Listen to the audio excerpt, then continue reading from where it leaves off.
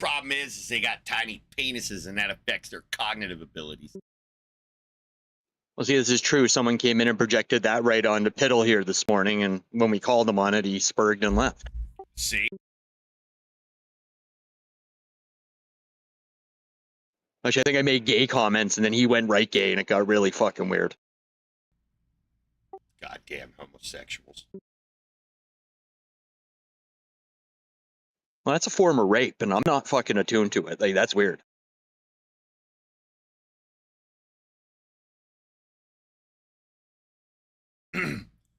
In the middle of the night, I picked up 2 subscribers. I can't do that. I'm not auto-tuned. Hey, man, you had harmony. That was great. I was crying.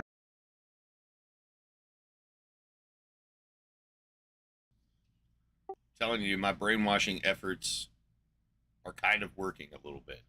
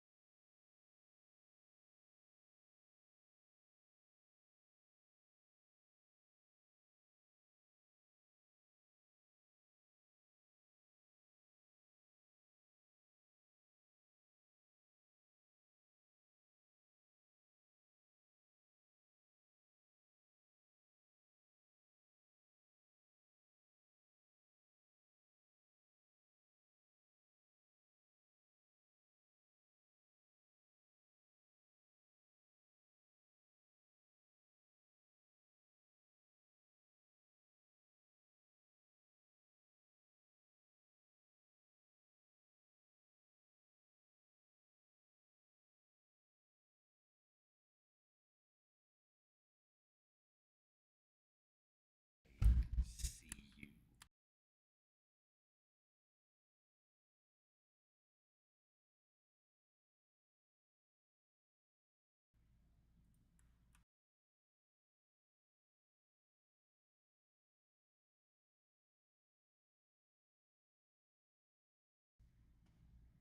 BRB.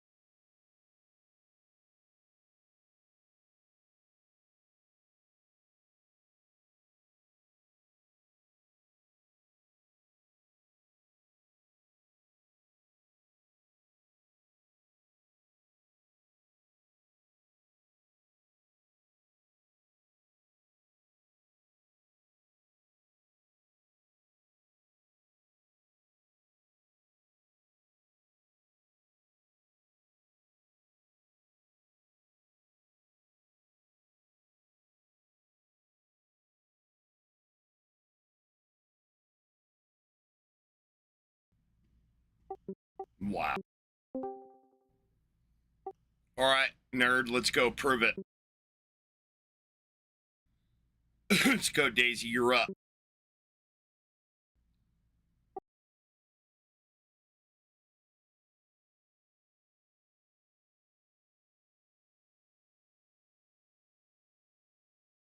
All right, Diesel, prove it.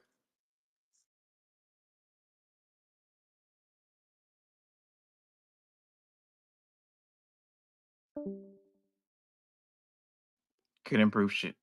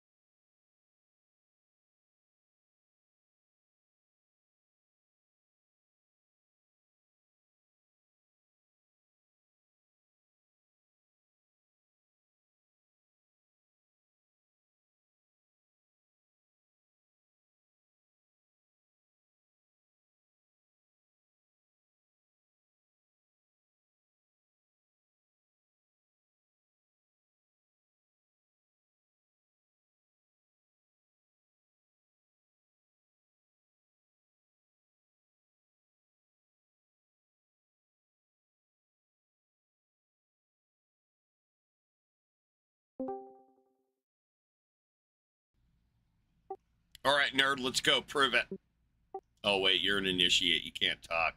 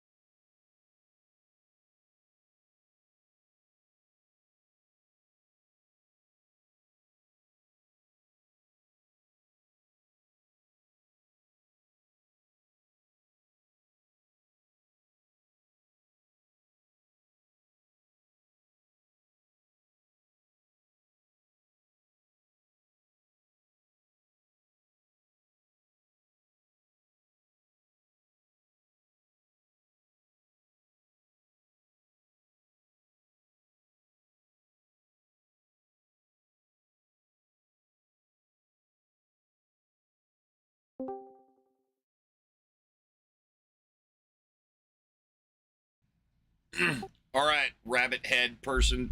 Yeah, get fucked, nerd. Fucking nerdy ass fucking bitch. Coming in here not ready. What's wrong with you? Sit there. It's your fucking bunny head for a name. Fucking bitch. Come at me with fucking visual for a name. Fucking nerd. Yeah, there you are. All right, let's go. Prove it.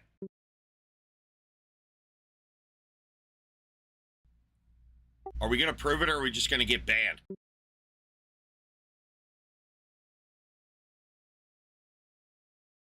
Let's debate right now. I'm asking you to prove the existence of a God thing. Well, I believe so there is because there's a book called God. Are Wow. you retarded? There's a book called God? No, I'm serious. It's Okay, a could you use existing at least thing. 80 It's a EQ or existing IQs? thing. At least 80. As a Spider-Man, I know I've been in multiple centuries. I've been You're in not a multiple Spider-Man. holes, and I'm gonna tell you this now. I'm gonna tell you this now. I am Spider-Man. I'm gonna tell you this now. I've been in multiple centuries like that world, and I'm gonna tell you this now, okay? God is real. And I'm gonna prove you that I am the real Spider-Man in this moment. Hey, I don't care. Can you prove the existence of a God thing or not? Me is a proven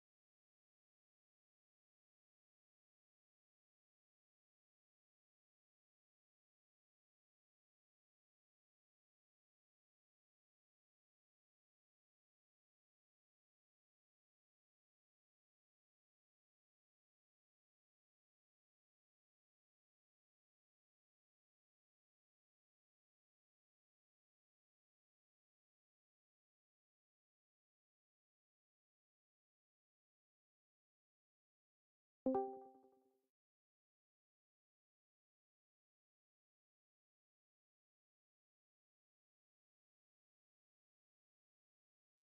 right, Plotinus. Prove it.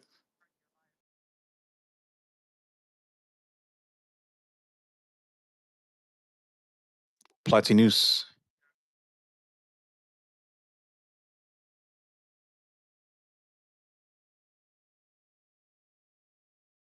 Oh, never mind. Not an initiate.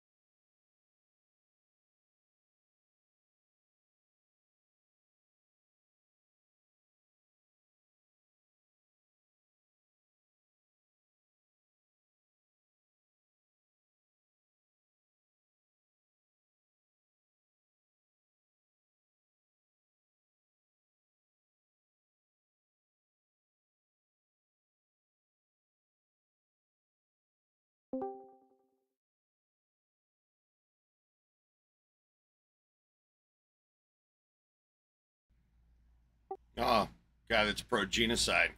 Yeah, get your trash piece of shit out of here.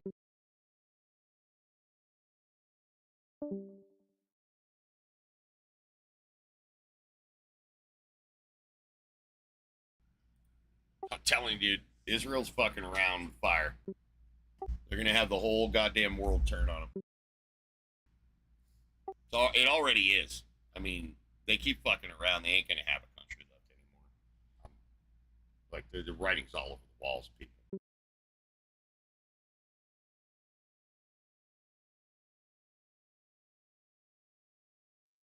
You burn many bridges, you'll see what's left around.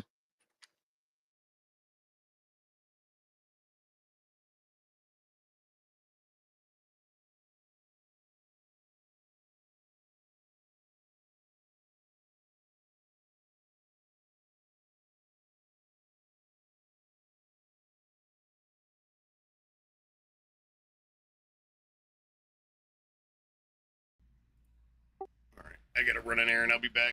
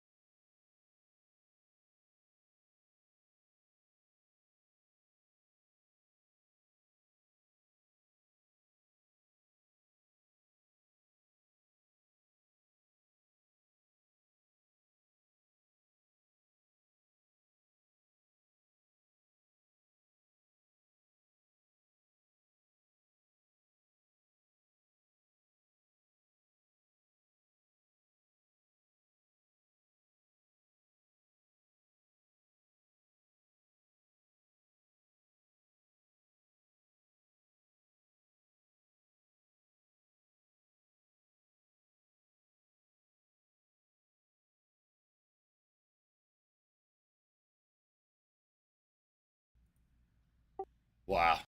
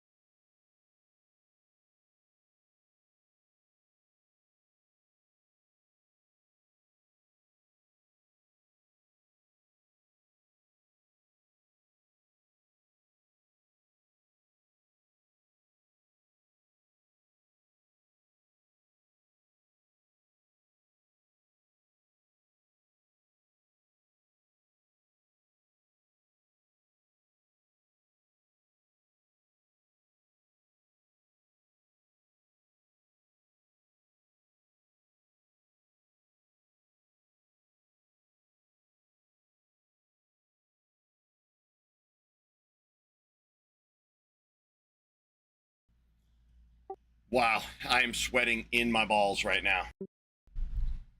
All up inside them. Oh dear.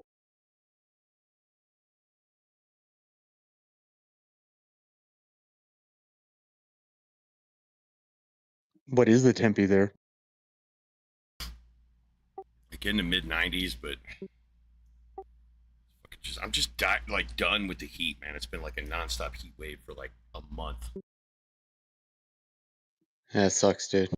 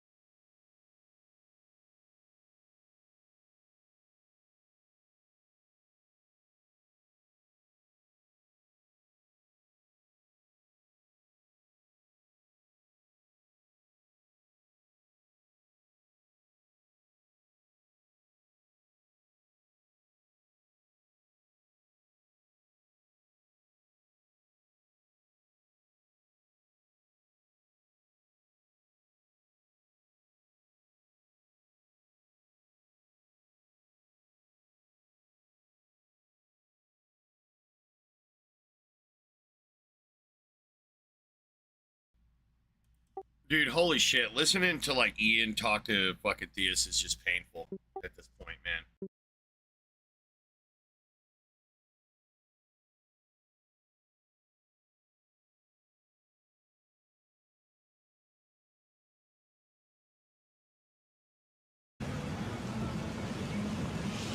Bob's hole is absolutely drenched.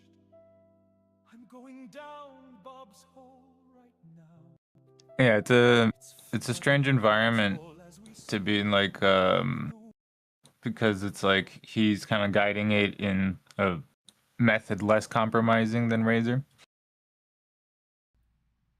Do what? What was that last part? I was just less compromising than Razor in the what is it, the logical train of thought And Razor. kind of Our approach. Razor, or does Ian have a Razor? Yeah.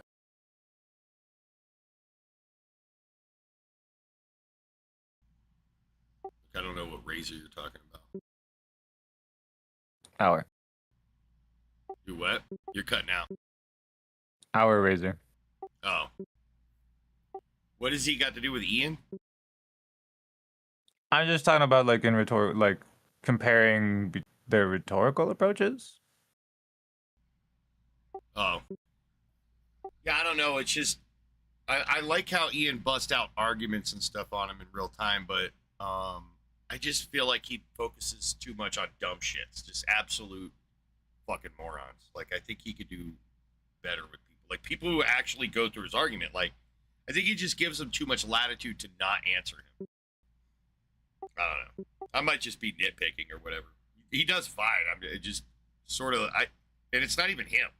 It's the theists he engaged with. It's just like, God, they're so. Are they just all that dumb on TikTok? I don't understand.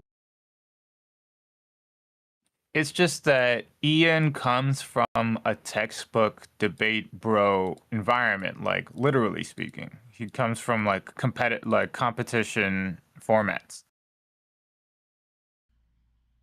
Yeah, I don't know. I don't see utility in that kind of shit. I mean, I guess if you're just trying to practice logic, but if you're actually trying to understand shit, debate broism is just like the worst thing you could do.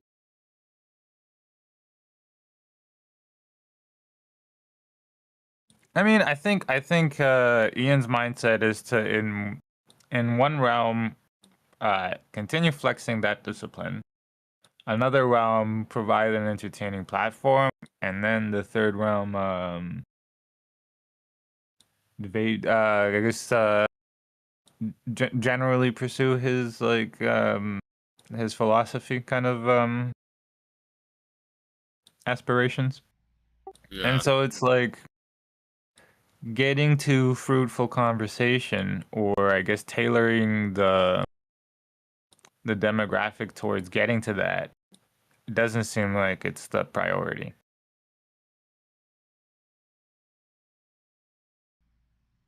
Yeah, I guess. I guess I just want to see like better debates, better conversations back and forth, and then just the nonstop, like just absolute fucking moron, right? Like just dumb shit that just there to preach. You could tell if it's just there to convert, not there to have a conversation or even really debate.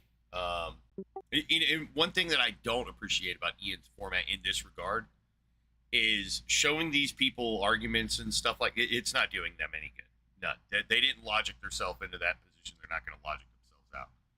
So it's, I guess, cathartic for him or something, or teaching other people. But then he's, just using that person as a punching bag. Which, I mean, fuck. I mean, I'm not trying to judge morally on that, but it doesn't, like, you're not really learning anything. You're just shitting on the worldview with the argument, saying, hey, your argument's dog shit, and that's fine and everything. That's what I'm saying. I don't really have a complaint against Ian. I just don't feel fulfilled watching any of these. Like, they don't get to any conclusions. But I don't think there are any conclusions here on any of this shit, dude. It's just aggravating to see someone this intelligent deal with just pond scum, like fucking amoebas and shit. Just absolute morons.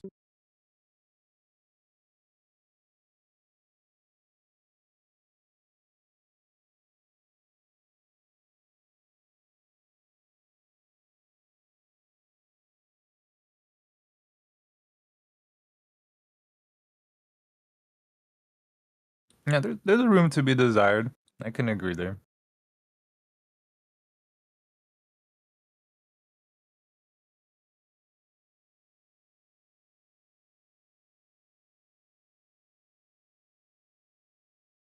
It's like, what is it? I feel like there is a category of people, maybe 15% of audience members, especially new ones, that are like, that desire the Mr. Rogers person who's just like uh, endlessly compassionate and patient with whatever stuff they have to say to then somehow make substantive like construction on. But I feel like anybody who goes with that, or at least tries to start with it, ends up being realistically jaded. Yeah, I don't disagree with that.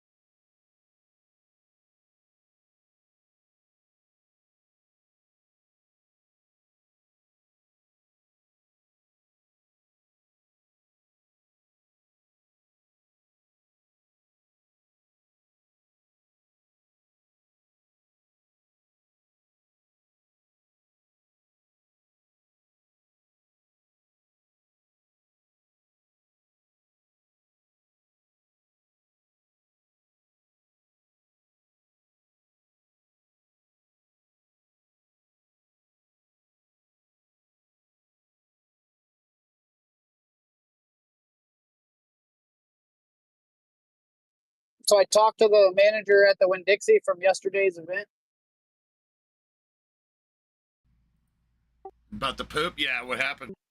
He, when the ambulance got there, he was partially in cardiac arrest. So it was not intentional.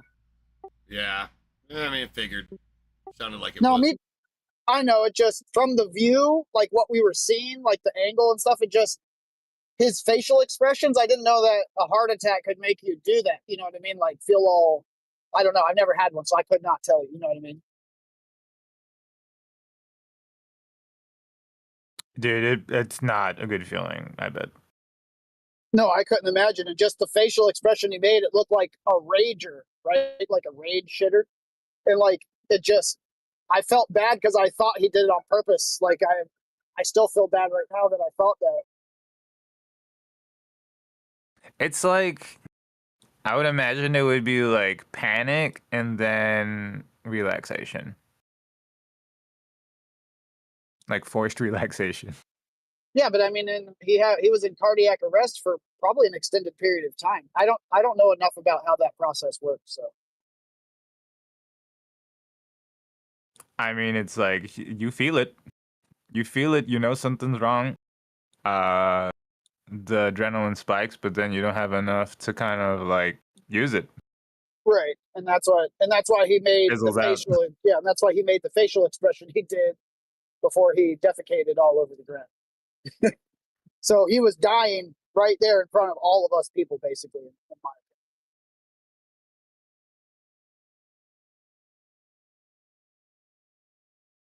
Yeah, not looking forward to that. opinion. No, me neither, dude. I'm about to cry thinking about the dude having a heart attack and all of us people in line thinking he did that shit on purpose because he was mad. This is why I hate myself, dude. No, I agree. Like I don't hate you, but I hate myself because I immediately thought it was intentional instead of, like you said, a medical issue. You know.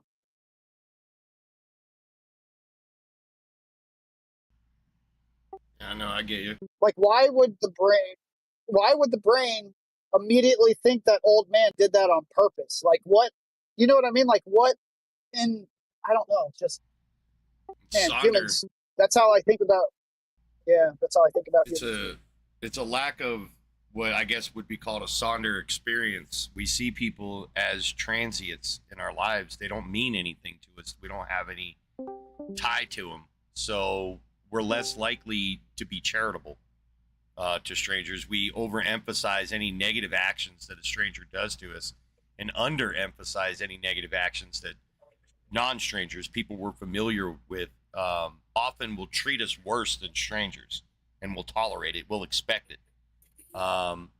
It's just part of human dynamics to make those kind of quick, rational judgments, because it's more effective for you to run in a situation like that and get out of it and hostilely judge it than it is for you to offer compassion. Because what if he had a disease, right?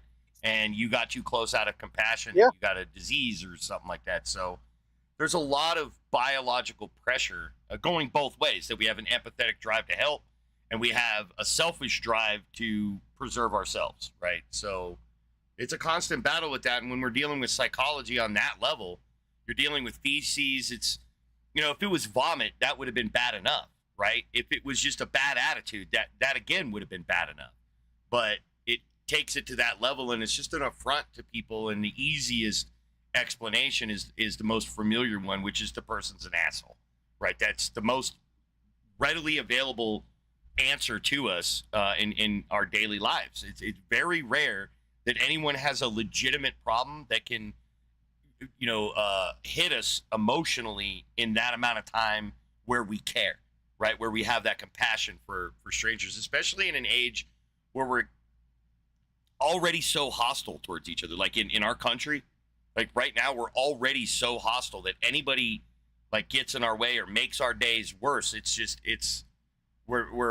not that we can't or don't want to. It's that I think a lot of people are just gassing out on it. That we're just, it's not that anybody's losing empathy. It's just harder and harder to relate to it, right? Because you get desensitized to your own experience of empathy.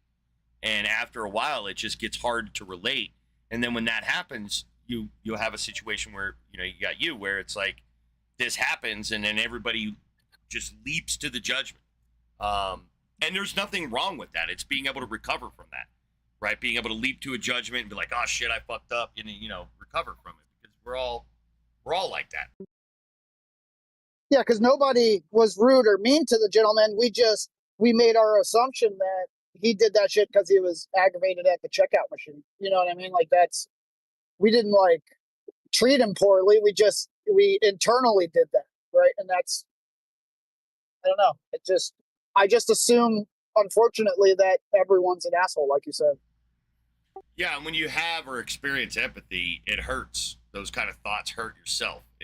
You know, because it kind of undermines your own moral compass, right? When you leap to a judgment like that, and then you're the one who has to call yourself out on it. It hurts in a good way. I think it's a good way to kind of approach the situation. If you didn't have that response, you would have empathy. But the fact that you're thinking about it, you went back and followed up, it was digging at you, and, you know, now you know why. Dude, it's been bothering me for like a whole day. I don't know. Like when I took like drugs for nausea from the neurologist, like I felt like I was like emotionally vacant. And it's like empathy was a part of it. Maybe there was like more that goes into it. But it just felt there was like an aspect of like, because I didn't have that disposition, there was just something about me that I just didn't like recognize as myself. And it's like, Yeah. I don't know, maybe there's something like unnatural about it. Like in the sense that like I feel like those guiding like components of empathy is how you be a social species, like participant, so to speak. Or at least that's the drive for me to be part of that. Yeah, like I said, it's just from my perspective, it looked entirely intentional, and I couldn't understand why an individual would do that intentionally and then look the way he did after the event occurred, like he was gonna cry. You know what I mean? Like he wasn't mad. He didn't know what was going on at that point. So, but I had to find out from the manager, like I said, because it was like it just kept bothering me. Yeah, it sucks, man. It's a learning experience, though. And unfortunately, I don't think it's gonna allow me to choose differently in the future. Just maybe when they're older and they do poop themselves, I'll think about cardiac arrest instead of vindictiveness or some shit. You know what I mean?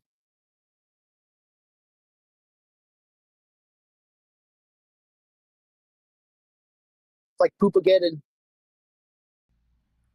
I wouldn't. I don't know. I wouldn't jump to that conclusion, because I mean that's the inculcative pathway. You know, you picked up an experience, you got to internally, you know, have your own monologue inside your head.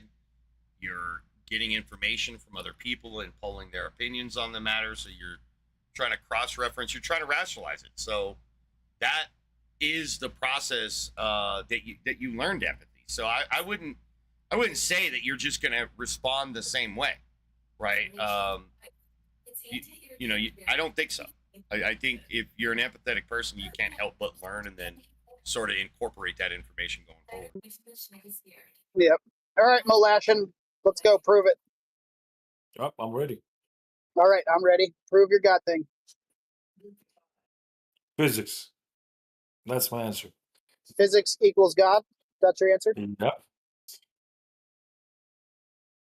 So nothing extra, no special properties, just physics equals God. If you know enough about physics, you know what I'm talking about. Okay, and then what do we do about entropy? We just leave it. Okay.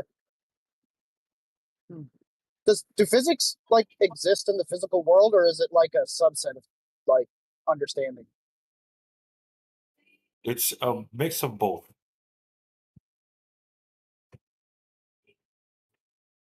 Okay, and how would it compare to like physics on my GPU? Would that like entail just within the GPU program that the physics is God in the program that utilizes the physics?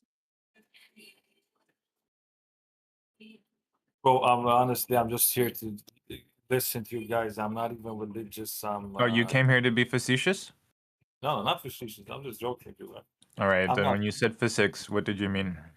No, I'm not. I'm not religious. I'm with you guys. So No, what no. does the word? Do you know what the word facetious means? Yes, but that wasn't the intention. I was here to listen to you guys. So Oh, wait. I was What was I your wasn't- intention when you began the conversation? I didn't begin the conversation. You guys started asking me to prove it, and then I started joking with you. It wasn't my intention initially. So I So wasn't here to- wait. You know, your intention was to come into this conversation not serious. Yes, very serious. But to listen to you Well, guys. no. You said you were joking, so you weren't serious. No. You Don't just lie to us. Don't just lie to again, our faces I like that. We were there. answered- No, again. No, I like didn't actually, come- oh, like you should own the behaviors that you have, man. I Like definitely if do, you want to but you're be, not- if you want to be like, if you want people to think well of you, you should actually own your actions. Absolutely, I do. But you're not allowing me to explain myself. I said I didn't come here to start a joke or to start joking with you. When I was here, in the meantime, I realized you guys are not in a conversation with somebody who disagrees with you. And then eventually one of you guys started asking me questions, and then came the idea to make a joke about it. So the intention wasn't the same as the outcome. You understand? So you acted directly against your intentions. Now I reacted to the question since there was nobody else here. So it wasn't my intention. You still chose to make the decision to treat this not seriously. Okay, listen. Molassin, so you do not believe God exists. Is that your claim? Yes. Okay, so what would you do if somebody proposed to you that the sun was God? How would you handle that? Physics. No. The sun exists, right? Yes. Okay, and monkeys its have called it properties. God. Listen, and monkeys have called it God for a long time, right? Yes. Okay. So what metric are you using to deny its godhood? You could use a lot of metrics. You could use No. The sun being proclaimed to God with no supernatural features, just the sun equals God, right? What is your metric okay, to deny okay. that claim, right? What's your Well- metric to deny that claim? I would start by defining the word God. And once we got a good clear definition, then because if somebody says God we already is did somebody that. We who said can- it's the sun. Yes, we have the definition is the sun, and then No. you must have some other definition that you're basing the rejection of my definition off of, right? Because you're rejecting my definition with yours. What's your definition? No, but what I'm saying is there's a different definition of God in itself, depending on their culture, the belief system. You know what I mean? So No, I every gave God you is- listen, we're addressing the definition of the sun equals God. This is where we're at. We're not in we're in that position, right? And now Mhm. I'm asking you, what metric do you use to deny my claim that the sun is God, right? What are you going to use that will make my claim not true? As I said, and you're not allowing me to, I'm saying if God, if you don't define God, what do you mean by God?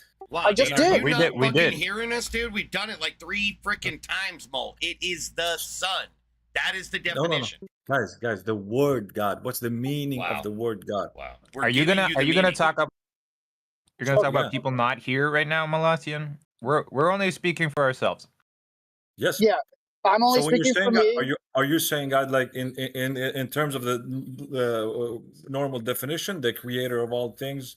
Bro, the we've given you the all-knowing? fucking definition No, multiple you times. haven't. You said The God. sun, You didn't the say sun, the sun, the sun, the sun, the sun, the sun, the sun, the sun in the sky, the giant ball of plasma, Sol, the star, our host star, the sun, THE space SUN, period, the sun. Hey, Right. Did you hear it that here. time?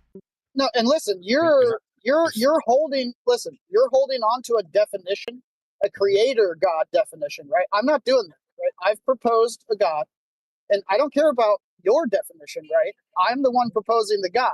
You need to give me the reason, right? Which would be your definition of God. You need to give me that, right? So that way we can determine which one is real and which one isn't, right? So what definition would you give the word God, Molassen? That's what I'm trying to get to. Okay, yeah, and that's a fair question, and that's completely different. So if the way I describe God is, or I understand the word God to be, is an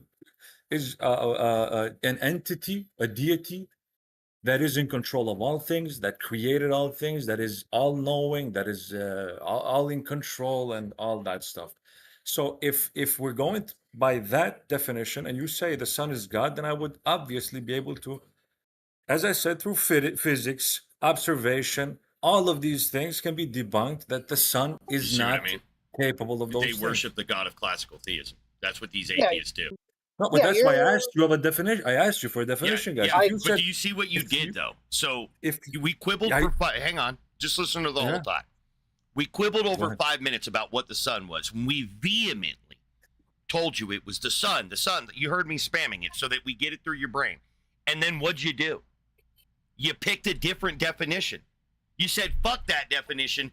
I'm going with the one I worship, the okay. God of No, classical." no, but Jesus Christ. let okay, me sorry, finish. sorry, Let sorry. me Yeah, finish. but now I get it. I get it. La, la, la, la, la. But let me finish. Sorry, bro. Sorry, but I don't need you but to I understand. apologize. I need you to shut up and let me finish. And don't apologize and then say, "Go on." Just shut the fuck up and let me finish.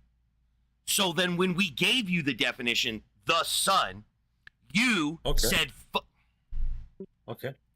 I'm just going to mute you, dude. That way I can Okay. finish and I don't have to scream because you can't keep your fucking mouth shut. I'm When I'm listening done to you. talking, I'll unmute you. If you choose to leave the room in that time, I'm going to ban you. I've asked I'm you here. I'm You're here. still talking, you fucking retard. Well, just go Shut ahead, up. bro. Continue. Shut the fuck up like this. Talk, retard. Talk. This is what I wanted you to do. Shut the fuck up. I don't need you to go, Here, let me mute you in side chat too, since you don't understand what shut up means.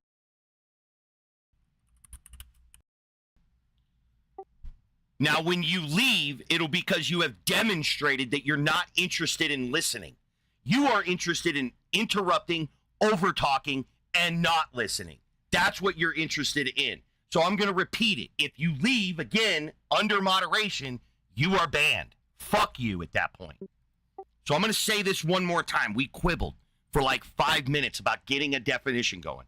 And when we finally got you to understand that we picked a definition and it's the sun and that sunk into your dense fucking retard brain, what'd you do? You immediately picked your God. This whole time you had a God inside your own head, sitting there, waiting to get out and inject itself into the conversation. It was chomping at the bit like your dumb ass was when I was trying to speak. Just constantly fucking quipping in and making noise, thinking that someone like me needs your permission to continue speaking. You're a retard. You're a knuckle-dragging piece of shit who's backed into a logical corner, so your only way to get out of the conversation is to act like a fucking retard. So when we give you a definition, use the definition, you knuckle-dragging piece of dog shit. Don't immediately flip to another definition after accusing us of doing it. You're the moron doing it. You're given a definition, but you don't care about that definition because you worship the God of classical theism from your atheistic position. You are going to compare everyone else's God to your God. You're using your own personal deity to address the God that we have brought into this chat room that's been a God for tens of thousands of years. We don't need you injecting a new God when we have a God. You knuckle-dragging piece of shit. Fuck you, dude. So, Sorry, what was that? Oh, you want the microphone? You want to be able to speak and be heard? Go ahead, talk. We're going to show you what it's like. Go ahead, talk to be heard, Mole. Talk to be heard.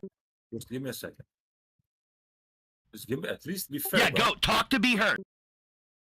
I thought you guys. Yeah, you see how we can't fucking hear you, retard? Let's go. Talk to be heard. Let's hear you. Let's hear what you I got to thought- say. We're all going to listen. Go ahead. No, Keep talking. Yeah, you can I hear thought that I'm something. listening, right? You can hear me? You know that I'm hearing your words right now, right? Go ahead, talk. Keep talking, bro. I don't understand thought why you you're not guys- talking right now. I'm clearly engaged in listening thought to you right now. I was I'm attentive to waiting. every word that you're fucking using right now. It's getting in one ear and dead ending in there because I'm not actually computating what you're fucking saying, you knuckle-dragging piece of shit. I'm talking the whole time you're fucking talking, which is a display that I'm not listening, you knuckle-dragging piece of shit. This is what you were doing. I'm just using more words. You were going, I'm not listening to you while you're speaking. I'm more interested in saying the words I want to say Drop in the mic. while you're speaking. Is this an enjoying conversation for you? Are you enjoying this conversation? You're getting heard, aren't you, Mole? Aren't you? Go ahead. Floor's yours. I don't know why you're not making your point, Mole. Is it difficult to make a point while someone's constantly fucking talking over you, Mole? You made your point, bro. I don't think I did make my point because I had to physically fucking mute you in audio. Then I had to mute your dumb ass in side chat just to get your fucking attention. I don't think that I've made the point. I think this is you, how you are. The essence exudes from you.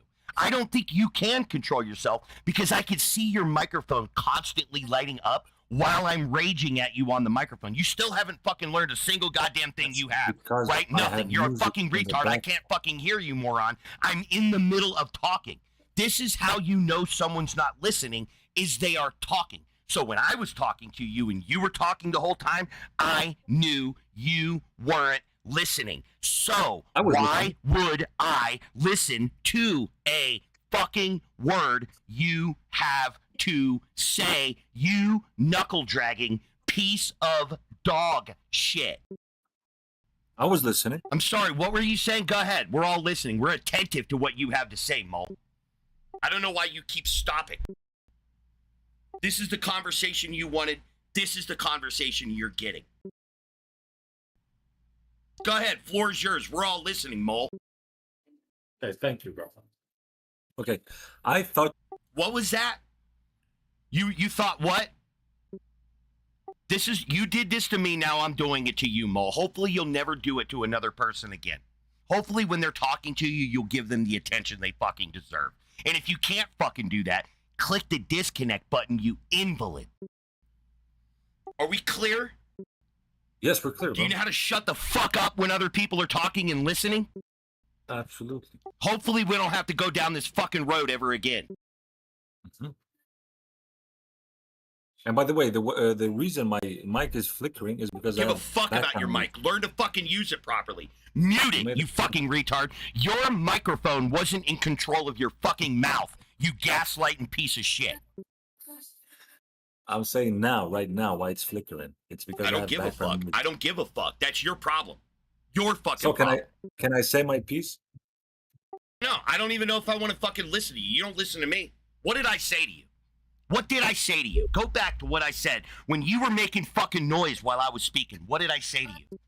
You don't fucking know, do you? You You said have that no you fucking gave clue. me a definite. No. I know exactly what you said.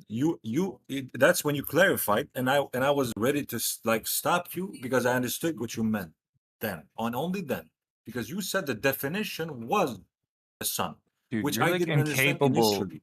No. I believe I thought that you guys were making the claim that the sun is God, not that the sun is the definition of God. And in that regards, I agree with you. You can definitely make the case and say the sun is God because the sun has the properties that could be considered divine or godly in that aspect. That's why I You're tried to conflating. interpret. You're No. appealing to your god of classical theism, the one you worship. No. Then No, quit because talking if- about it. Did anybody say the word divine in reference to the sun? No, that was from your God.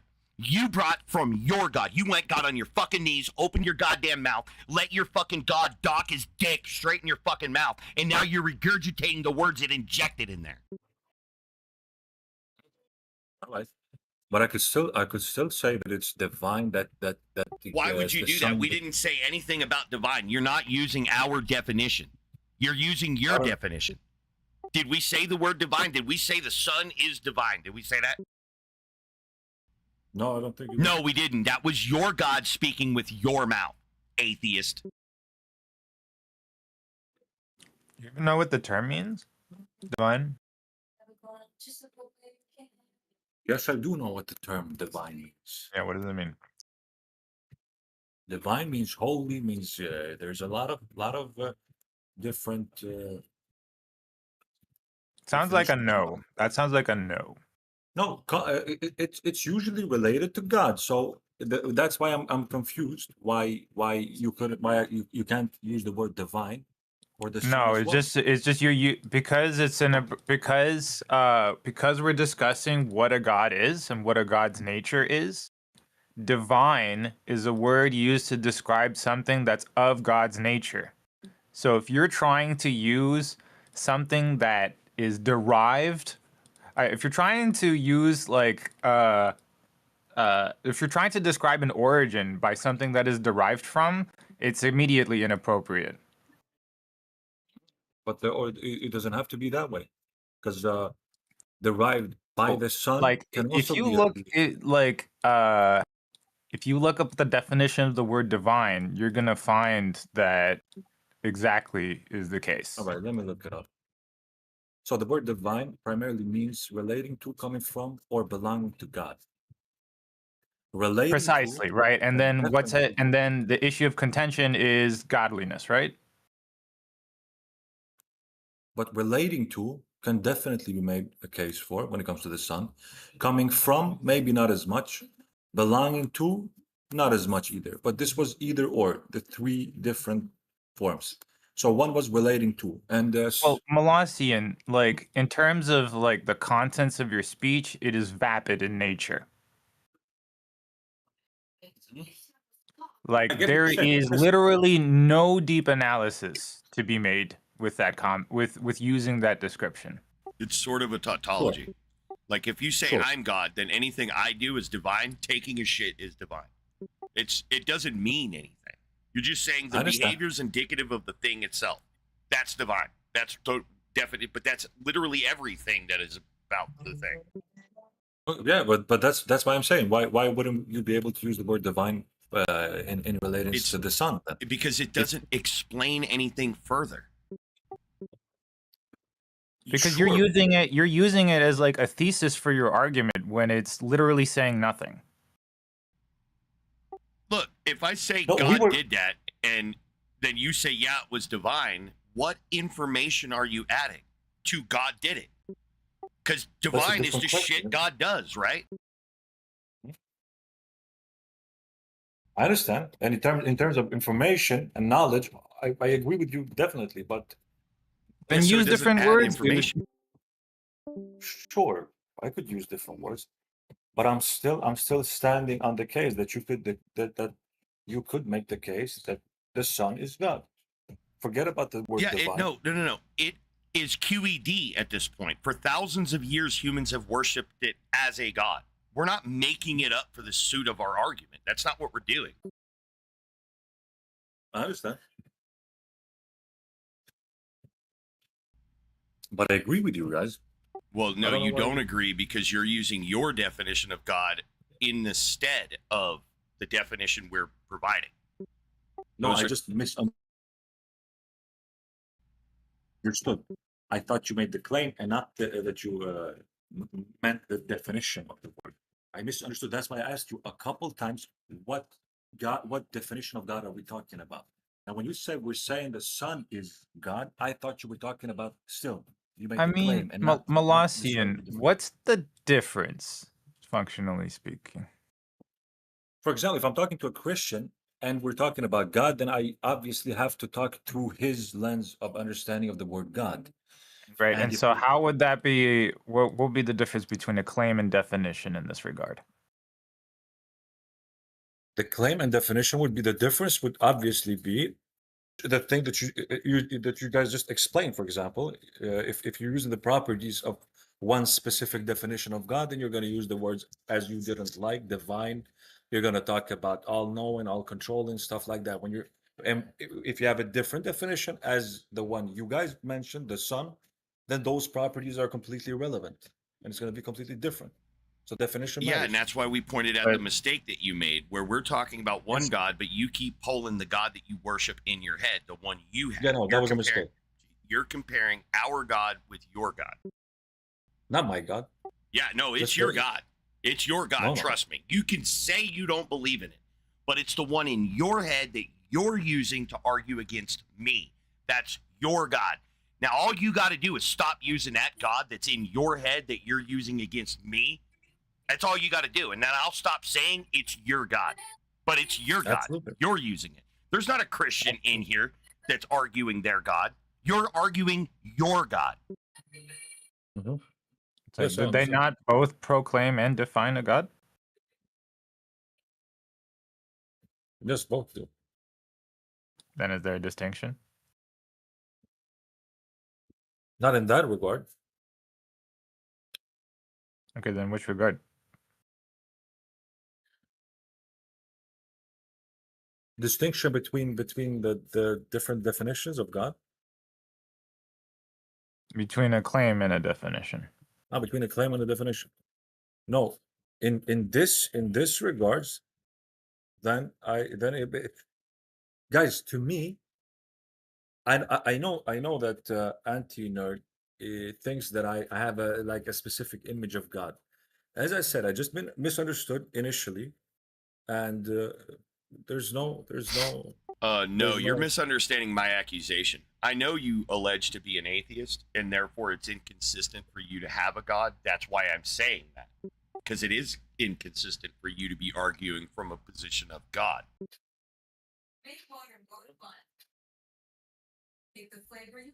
Remember, if you don't have a God, then when I tell you what a God is, you wouldn't know otherwise. But when you have a God, you can know otherwise. And that's what you're doing. You're doing the operation of the person who knows otherwise. That's a theist. A theist is a person who knows what a God is. An atheist should make no claims to knowing what a God is, only the allegations about gods. That you would be able to say, well, that person says this is God, but that person over there says something completely different. And as an atheist, you shouldn't be saying they're talking about the same thing. They're talking about different things, right? There's not generally people do not have multiple definitions of God. The only people that operate under multiple definitions of gods are people like atheists or igtheists like myself, who will incorporate other people's gods. But if I was a Christian, I'm not going to say I have multiple definitions of gods, where one definition that I might provide you would be Shiva. That's not a different definition for God. Shiva, like if I'm a Christian, another definition for God is not Shiva. That's not true in my world. There's only one definition, and I can explain that definition multiple different ways, and that could sound like multiple different definitions, but it's one definition for one thing. You see what I'm saying? There's one thing. And now if you have a second thing, a completely different, like if you have a 1999 Ford Explorer and it's green, and you have another 1999 Ford Explorer and it's green, you're not operating on two different definitions here. Even if one was blue, you're not working on two different definitions of the same thing. You got the green one's the green one, and that's one definition. And you got the blue one's the blue one, and that's one definition. For you to say there are multiple definitions, blue and green, is misunderstanding the operation here. There is two definitions for each thing, and that's what the theists are doing. They're not using different definitions at will. They're using the same definition over and over and over and over. What's different is the person you're talking to, not the God definition. The God definition's consistent with the person basically every time. Hey, what's your name? It's John. Hey, what's your name? It's Susan. That's not changing names. That's not being inconsistent with one's naming convention. You're talking to two different people here. So you're not dealing with one definition and then there's this other definition and another way to understand it. It's a completely different object.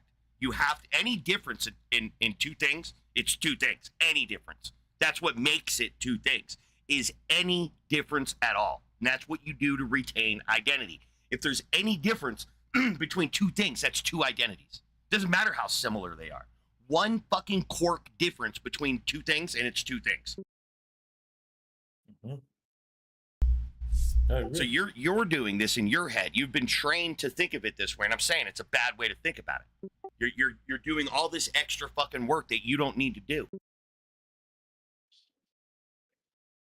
I agree with you. I understand what you mean, but yeah, obviously, since that's the most common description of or definition of or identity of the term God, I agree. I fall into this idea of or like understanding of when people mention the word God. You know.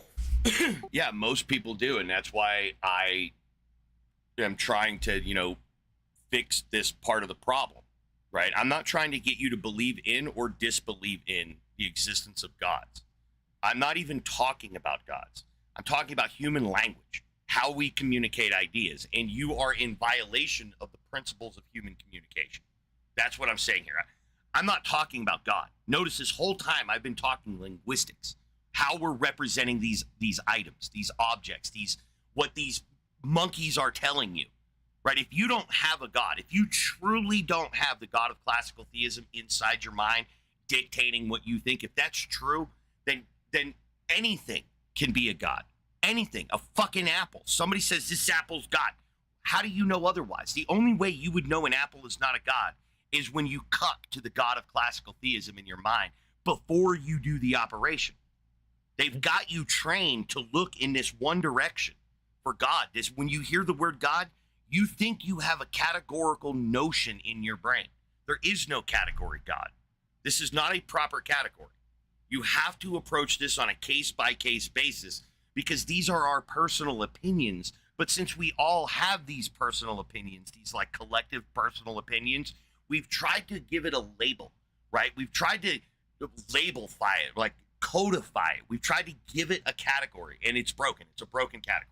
There's no way to make this category because it's our personal opinions, and we're trying to codify collective humanity's personal opinion. That's a category here, bro. Like on multiple levels. So the only way the atheists can try to articulate their way through the conversation is to do what you're doing because you are referencing God's ontology. In theism and atheism, the ontological status that's being referred to, or the referent here, is the extant entity God, this thing independent of our mind by allegation. That's the conversation there between theists and atheists, whether that thing independent of us exists. And I'm saying y'all are fucking up because that shouldn't even be a conversation. It shouldn't even be a debate of whether something exists or not because existence is trivial. It should be the most trivial aspect of the conversation. When a thing exists, we can all understand it differently. We can all explain it differently, and we can try to come to a conclusion that best represents our collective observations. And so the ontological status that you should be focused on, not God, the ontological status you should be focused on is the behavior of humans and their proclivity to believe in things. Whether those things are there or not is irrelevant. It's how do we come to understand nature? How do we represent nature in our individual parlance? How do we represent it in a more collective, holistic manner where we're trying to categorize these ideas? How do we properly do this? Because I think when you find a proper methodology for explaining ontology through epistemics, you'll realize that the theist and the atheist distinction is a false dichotomy, that we've been collectively tricked into thinking that these are options, that I could be a theist or I could be an atheist. But when we begin to realize that the concept of atheism itself is what's in, or theism or God itself is what's in question, then you can't properly categorically reference it to where you could put it in a binary of either true or false. I think when you really get down into the fucking weeds of this shit, you realize some gods exist, some gods don't exist. You're just left wondering what the fuck a god is. But you can identify things in reality being referred to as God and things that are not in reality being referred to as God. Absolutely. Quit pretending that this is not going on because it is going on. No, that's a very good explanation. I agree with you.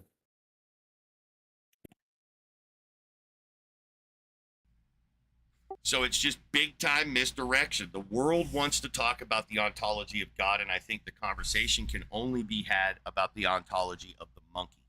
That's it. What are monkeys doing? We're pointing at things and we're calling it God. And why are we doing it? Well, we have a multitude of answers for that, and they're not always the same thing, right? Some of them are decent reasons, and some of them are really dog shit reasons. But we all have a natural drive of curiosity, and when you look at religion and what it is, it's a mimetic infection, right? It's a disease that gets in your mind and it shuts down the curiosity pathway, right? The pathway of thought that goes from ignorance to knowledge, the actual methodologies that we can employ to do that function. What theism does is it puts a cognitive panacea in your brain that attracts all your curiosities, because you begin getting trained that this panacea of thought answers all your questions. It's God did it. It's the power of God. It's the divine, right? Just look at that for every question that you have, and you'll have yourself a perfect little retard by the time they're 25 years old, because they would have never thought, they would have never tried to expand their mind beyond the horizon you fucking constructed for them, and they'll be ill prepared to venture out into the world by themselves and figure stuff out because you denied them access to the proper means. Right, that's why you need to enforce a modality in your child that will set it up for success in the world that you belong to. Don't gaslight your children into things that you yourself have come to determine are not necessarily true. And don't build it on, oh, I'm just trying to build a foundation. No, that's a swamp that you're trying to build in there. A weak ass swamp that you can't Decrease the bias. Yeah, you can't do that function. I understand we want to protect our children, and we understand that children understand things in simple terms, and you're never going to be able to have these philosophical conversations with your children.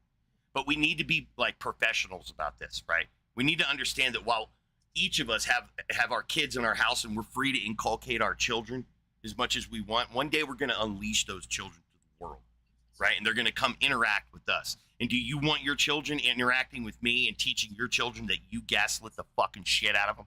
And then your children are going to come to you and ask you, Mom, Dad, why'd you gaslight me? This guy on the internet taught me how to fucking think. Why'd you do this to me?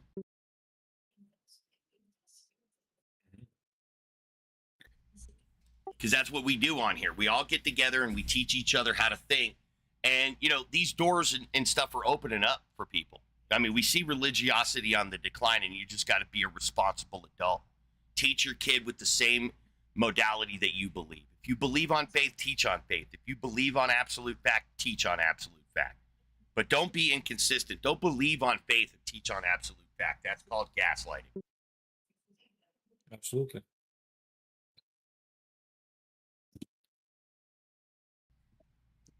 But you're furthering that. You're making the problem harder because you're taking them seriously in an area of discourse they should not be taken seriously. Which is, you've granted them ontology. You've granted them the ontological status of the God. You've given them an epistemic prior, and you don't understand that it's a semantic prior. Semantically, they've represented this God thing to you in a manner that you think you've understood it, because they gaslit you. They didn't have the epistemics, but they had the semantics, right? They had the gaslighting from their life. When they grew up, this happened to them, and now they're semantically representing this thing that they believe is in their head, but they're doing it with the modality of epistemology. They're making it seem like they've experienced this thing themselves. They've even got the rhetoric that directly states that, and it's a lie. A lot of it's a lie. Some of it's just feelings of elations confused become an attribution error to God, right? They just feel a good way, and boom, that's the evidence of their God thing. That's what it is. It's my personal feeling, but they don't understand that mistake that they're making, conflating the ontology of a thing external to their mind by the epistemics of their personal feelings, right? Because they themselves were gaslit, and the whole time you're confused in thinking that this is ontology versus epistemology, and it's not. It's merely semantics. It's a bunch of meaning in your head disconnected from reality, built in a way that you think you understand it because you're familiar with it. God, you think you have an understanding of this. Divine references the actions of God. We can do this. We could shabloo-blue a blarzelstopper to make sure that they apply the distal end up fidget whistlers, right? We can do this, but that doesn't mean that makes sense, because I've said that so many times. that it could just flow off the tongue and I can define each one of those bullshit fucking words. That doesn't make it have any true epistemic content there. That is purely semantic content, entirely semantic content. But if I gaslight you enough and you want to have the conversation because I'm in your face enough, you'll grant me my semantic content as an epistemic prior. And that's exactly what these pieces of shit have done to you. They have gaslit you into accepting semantic content as good enough for an epistemic prior so that you can begin building inferential, reasons and stuff like that. That you can induct, right? You can do inductive reasoning. That you can start building and testing things. What are you testing? The semantics? You testing the consistency of your definition? They're genius, right? Mr. Atheist, you've been convinced by the lesser pleb? Like, what's going on here? I thought the atheists were so smart they got out of the bullshit, but they stay within the orbit. They stay within the little psychosphere of the theist and allow themselves to construct their own God in their mind. And so they got the God of classical theism that they use to say, this is what I'm an atheist in reference to. You're an atheist with reference to a God you invented in your mind. Why did you do that, atheist? Because you wanted to call yourself an atheist. You needed a God to not believe in. Because you know the atheist argument is correct. That absent there being a God, there's nothing that I can understand about you. Right? And in fact, when we get away from that, when we go into another area in psychology in your brain, you'll immediately abandon atheism. Like, for example, when I ask you what the burden of an atheist is, you don't have one. When I ask you any position that you have, you'll say some other ism. It's not going to be atheism. If I ask why you're moral, it's going to be for some other, like, moral naturalism or some shit like that. Some philosophy of mind about, morals and ethics. You're not going to cite atheism. You're going to say, well, on behalf of my atheism, I reason. That's never going to be the answer. Because you know it's not an answer, and it's never going to be an answer. So when you have opposition to the existence of a God, you should have a Gnostic position. You should have a good reason, one from a philosophy with a burden of proof that you can articulate and show the person, I'm meeting my burden, why don't you join me? Give up your dog shit burden and come to this one. No. It's the cultural gaslighting. It's the incentive that you have to solidify yourself. And, one of the main reasons that an atheist says that they're an atheist is because they say to me, everybody understands atheists, and I don't have to explain it like I do Igtheism. And I say, oh, that's interesting. So how many conversations have you been in with a theist that you didn't have to explain atheism? You know how many that is? It's basically none. Because they always misrepresent it. Because they have a misconception of what atheism even is, but their misconception is a proper conception of the problem. Right? What is atheism? It could mean anything. It doesn't mean shit. Is what it really means. It doesn't mean fucking shit. You don't mean atheism for anything. What do you do for non-stamp collecting? Is there any aspect of your life that you do in non-stamp collecting form? No. Even when you go out and get stamps to mail shit, you're not a stamp collector. You're still not doing the thing a stamp collector does, which is collect the stamps. You just utilize them. So even when you dip your balls in the realm of what the stamp collectors do, you're still not a stamp collector. But atheism, what do you get? You tell an atheist that gods have been in existence for thousands of years, tens of thousands, probably 200,000 years. There were probably gods worshipped by Homo sapiens that were not personified. We did not start personifying gods until about 6,000 to 8,000 BC. That's when we started getting evidence coming up in the records that we're actually personifying these things. So we want to characterize God as, the form of the classical theism, the super smart definition, as the referent for God. What most human beings, there's 117 billion human beings who walked this planet. Most of them did not even understand nor were in the same era as God of classical theism. The overwhelming majority of the 117 billion people probably believed like very primitive thoughts about the nature of God, which is aspects of reality. So for the majority of human existence, gods have existed. And they only not existed when we started personifying nature. When we started saying that nature had intent and telos, right? Then God stopped existing, right? But then they gaslit you, right? They grew you up in a world where this is true, right? That the majority of people believe in a God and the majority of people don't believe in a God. That's actually false. Majority of people lack belief in the existence of a God. Depends on how you define God. If you pick on the Southern Baptists and ask them, do the majority of people believe in God? They'll say no. The majority of people are going to burn in hell and they're sinners. They're all heretics. Even the majority of Christians, the Southern Baptists will tell you. So it seems to me that the Southern Baptists are in an extreme minority. And whenever you go to these people, they say the same thing about everybody else.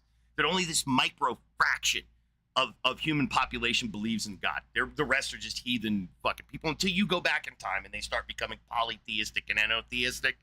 Then you start getting differences in answers and shit. You go back another 100,000 years, bro, and you start seeing, you've been gaslit, bro. There's no reason to be in atheism because theism, that is the problem. It's incoherent. It's not a sport to reject. What are you not doing when you don't God? I know what I'm doing when I don't stamp collect. I know what I'm doing. I know exactly what it means for me to not be a stamp collector. I know what that means. I don't know what it means to not God. What exactly does it mean to not God? What particular thing that if I start doing, all of a sudden I'm Godding. I'm Godding now. Because that answer, whatever that answer is dependent on the monkey answering the question. Wow. Wow.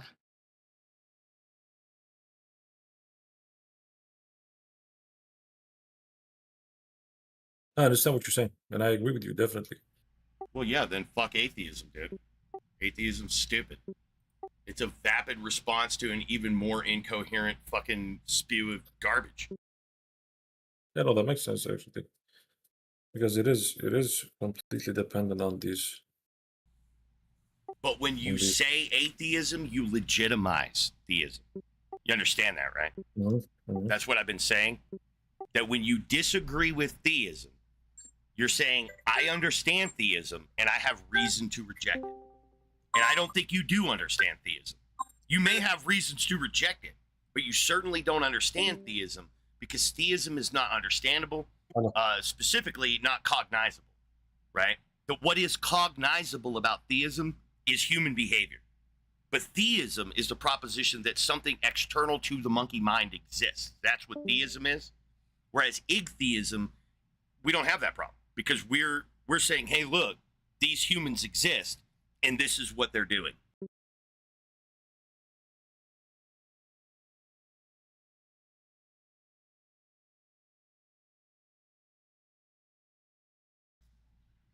Now, if the theists want to get together and just have like a global death match and make it more understandable what they mean by God for people like me, then yeah, we're down.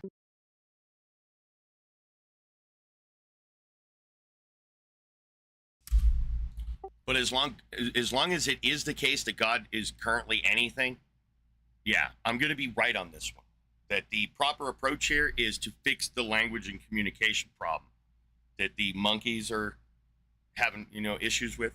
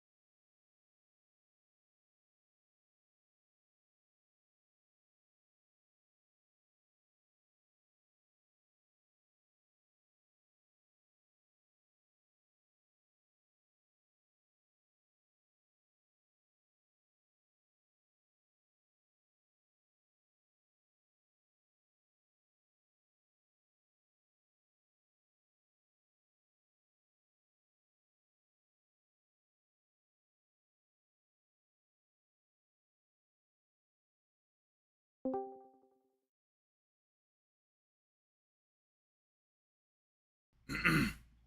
right, nerd, let's go. Prove it. Oh, prove what? Oh, okay. Prove God. Let's see if I can do it.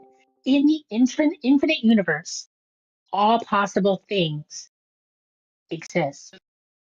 So therefore, all I have to do Wait, hold is on. No, believe in the that's false. best, most possible God, and therefore my God exists. His name is Jesus. He could have any number of names. What is happening? Are you just preaching or are you engaging? I'm engaging. I don't know that I'm right. I think it's very Okay, logical, so though. possible things don't exist. Actual things exist. No. All possible things exist, No, you don't understand. The and they word are actual. possibility is reference to things that are not in existence. No, that's not true. Go It's Google the possible word things are. possibility. Yeah. We are possible things right now. No. Listen, there's possible and actual. Actual is what's real. Possible is not real. Like, if you flip a coin, it's going to be heads or tails, but it can't be both, right? In the infinite multiverse, it is both. We're just talking about this one, this reality. Oh, in this reality, I don't know. What is God? Like, just define it. You can define it however you want. Olive, what question did I ask you? What? I don't remember. Why? I'm not Go here away. to preach. Just leave. Okay. Brain dead. At least they got executive function, though.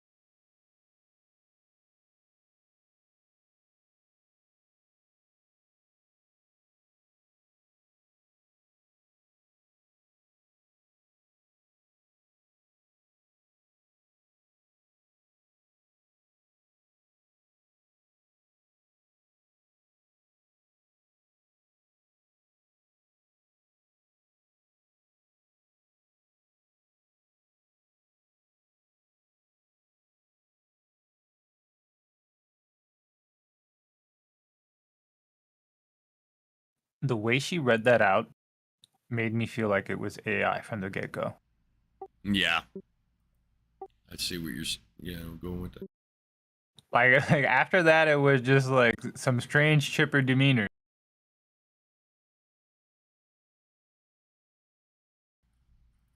I wonder if this live stream, if that makes it in there, will get flagged as AI. That'll be funny. Oh, yeah, Facebook has that AI slap option, I'm told. I'm sure other people will kind of start spawning it in. Well, a lot of my videos got flagged. I don't know about a lot. I don't know what proportion, but some of them got flagged with AI, and I think it's either the pictures, which I don't know why the pictures would trigger AI, unless somebody has come in here with AI, and I just didn't, I didn't notice. AI's getting super good. But I mean, it could have been any exchange. It could have been that right there, where it's just like requesting it, but that could have been AI. Be cool if it broke. I don't know if it breaks it down where it thinks it's AI. It didn't tell me. It just says that we think it, there's AI in its content.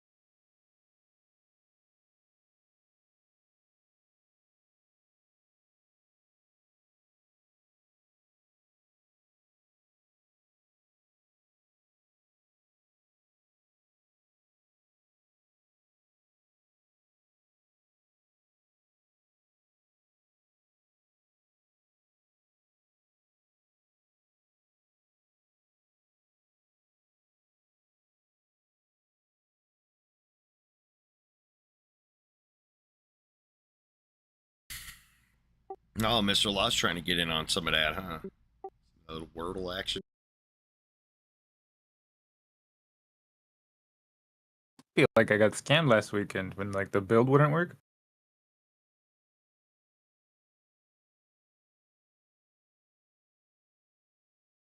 Oh, I didn't solve it today. Let me finish. The toughie.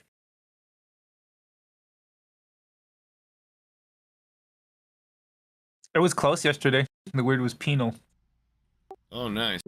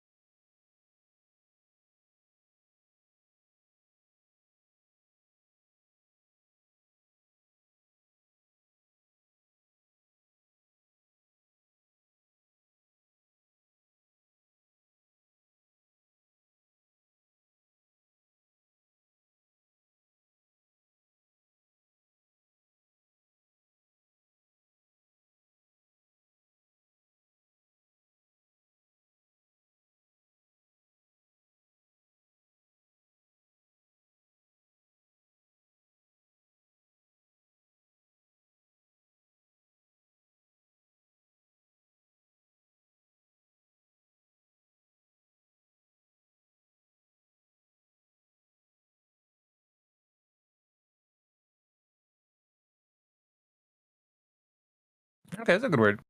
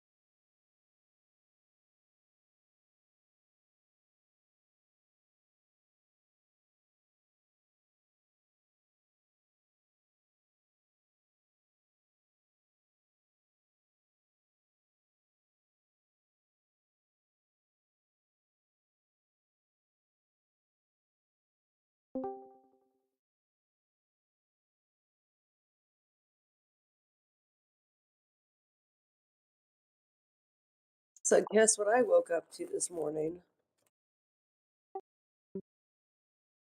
Husband's like, I saw my psychiatrist this morning and I want to make sure we do everything we can to like check off all the boxes. So now we're going to do marriage counseling through the army. I wanted to do this like a decade ago.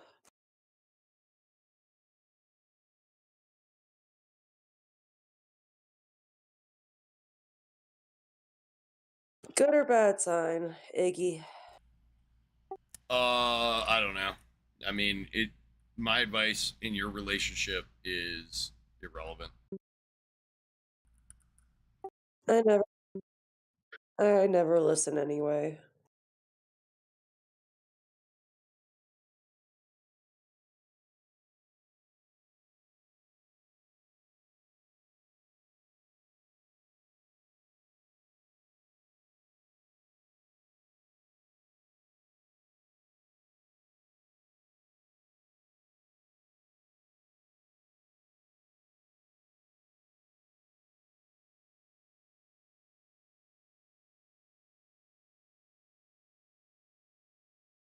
I've just been watching couples therapy things like YouTube clips or whatever. It all looks like such a mess and just like a chance to like fucking, I don't know, attack. I'm probably being pessimistic.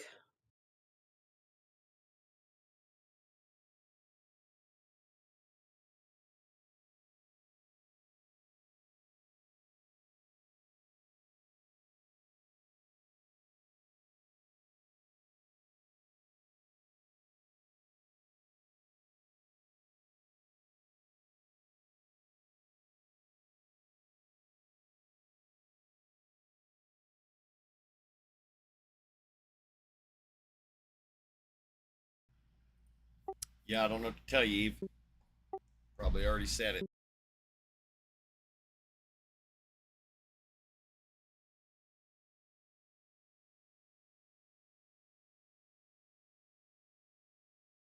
My skin being broken up made me sleep all fucking day. It's such a waste.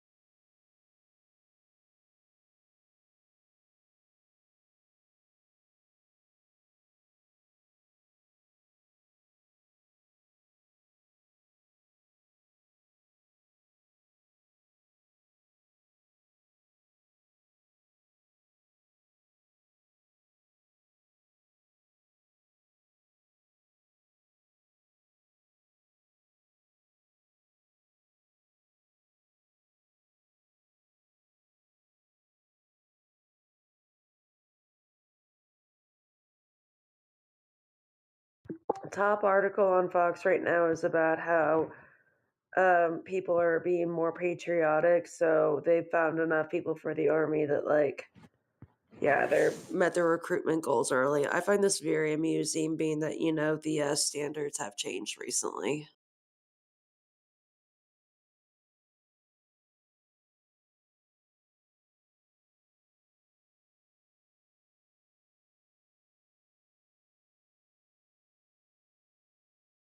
Probably everybody just needs money.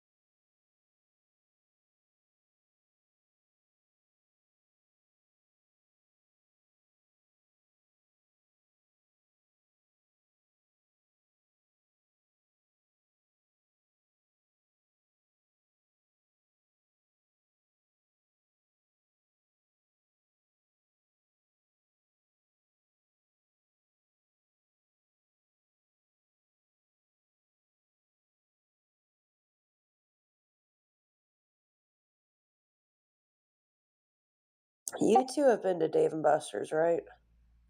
No. Fucking weird. It's popular.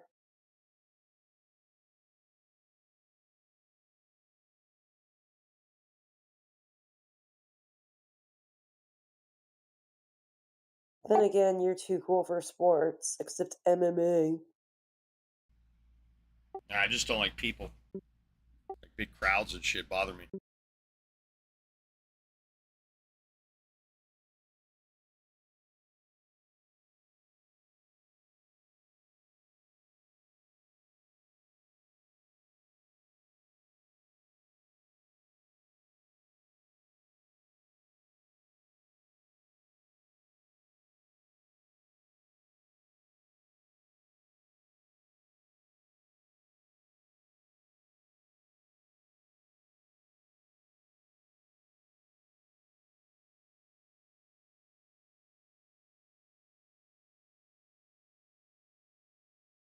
Like, my uncle told me yesterday he'd never heard of Dave and Buster's, and I was like, I feel like old people just lie. My dad's like, I've never heard of, what is it? Sir Mix-a-Lot Got Back. Really? Uh-huh. Dave and Buster's I heard for the first time about 5 years ago. Never been to the day. Your nose is always in a book, Mogi, so I'm not surprised. I'm an arcade kind of guy. Just giving you shit, nerd. Like, I'd be on the dance machines all day long. It's funny. You've seen Grandma's Boy, right? Sandler? Yeah. The best Sandler movie without Adam Sandler.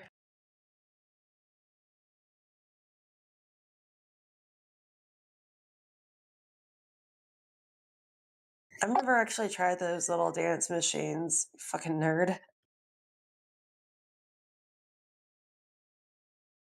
Yeah, I bought one.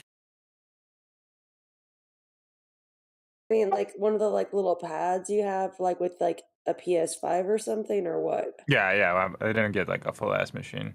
I got a little fold out one for the pad, but I don't have that anymore. But I did for high school. It's good exercise. Looks fun. Like we had the Wii Michael Jackson thing, and like the little hand movements and stuff were adorable at the library.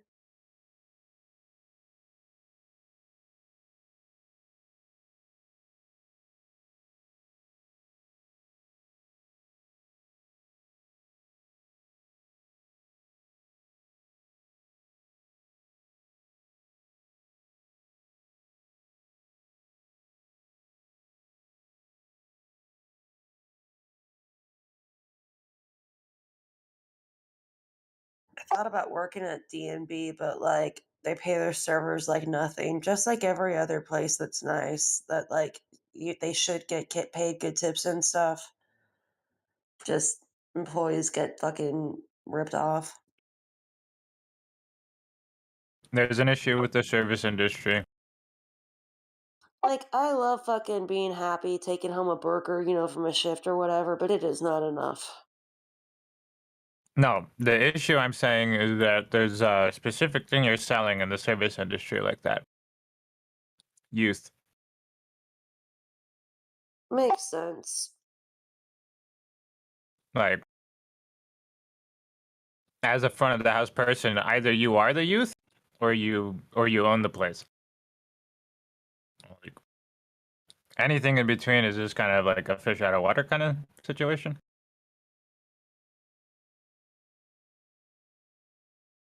Well, shit, I'm too old now then. Fuck, I never even thought about it, but you're right. They usually are 20-year-old college students who are just trying to fucking, yeah. This is Well, why you should start your own business. People go to places like that to feel young again. That's the point.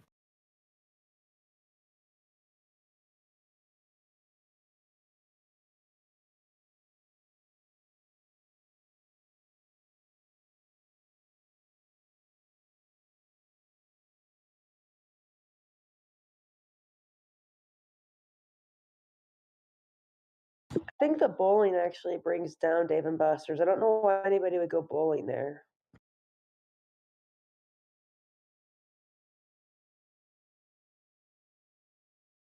Cause getting I your don't shoes is the biggest hassle. fuck it is, man. But like, I like bowling too. I just like Dave and Buster's, but I never did Dave and Buster's bowling. There's always more shit to do.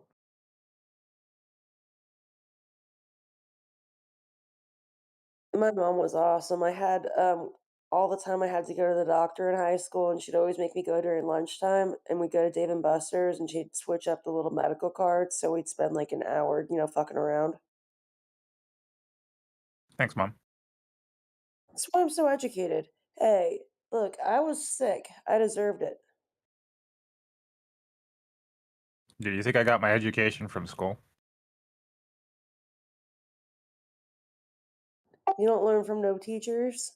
Yeah, school had nothing to do with my education. Makes sense, but I don't know.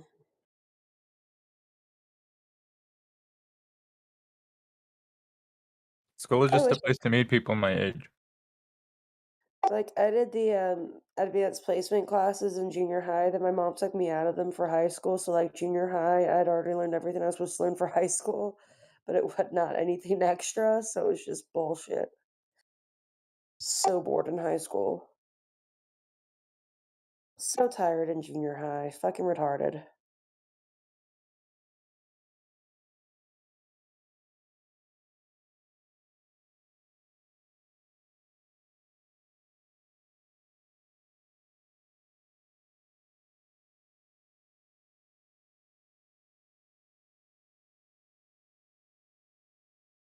The way they did it was like, hey, once you go into 7th grade, you're like gonna skip a year of math or you're gonna get placed in regular. And it's like, why the fuck would you expect a bunch of kids to like be able to skip a grade for no reason? Especially math. Wait, Trump doesn't get the Saudi jet? No way. Oh, You mean a Qatari jet? yeah, what are you Yeah. talking about? Yeah, they made him give it back or stop using it out of security threat or whatever. Everybody just loves Trump. They want to give him shit. South Park did a good job with that.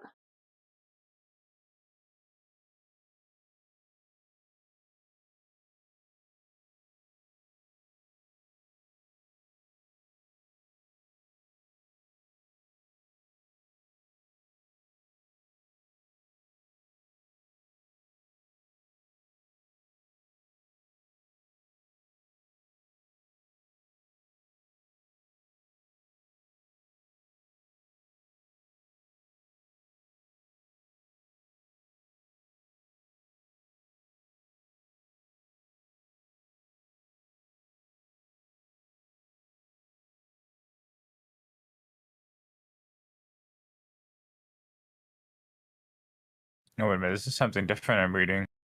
I guess, New York Times reporters were investigating security issues. And then the U.S. Decided to send subpoenas to the New York Times.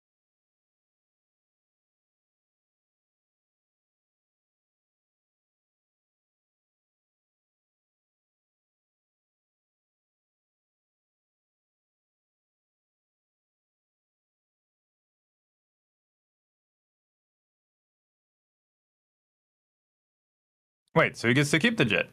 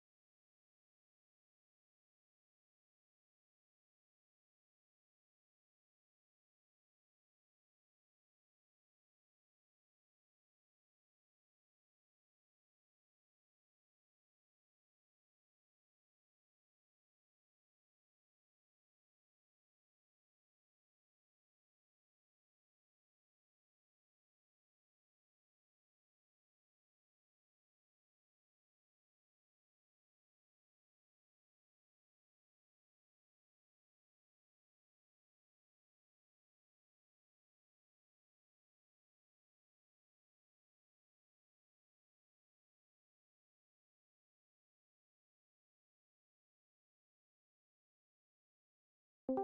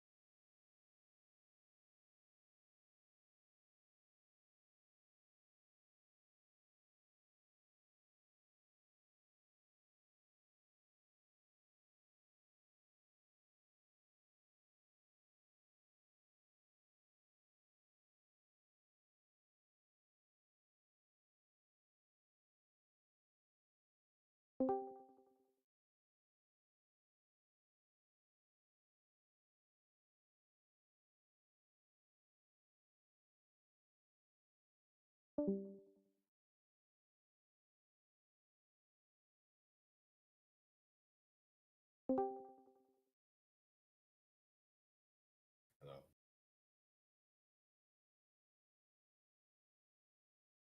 All right, Liminal. You ready to begin? About what? Sorry, what was it? Wait a second. Dude, I'm like hearing you at like 3% volume. Better. I'm going to turn you to 200%. Try again. Hello. I'm speaking more quietly because people next to me are sleeping. I hear you at like 8%. Hey man, if you want to come back when you have a chance to speak, you can do that. Always. There's a voice chat. You're expected to use your voice.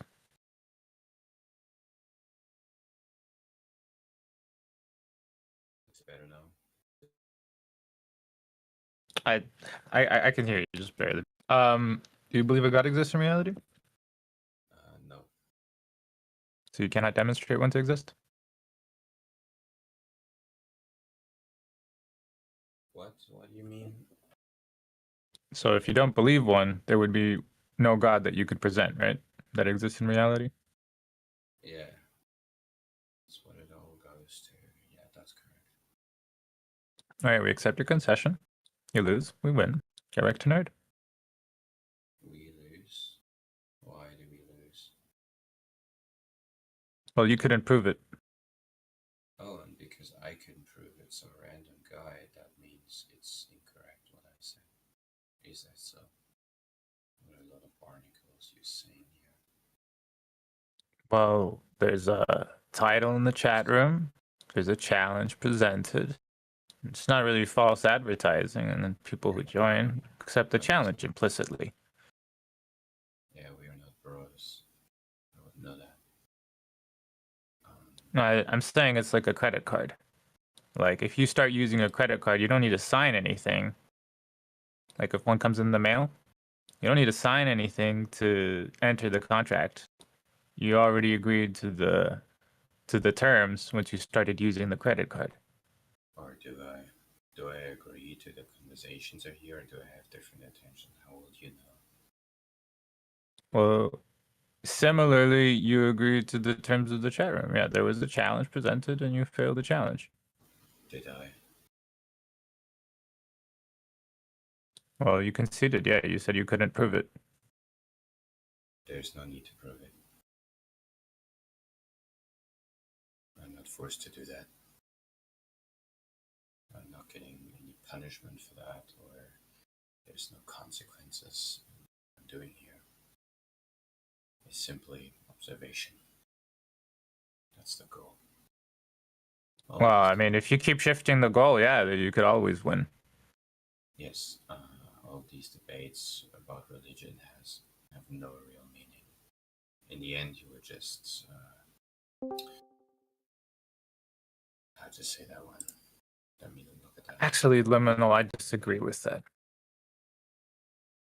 The case is very rarely that a highly religious or a highly not religious person converts and accepts the other person's truth and changes his mind.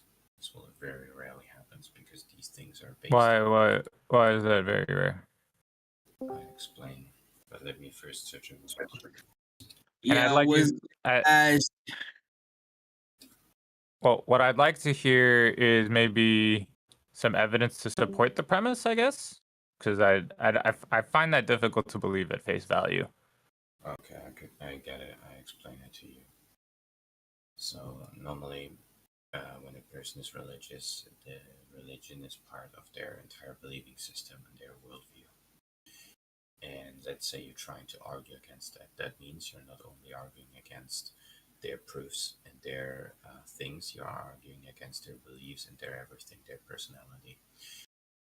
And the argumentation against this was just not possible, in my opinion. When you're trying to convince someone else, aren't you doing that in all cases? Well, there are two ways of There are two possible outcomes for convincing. First, that person doesn't matter if how good your arguments are. Not every person thinks rationally. Oh, this makes sense. I'm going to change my mind. Not everyone is like that. Most people are wrapped in their own thinking, and regardless what kind of arguments you're bringing in. So you don't subscribe to pathos, ethos, and logos? Like you have less you have fewer dimensions than that? Usually people say there are more dimensions, there's more nuance, but you're saying there's less. What do you mean with more dimensions? Have you heard of the terms pathos, ethos, and logos? No. These are I think these are they might be Aristotle's terms, or they're Plato's. It's ancient Greek. They're ancient Greek, I guess, principles by which someone uses to convince another person. No, I never heard of that one. Yeah. So the pathos would be the emotional appeal, speaking to their, I guess, how they feel. Logos would be pertaining to evidences and the reasons through which you get there. And then ethos is amorphous, somewhat, but it's pertaining to the ethical discussion of what ought to be the case, more so than what is the case. Wouldn't you agree that almost 90%? No, let's not get statistics. Most of the discussions or argumentations you have are purely emotionally focused. They start rationally, and then when the arguments run out, everybody's going emotional and using strange nonsense death sentence arguments. I think this is an extremely reductive and naive way to look about discourse. I do not do that. Also, debates just consolidate the already existing opinion. I mean, you bring up your arguments, they bring up their arguments. That if you think if you go into a conversation thinking like that, why the heck are you having a conversation? Why are you speaking to another person? Oh, it's not about do you need in every single conversation to convince someone? Well, if you're going into debate, though. I also do not generalize. Debating, there are different. But you specifically mentioned the context of debate and convincing someone. If you would be paying attention, you would notice that I spoke about starting out with religious debates. I could also get politics. Right, and so you're trying to escape the context for some reason. Why? Debate that focuses on the believing system is completely useless and it's nonsense. Wait, liminal, like it's just bullshit. No, liminal, like do you go into a debate conversation in good faith?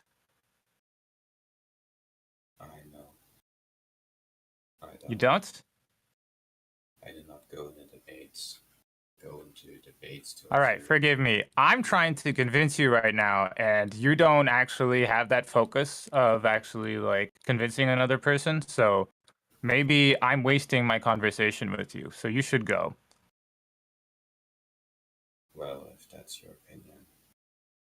No, you're giving it to me. You're giving me your opinion in my face. Is that a problem? Do you feel uncomfortable?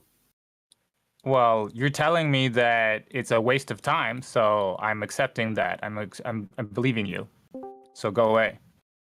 You don't believe that. You told me it's a waste of time, so go away.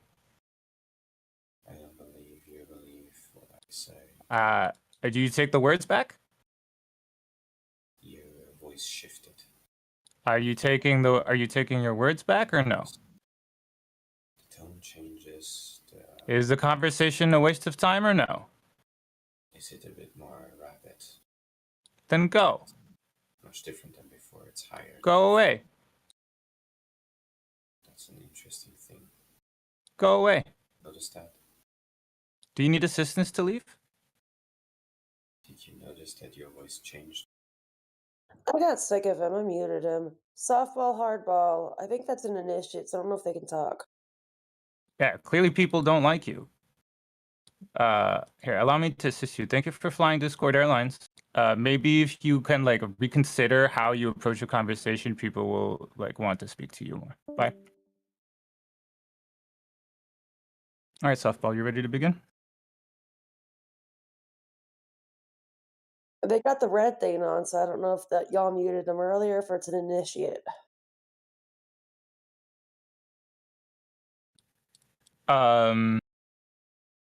They should be able to.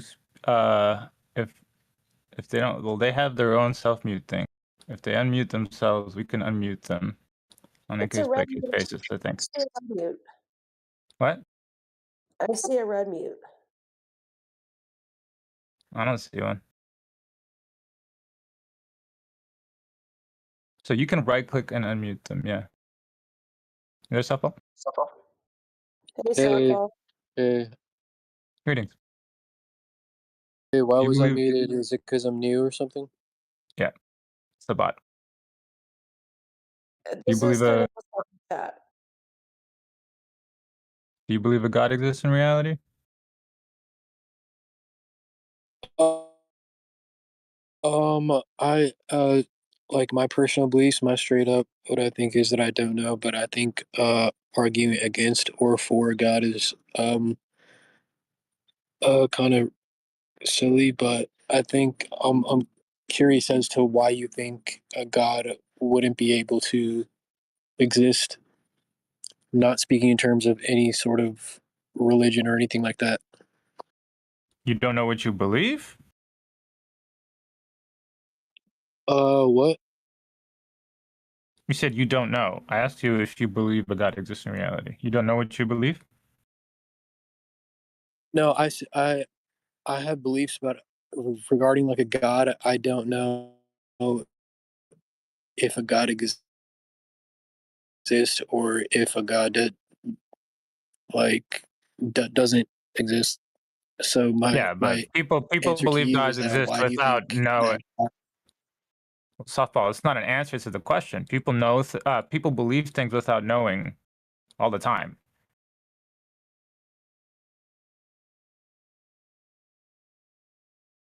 Okay, so why do you think a God wouldn't be real? Why do you think you're entitled to an answer to the question if you don't answer the ones we're asking? Your answer was that if I believe in God, I don't know. You don't know what you believe? Regarding a God, yeah, I don't know if a God exists or not. Yeah, but I ask if you know. Knowledge is knowledge has to do with you believe something and you have good reasons why that's the case. But you can believe something and have no good reasons why that's the case. So you're not narrowing it down very much. So it's like I don't know if that's a yes or a no yet. Okay, let's we can continue by I guess I would get more of an understanding of why you don't believe in God, so I can maybe refute So that's that a no then? if That's a that's no. the direction you You want to don't go. believe a God exists? No, it's that I don't know. You don't know what you believe. No, I don't know if a God exists. I know what I believe regarding other things. Just regarding God, I don't know. I was just asking uh, if you believe a God exists in reality. That's all I was asking. And I'm still not getting a yes or a no. Because I'm not really asking about your reasons why yet. I'm asking for the disposition. So we're kind of in the same book here. You're trying to refute a reason that I would have if I said that I No, he's believed in just one, and I'm asking you a trying to. fucking question that you're not answering. I Like philosophies just are answered, positions retard. that I are said I held. don't know. I Softball. said I don't know if Philosophies there's are God. positions that are held, right? You hold them. They're like in your metaphorical hands. I'm just asking if it's in your hands or not. No, you're trying to make me give a positive claim, and you're going to try to like refute that, which I'm trying to Dude, do with you as you well. can So it's take like the same thing. backsies. Here, just so your fifis are good, you can take backsies. If you want to What is that? re-clarify if you want to re-clarify something you didn't actually mean, it's okay, man. I want to know what you Yeah. actually mean. My But I answer need to is know if you're that I holding don't something in know your if hands there's or a God not. or not. That's all I gotta check that first. You armed? I have no idea what you're talking about. Do you have that emotional baggage with you, man? I just gotta know if I got to worry about the cooties. Yeah, you're playing coy, dude. Okay, then why can't you answer why you don't think that there's a Because God? here the problem is that I'm trying to do border customs, like a airport agent, Right. right? So you're And trying to then just you're giving me If pushback I as a give you an border answer, are agent. you gonna actually like listen to the answer why we're doing this? you're trying to make The question is, are you gonna give you a actually positive listen? claim The question is, are you gonna actually listen? That's the question. to my. See, you have a very What are you talking difficult. about? What I'm talking about is your extreme inability to answer direct questions. So here's a direct question. Do you have the ability to answer direct questions? Yes or no? If you don't answer yes or no, I'm banning you. I'm just done with you. I'm done with this obstinate, coy attitude you're playing. We're going to get somewhere or I'm going to end the conversation. So the question that I need you to answer to show that you can answer direct questions is, can you answer direct questions? Yeah. So you're asked a direct question. Are you going to listen to my explanation to why we're doing this? Go ahead. You're coming at us from a position of, we have no idea what you could possibly mean. We've had thousands of conversations in this room, and people come with this, that, and the other thing when they mean by God. So when you come in here and you don't define what you mean by God, and you just ask us, can you disprove God? Sure. Do you want me to pick, or are you going to pick? So this is the problem. We're in our position. We have a theme, a room going on, and we're just waiting for you to pick up your side. That's it. We need you to pick up a side, though. Contextualize the word God for us so that we can move forward. If we have to ask this one more time because you're playing coy and you don't want to answer direct questions, just going to remove you, bro. So, do you believe in a God? If so, what is it? The universe.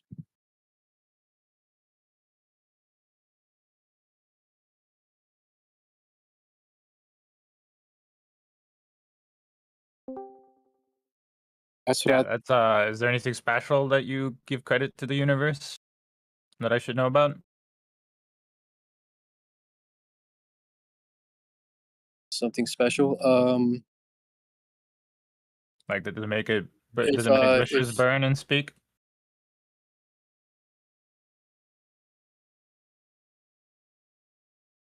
Does it cast magical spells from Dungeons and Dragons, like sticks into snakes? no, I don't believe in religion. I'm just saying that I think infinity is God itself, and we're all a part of infinity. So I guess everything is God. That my understanding of the term infinity might be completely different from what you're putting down here. You're what? Infinity is an expression of limits. It's literally mean infinite. So finite means end. Infinite means no end. So it's like, here's a relationship. As far as we can tell, there's no end to this relationship. It just keeps going. So when you say an infinity, that's not a thing.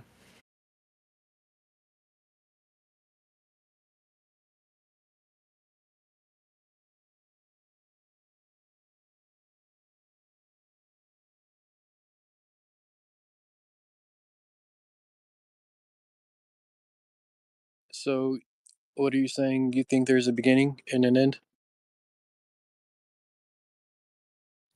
What?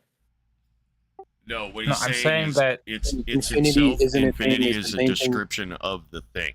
So you would have a thing, and that thing would either have limits or not.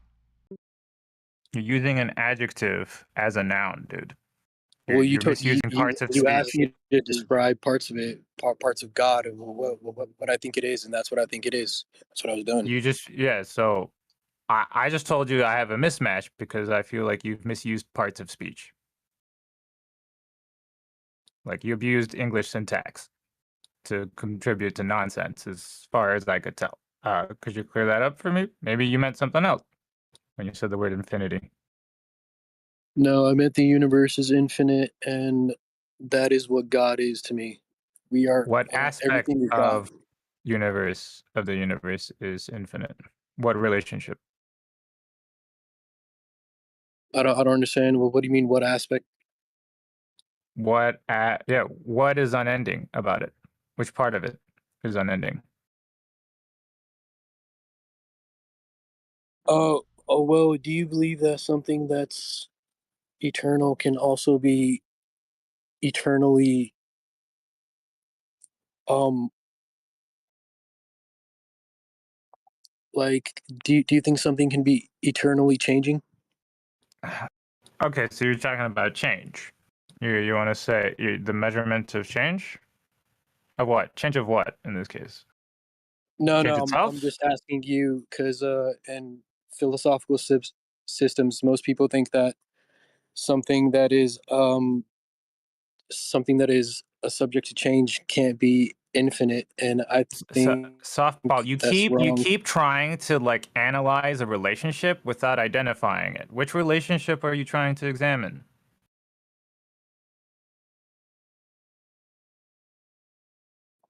Energy Energy what? That's not a relationship.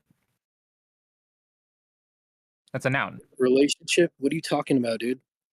Yeah, so infinite is a word that's used to describe relationships. Let's say temperature.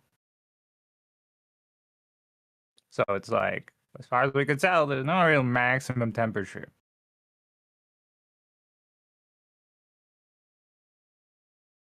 So we could say, as far as we can tell, this relationship is just you can keep going. So you could say it's infinite. So I'm talking about the relationship of temperature for this thing. The change in temperature for this thing.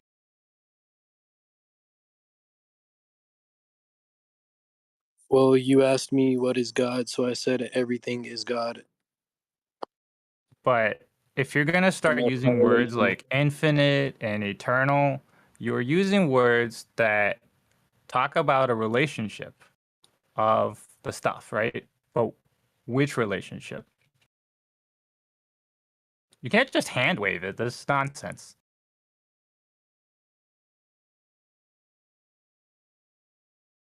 Creation, I guess. Uh, so I hear a lot of what is it? False equivalences when people use the word creation between form and essence. This quick analogy: like you have a potter making a dinner plate.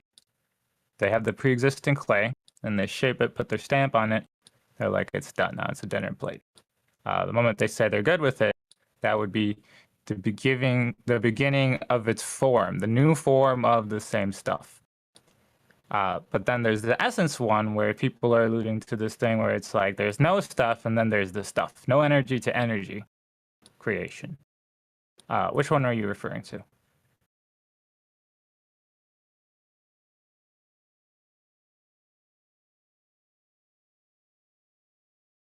Well, no energy is also a form of energy. If you're talking about Hey, I just asked you to clear up what the word creation you were referring to. Which creation were you referring to? The I'm proud of my dinner plate, or are you talking about this no stuff to stuff relationship? Like nothing to something.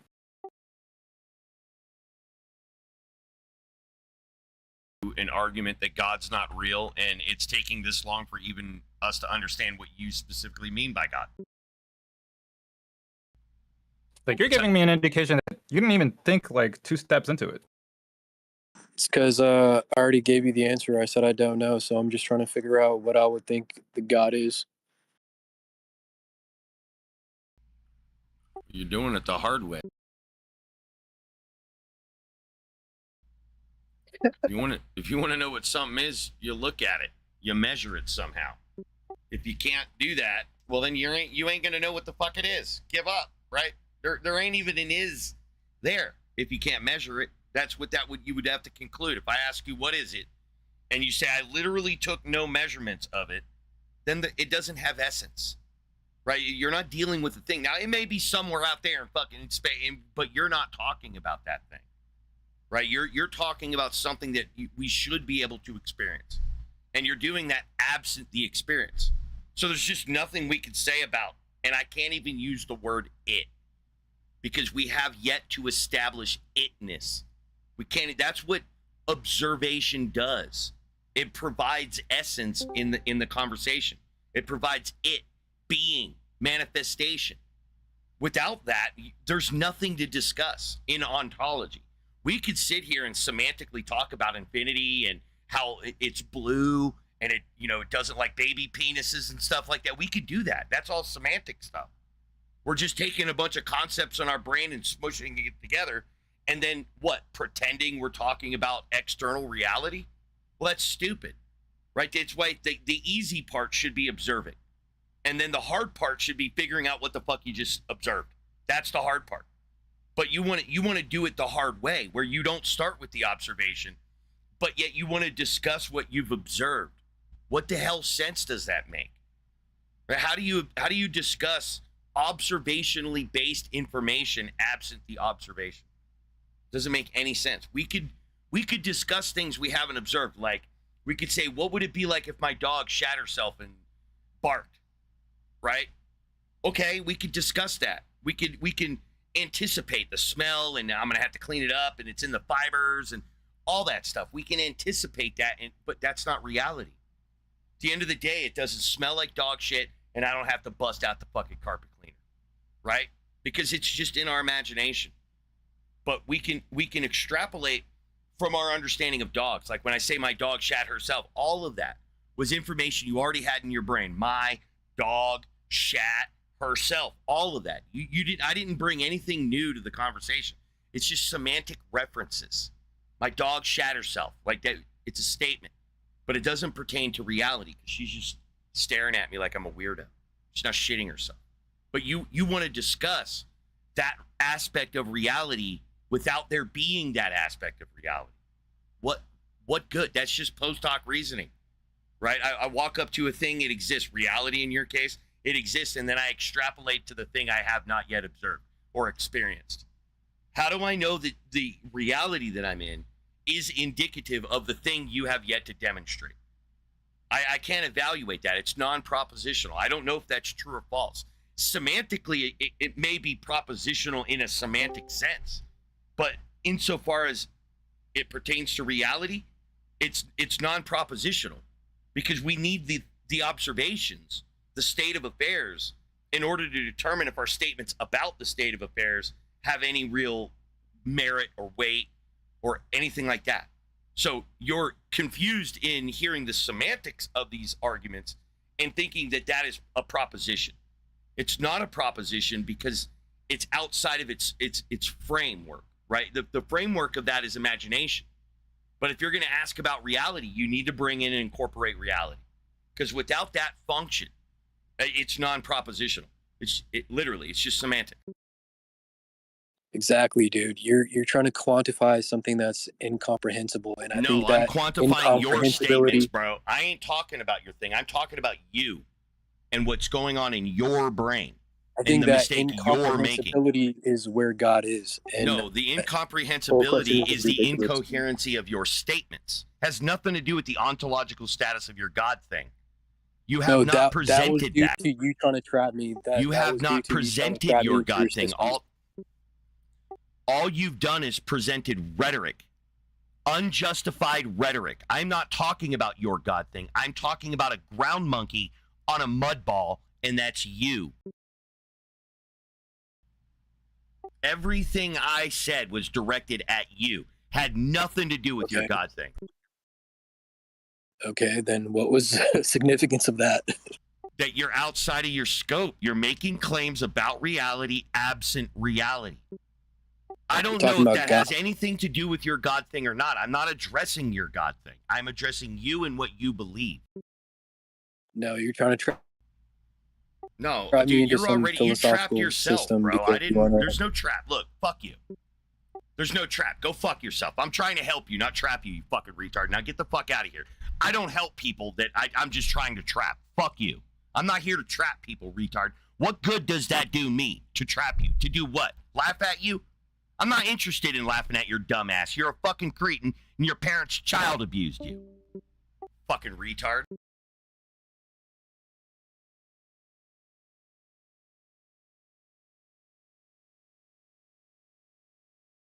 I abused the English language to make a malformed sentence, and God is within that. See, you proved God's real. It's like, dude, shut up at that point. You're just a fucking troll. You're a fucking idiot troll. Is it? That's it. That's all that's on going on here.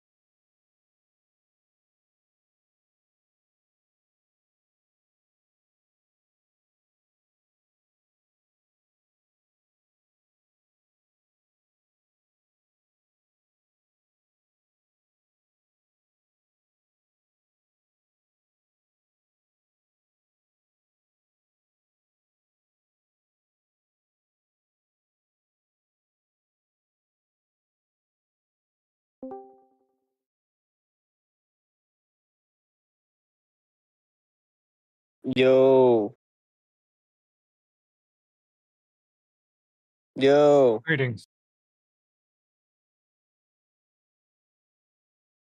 All right, Why is Brock. there You ready to begin? what? You want to You begin? ready to begin? Yeah, do Let's you believe that begin. God exists in reality? In reality, which reality? The one we're in? Yeah, the state of affairs that happen whether we like it or not. Right. So that means the reality you're in and outside of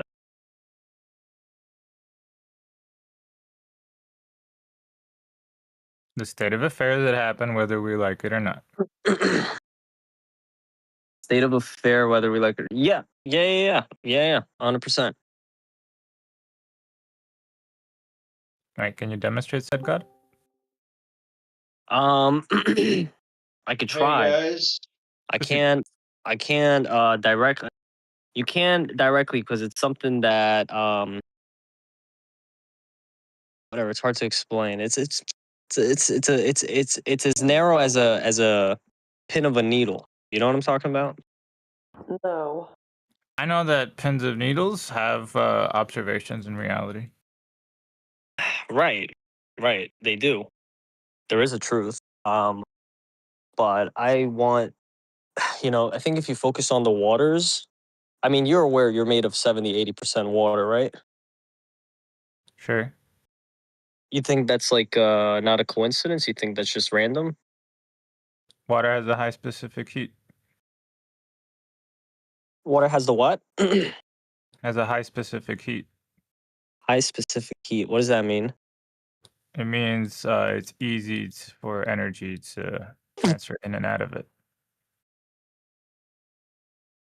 That's new to me. Not disagreeing with you. It's new. Well, consider like a piece of styrofoam. It's a lot harder for it to do that.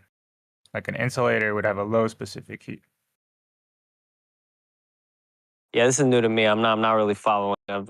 But my point is that the way miracles happen is through water. That's like the source. So like when a baby is born, it's in a sack full of water. Even the first line of Exodus, right? In the beginning, God created the heaven and the earth was unformed and void, meaning it was nothing. There was nothing. And then it says God swept over the water. So like randomly mentioned the waters, but like where did that Wait, are come you from? saying amniotic fluid is water? In the 8th What? line of Exodus 7, it says there's a magical spell that turns sticks into snakes. You believe that? Do you believe that too? That what? It what? Do you believe that there's a magical spell sticks into snakes? Also commonly found in the First Player's Handbook of Dungeons and Dragons. You completely lost me. I'll tell you right off the bat. You when it comes to the cited Bible, Exodus. yeah. That's Sorry, the Genesis. same book Sorry, that has did a I say magical Exodus? spell sticks into Sorry, snakes. I meant Genesis. Did I say Exodus? It's still the same like you're citing this as a trustworthy material. Well, I'll say this, right? It's the oldest source we have. Like, if you want to work with anything, in terms of a And document, so the one with a book of David Copperfield magic is the one you want to rely on for reality?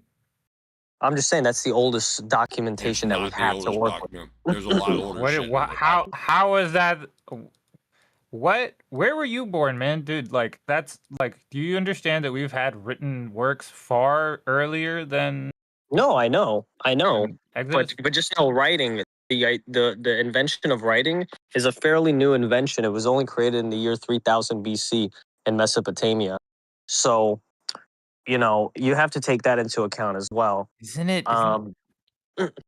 So, I'm just laying out facts. Like, I'm not here to argue like the Bible or not. I'm just here to work with what we do have in terms of like information, And so, Right. And so in Mesopotamia, was there Exodus?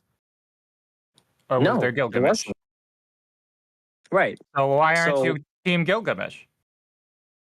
Because I'm going with what we could work with right now as a full whatever. Listen, I'm not familiar, first of all, with the Gilgamesh text. I can't be like, hey, this is the first line of this book, chapter, Hey, whatever. but it's the oldest one, man. It's the oldest one we got to work with.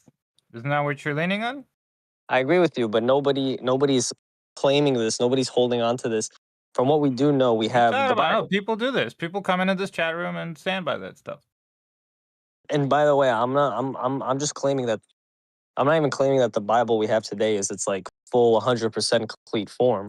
It's about 95. I'm talking about the Hebrew Okay, Bible, which is the so closest. how about About 95%. why don't we introduce the why we should care? What So does I'll this tell have you to why. do with what does water have to do with God? All right. This is a whole trip, by the way. This is like an entire trip. I'm about to trip you out. But you're gonna have to use observations and reality to introduce that stuff. That's the Absolutely, thing. I don't absolutely. just. I'm not just gonna trust me. We But can't just just know trust me roll our way through it. yeah, okay, but just know I'm not an expert. I could just try my best to formulate, all of this or what I can. So the water is the source. Everything starts from water. Even the land that you stand on, the dirt, No. Everything starts from hydrogen, dude. everything starts from hydrogen. Yeah. Right. I mean, listen. Right now, you're The talking first about elements on the periodic yeah. table. Right. But again, Right. So you want not me to water, go over? You want me to go principles of laws? but it's like not water. Water's extraterrestrial. It's not. It's Yeah, developed. but It's it's like created. but it's like there's but water has components. It has like precursors. It's not the source. It's not the source. And there were plenty of things other than water before Earth as well. Yeah, I would say rare minerals of some sort, magic or something like that. Oh well, when you say some sort, we're talking like many sorts. Many sorts, right? Many Yeah, sorts. like dozens The and one, dozens. the one I think of automatically is magnets. They say there's like magnets in That's the not. in the. I mean, a magnet Yeah. is a shape of something that's conductive, so it's usually a metal. But that's just the shape of something. It's not really a mineral. Mm-hmm. Magnets are not minerals. Not in and of themselves. It's not like a rare mineral or something. Some minerals can be magnets, but they're not in and of themselves minerals. Yeah, I'm not an expert in this, but there are metals that can come in magnet form naturally. So you could find a mineral that's magnetic. Find a mineral that I mean, whatever. I'm not an expert on this. I just think that the way God works, His miracles, is through water and the dirt. How? So when you say miracle, what do you mean? Like everything, it could be from the little things to the biggest. Right. So here's how I'm interpreting this. Right. You're saying, hey, here's the thing. Wow. I'm just gonna credit God to that. Yeah, I mean, listen. When I say God, what are you thinking? Based on what though? Based on what? Hold on. When I say God, what do you picture in your head? Like a man with a beard in the sky that you can't see. That's always watching stuff, right? I only see a confused person. I'm not talking about me trying right to make now. sense of stuff, and they have no idea what they're referring to. Actually, when I speak to people, they have portions of a thought. They don't have a complete idea. Okay, and so but again, when they're speaking to me, they don't have an idea of what's going on. They have not thought further than 2 steps into whatever they're saying. No, I'm just saying when the word God, when you picture that in your head, are you picturing like a man? There's no picture. There's no picture. There's no complete idea. Okay. Does he have a name? And if he does, how many names does he have? I heard a pretty decent expression. It would be a meaningless, incoherent sound used to express an unwillingness to investigate a natural phenomena. That's about 95%. It's not easy. Okay. You're talking about the 4-letter name? So when I picture a confused person. I don't picture a God. I could picture a confused individual like you. Again, I'm not talking about me. Like I could break down, different things if you want. You're But asking me what I think of when you say God. I think of right. you being confused. How does that fall back to me? Well, because I don't have a God. There's no picture. There's just you being confused. Giving credit to things. So you think that everything just came to be? Yeah, with science magic. So when you It say just- come from, that's another spell. That's a magical spell. Uh-huh. You don't think written language is a magical spell? You don't think that's confusion? So are you confusing form and essence? I can explain. Form and essence. I'm not familiar. So consider an analogy of a potter making a dinner plate. They shape the pre-existing clay, they put their stamp on it, and ready to go. It's done. That would I'm be not the new understanding. form You lost of me. the You lost. stuff. So the You lost. form, the You plate lost. was Why are you created. continuing? You lost me. Why are you continuing? You lost. You can't picture a goddamn Because potter making a goddamn plate out of clay. You can't picture. You're already lost at that point. You're not capable of having this fucking conversation if that's what loses you. Is that So I guess where I'm did not. I lose you?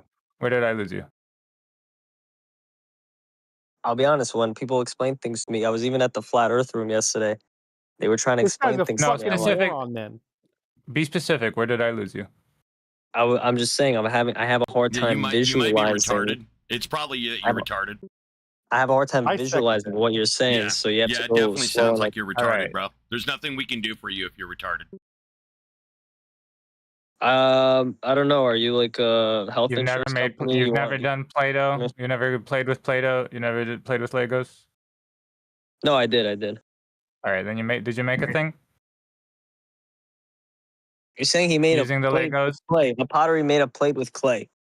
Yeah, but there was existing Play-Doh and Legos, right? There was So existing. it's like a new form of the same stuff. No, I hear you. I'm on the same So page with you. that's the form part right now. The essence, right? We're just gonna say, hey, no Legos, and then magic trick Legos.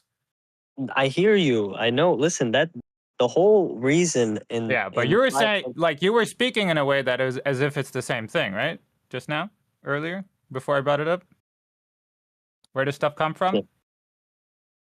Where does stuff come from? I'm saying the When water. you ask that Everything question, I'm saying everything we have here on Earth is from water.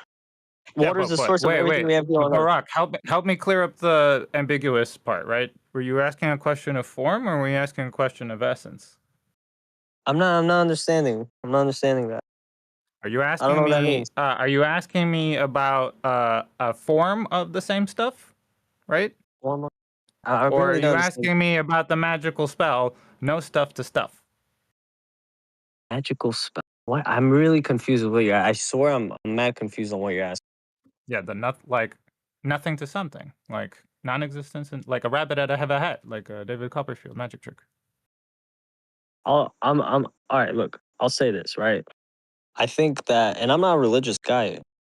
Means, I'm just saying that I think that the whole revelation part where Elijah the prophet, who supposedly is like the one guy in history that never died, his name lives or whatever. Hey man, So wait, like hold on. how many? Like, dude, you're going on so many tangents. Can you No, address like no. the It topic was of back to what you were conversation we're saying. bringing It up, was though? it was back to what you were saying. Hold up, just give me a chance. Well, The wait, no, but whole why do we yeah, care? Why do we care about a because what you revelation were of some saying, prophet? because what you Like, because what you were remember how I because what said you were no saying trust me, about bros? traditions. Hold Remember how on. I said no trust me, bros? The what? Like, I'm getting the red flag because you immediately relied on a trust me, bro. Saying, let me finish. Is prophet revelation a trust me, bro, or not? Trust me, bro. That I don't know, but it's a How is it source of not? information. How is it not a trust me, bro? How is it not? I'll say this: if reality Yeah, and life trust me, continues bro. going I the way talk to it's God, going, right? Isn't that exactly what's going down, right? Trust me, bro. I talk to God. God told me this. no, that's not what I'm saying. And what? Actually, I figured How this else? out. Then what else is the Yeah. role of a prophet then? What else is the role of a prophet? Prophesize. You mean deliver the words of God and say, "Trust me, bro. God told me this." Yeah, but it's not trust me. There's like certain rules to a prophet. There has to be at least 2 witnesses, I think, and he has to like reveal Oh my certain god. answers to Also, questions. you need at least 2 trust me, bros. I think at least 2 or 3. There's rules to this biblically. Yeah, Like it's still there's trust. a It's still whole trust me. canon to it. But Just because you got more trust me, bros, doesn't make any less trust me, bro. all I'm saying is that the name of Elijah the prophet, his name All contains right, 2 so dude, deities. if you're gonna continue insisting on the trust me, bro, when we said no, that's kind of chat. I don't even know what you're talking about. You're just like a massive gaslighter. Like Well, I I mean, really but you're can't talking about a understand what you're saying. child predator, dude. That's what you're talking about. What about that, dude? What child? Who am I talking about? Elisha, he was a predator. No, he actually destroyed the 450 prophets of Baal. Yeah, it So I don't doesn't know what you're matter. talking He about. killed a bunch of little It doesn't kids, matter. dude. What little kids did he kill? Show You me the don't know text. Second Kings. Show me the text. Dude, So don't talk. which Hey, settle the fuck down. Quit spurging over me. Second Kings, retard. It's the only thing you're gonna get. So take Prophet Elijah's Second Kings, killing children. Google it. Why did you have to mute me like I'm not Because I don't like people spurging over me. Now that I know you're that type of person that's not going to give me the luxury of being able to finish my sentences, I'm just going to do this now. So you should have settled the fuck down. That's what you should have done. You shouldn't have spurg talked over me. Going into the future, you fucking retards come to my room. That's exactly how I'm going to treat you. Right there. You just saw that? That's how you get treated. And then you get banned after I stretch it out a little bit.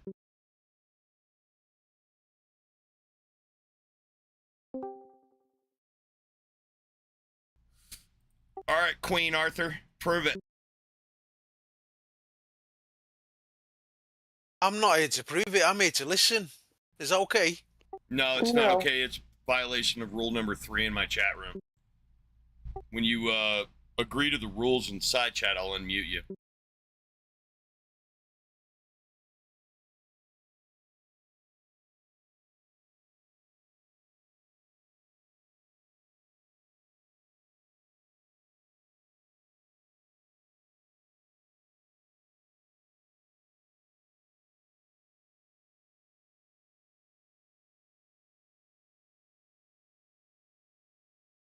Is that water one a new one, or have you heard that one before?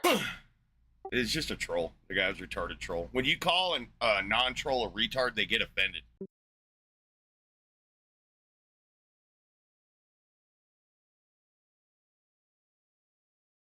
I was thinking of like Pisces, you know, the Pisces Jesus, like fish thingy. Thought that's where it was going.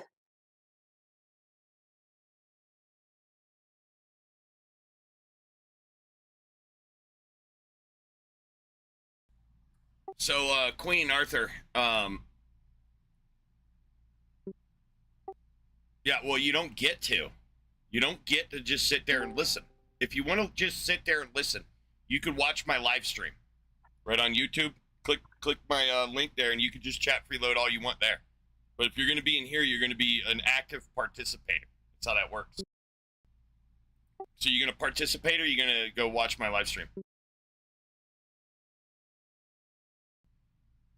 You're unmuted. You can speak now. You answered the question, thank like you. I said. Oh, cheers, mate. Thank you. Yeah, no.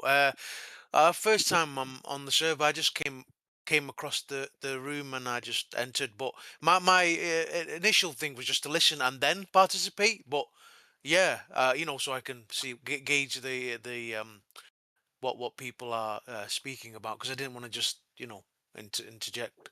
So what's the question? Sorry, sir. Could you prove the existence of a God thing?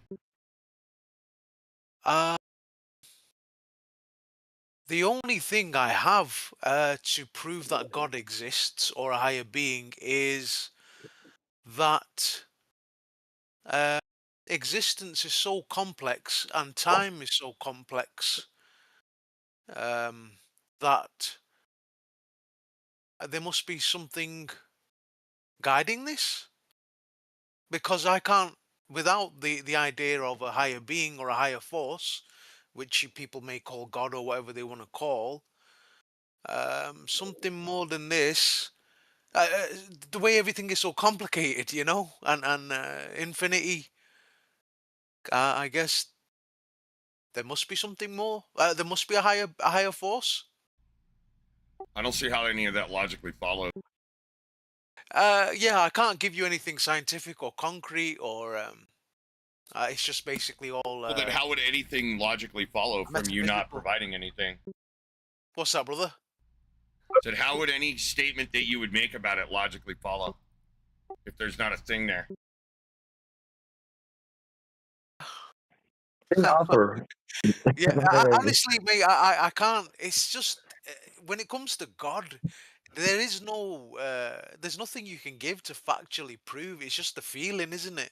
That's why I'm not really strong on either way. You know what I'm saying? King Arthur, can I talk to you after? One second, bro. That's all good. Yeah. What did you ask me, anti nerd? Sorry. I was saying, how is that not an explanation of non-existence? Of non-existence of God. What I just said. Yeah, sorry, I'm think why- dying on weed right now. Sorry, man. Your feels, man. Is that what you're proceeding with? Your Like- feelings? Yeah, No, but hold again, on, I'm not talking about I'm not feelings. a strongly. I'm not here to. Again, I don't come in here to. Hold on, wave in I'm a not- thing, or you, I yeah, wasn't. sorry, go ahead. I wasn't talking about feelings. He misunderstood what I was saying. Yeah. So, when you're describing a thing that doesn't exist, what does it look like, and how is that distinguishable from the way you're describing God? I think God is the comfort of rationalizing infinity. That's and not time. my question. Are you asking me to describe what he looks like? No, I'm saying if you were to describe a thing that does not exist, right? Think about doing that. And then how is your concept of God any different than that? Because I'm not describing. It's I can't use any. You don't believe in tooth fairy, do you? No. Okay, me neither. So both of us disagree in the existence of the tooth fairy. We would both assert the tooth fairy does not exist. Do you have any reasons I don't think for that? Do you think you could come up with reasons? I've never. I've never seen it. Okay, that's one. Anything else? They're sneaky. Remember, just because you didn't see the tooth fairy don't mean shit, right? Because they're sneaky. I mean, it's true though. Like you haven't seen one, so we'll give you that. Yeah, of course. No Is there one has anything seen else? one. No one has seen a tooth fairy. Hang on, dude. I'm not talking to you. But to I think limiting the concept of a higher force to I think something that gives you £10 if for leaving a I'm tooth not under the doing that. pillow. I'm only comparing the common attribute between the tooth fairy and the God thing you're describing. Only the common attribute. That the common attribute being that we haven't seen it, can't see it. Well, that's one. I'm not trying to limit it to that. But remember, we're talking about the tooth fairy right now. We're not talking about your God, because you believe your God exists. I don't. You don't believe in the existence you of forced Hang on. you forced me. Hang on. Sorry, go ahead. You don't believe in the existence of the tooth fairy, and neither do I. So that's common ground. Now we can establish some level of common ground why both of us agree that the tooth fairy does not exist. What common reasons? And one of them is we can't see it. I've never seen it either, so I'll grant you that. Are there any other reasons? No one's seen it. We're talking about me and him. Why a tooth fairy doesn't exist? There's no Why you- evidence of its Jesus, existence. shut the fuck up, dude. There's I haven't seen it and I can't prove it. Well, can't prove proving it would be the end result of what you and I are about to agree on. So we can't see it. You gave one, I gave one. It's purported that the tooth fairy uses magic. Do you agree that that's a good reason not to believe in the existence of the tooth fairy, because it's invisible and it's alleged to use magic? Yeah, it's unlikely that it exists. Okay, so why well, don't no, you we're just- only why we're don't only you just bring it Shut down the to the fact fuck that up, dude. I swear to fuck, dude. What part of shut up didn't you understand, dude? Here's your ban, retard. Change your fucking name too. So anyway, King. Yes, brother. Yeah. So we agree. We have 2 points of agreement. You gave a physical characteristic. It's invisible. I gave a metaphysical one. It uses magic. You think we could probably do this all day and come up with, like, they're only sneaky around children who aren't looking because they're asleep. That's another reason not to believe in the existence of a thing, because no one's ever seen it. Because we're always asleep, right? That's a reason. Yeah. So we should be able to develop a common thread here. It's lack of evidence, where we should expect evidence. Yes. So that's good reason why you and I don't believe in the existence of something. So that's why I'm asking you, my first question was, think about something that doesn't exist in your mind. Think about the reasons you don't believe in the existence of that thing. And then ask yourself, according to what you've provided us so far, how is it distinguishable? How is, and I'm not making the comparison between your God and a tooth fairy. I'm asking you to illustrate the difference, right? The difference tethered here on this prime thing that for me, it appears to be just like the tooth fairy. Now, I understand you don't like the comparison, but there's a common attribute here. It's a lack of visibility. It's invisible. I don't see shit. You know, it's purported to use magic, right? That's another reason, right? And, you know, I don't know about it coming to us when we sleep, but apparently it's there when I poop and pee and all that, right? It's everywhere. So I don't see it, right? So there's just no reason, for the same reason that you and I agree the tooth fairy doesn't exist. The exact same reason, no difference. I understand what you're saying. I just feel that when it comes to the concept of a higher being or God, even though we can't see it, you know, physically. Yeah, but it doesn't have to be that. We don't have, look, we don't need to compare it to a higher being. Let's do it with another thing, the Easter Bunny. We would probably have the same fucking reasons for the Easter Bunny. We'd both agree, we'd come to the same conclusion, and it would be identical to the previous. It would be just like the tooth fairy. Yeah, but the thing is, when it comes to, like, for example, creation and time, did we just come here and, like, is this just by chaos? Well, I would only be able to answer those questions if your God existed. I don't believe in creation. That's a presupposition from your world. Are we here by chance and chaos? Well, if you're asking me, you can just ask me. Don't load it, and then I can answer it. Please, can I ask you? Is so my answer to those questions is primarily, and I can get into nerd speak, but is primarily that I am a ground monkey on a mud ball, and I'm pretty sure I've learned to identify the shape of a banana and what's inside of a coconut. Okay, so I'm an empiricist, right? And I'm also foundationally all about that experience. No experience, I can't talk about it. Now, empiricism is a model built on that experience, right? So I use empiricism like I think everyone else does. Now, in my experience, I've never seen anything or had any relation to anything that I think was created. I buy into the nerd bullshit, the nerd speak, about energy can't be created and that everything is energy. So I already have an external critique to the proposition creation that seems to violate everything we know about physics. So when it comes to what is the fundamental nature of reality, it's probably a banana. Beyond that, I have no fucking clue. And I think you guys pretending shit makes it seem like I'm minimizing the situation, and I think I'm just taking a very honest approach. I don't know what reality is, and I don't think that that's a meaningful question. We're still struggling at bananas, bro. Bananas and coconuts and shit on the macroscopic scale. But if I can ask a question, what would be the problem with I'm not going to use the word accident or anything like that, but we're here. What's the problem with us? Yes, we're here. It happened. I don't. We're here. What's the problem with that? And it's not by chance, but yeah, what is the problem by that? Yeah, just to be clear, King. I don't think anybody in here thinks we got here by chance, but to engage, what does it matter? I'm definitely not chance or anything like that. I don't like those words, but the fact we are here.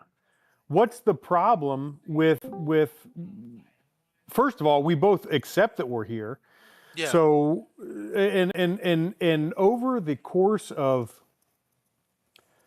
billions and billions of years, like we can't even conceptualize the length of that time. What's the problem with any of that? But then what happens to us when we cease to exist? That's The same impossible, thing. dude. Oh, sorry. Go ahead. Well, I was just going to remind you that the nerds say energy can't be created or destroyed, and everything's made out of energy. So when you say things like cease to exist, that doesn't make any sense. You could say cease to function. You could be arguing that, and biological processes are functions, and functions cease, but they don't cease to exist because they're never said to exist, right? Functions don't exist. The structures they're made of exist, but they're the parts in motion. And the function is a metacognized state or through time, right? But it's not an actual thing, right? To have to leave existence, like traveling in your car or on your bicycle or when you walk. Like, where does traveling come from and where does it go? That's an incoherent question. It doesn't come from anywhere. It's just when you start putting your legs in front of each other, that's just kind of what we call that temporal process of walking. We call that traveling. But traveling is a transient function, right? An emergent property of an extant system. So that would be the monkey form. That's what exists. And the nerds say existence doesn't cease. That's not a thing that happens, right? There can be a thermodynamic equilibrium, but no one's saying that stuff ceases to be. The fundamental fields from whence all things come from would probably still be there. They're just not being perturbated by, mass, I guess. Is this kind of what the Buddhists argue in a way? Not with really, the reincarnation concept, no? No, not exactly. I mean, you're not talking to a Buddhist, and I can't really properly represent Buddhism. Because what you said, it gives me comfort more than the idea of an actual eternity in heaven. The fact that we are energy and we, are still part of the universe. I like that idea. Well, there's nothing to like or dislike about it. No, but I'm trying to seek comfort. Like, if you're looking for comfort, yeah, I need comfort. Maybe imperialism or isn't the ideology for you. I mean, maybe you do need religion because of your feels. But how do you grasp but at the same time, it's nonsense. It's not. Go ahead. But how do you? What I'm trying to seek comfort in rationalizing the concept of eternity and infinity time. Well, you don't have to. You're not going to be there. Your energy's going to be there, but your consciousness won't. It's not something that we have to rationalize, except the fact that, and I'll just head this off. What happens when we die? Except the fact that it's exactly the same as before we were born. Yeah, I like that idea too, because you don't remember, of course, before. Well, no, King, you can bring it even closer to home. You remember waking up this morning? Yeah. Okay, well, death is just you didn't do that part. But I was still dreaming, though. Yeah, but there are many times that you go to sleep and you don't dream. Yes, that's true. So it's like those times. Yeah, you don't remember that. Oh, okay. Yeah, this is more. Yeah. I just as I get older, I'm thinking, trying to grasp like the idea of infinity fills me with dread, and I come from a monotheistic background, but it doesn't. The idea of eternity in heaven, flying around and all this, it doesn't really give me any comfort. It doesn't make any sense. But then neither does the idea of nothingness, so I don't really know. So I'm here to listen to how you guys get. Do you guys not ever feel like insane or like maddening the idea of infinity? Well, was that your take from what he said? The nothingness. Sorry. When Anti-Nerd just said what he said, is your takeaway that he just proposed nothingness? No, he actually said something comforting, that the energy never ceases. I like that. I like that. Well, what I'm saying is all the stuff that you see are basically excitations in quantum fields, and they're not always going to be excited. The quantum fields are going to be there, but all the substance of reality that we find interesting won't be there. Oh, well, that's not good. I don't know why you care about it. It's like, because I don't want to, my consciousness, who I am. Bro, have you I ever don't heard of wanna the go. concept of 52 factorial? No. So it's like an exponent. Like, you know about exponents, like 10 to the 54? Yeah, exponential growth. No, just to the powers and factors. So like the idea it's to represent extremely large numbers. Like extremely large numbers in a more meaningful way. Right. When it comes to 52 factorial, you can look it up. There are different videos that talk about how big 52 factorial is, and one of the analogies they give to kind of understand it is if you were to count all the grains of sand on planet Earth and then count all the grains of sand on all the planets with grains of sand, you'd be somewhere around the ballpark of 52 factorial. That's how big the number is. Now, you could put any number as 52. It could be 53. And 53 is going to be a whole order of magnitude larger than the magnitude before it. So it's not just adding another number. You're adding a whole set. So each addition is an addition to the whole set, right? Like it complicates it really quick. That's what exponents do, right? Like you ever seen like how bacteria grows, right? Mm-hmm. Well, that's nowhere near 52 factorial. Like a bacterial growth that you could see is, I don't know, you'd have to look up how many orders of magnitude that is, but it's not nearly as much as you think it is. When it comes to like you're talking about eternity and infinity and shit like that, when you start thinking about like what you're going to be doing in 10 to the 52 years, and then think that what are you going to be doing in 10 to the Googleplex years, right? Like it's a meaningless concept to think that you're going to or want to do anything for that amount of time. It's just a grasping at straws that a desperate mind tries to latch onto, this idea of eternity or something, because we want more time, right? We want more time, especially if we're comfortable. If we're in misery, we don't want more time. We beg for release, of course, right? Yeah. So it's just at some point you have to start considering what happens when you break and you're only at like year 10 to the 21st, right? And don't get me wrong, being only at 10 to the 21st power years is it's an insane amount of years, bro. Like, look but at the what number. happens at the end, though? Even There is what no you end. describe. You're talking about infinity, bro. So when we get to 10 to the Googleplex, right? 10 to the Googleplex, which is, dude, it's a word we could say, but to say 10 to the, like, it's already broken at 10 to the 52. Okay, the number's already broken. The scale's already fucked at 10 to the 52. And a Googleplex is 200 zeros, right? Not just 52. It's 200 zeros. Imagine something raised to the power of 200 or Googleplex.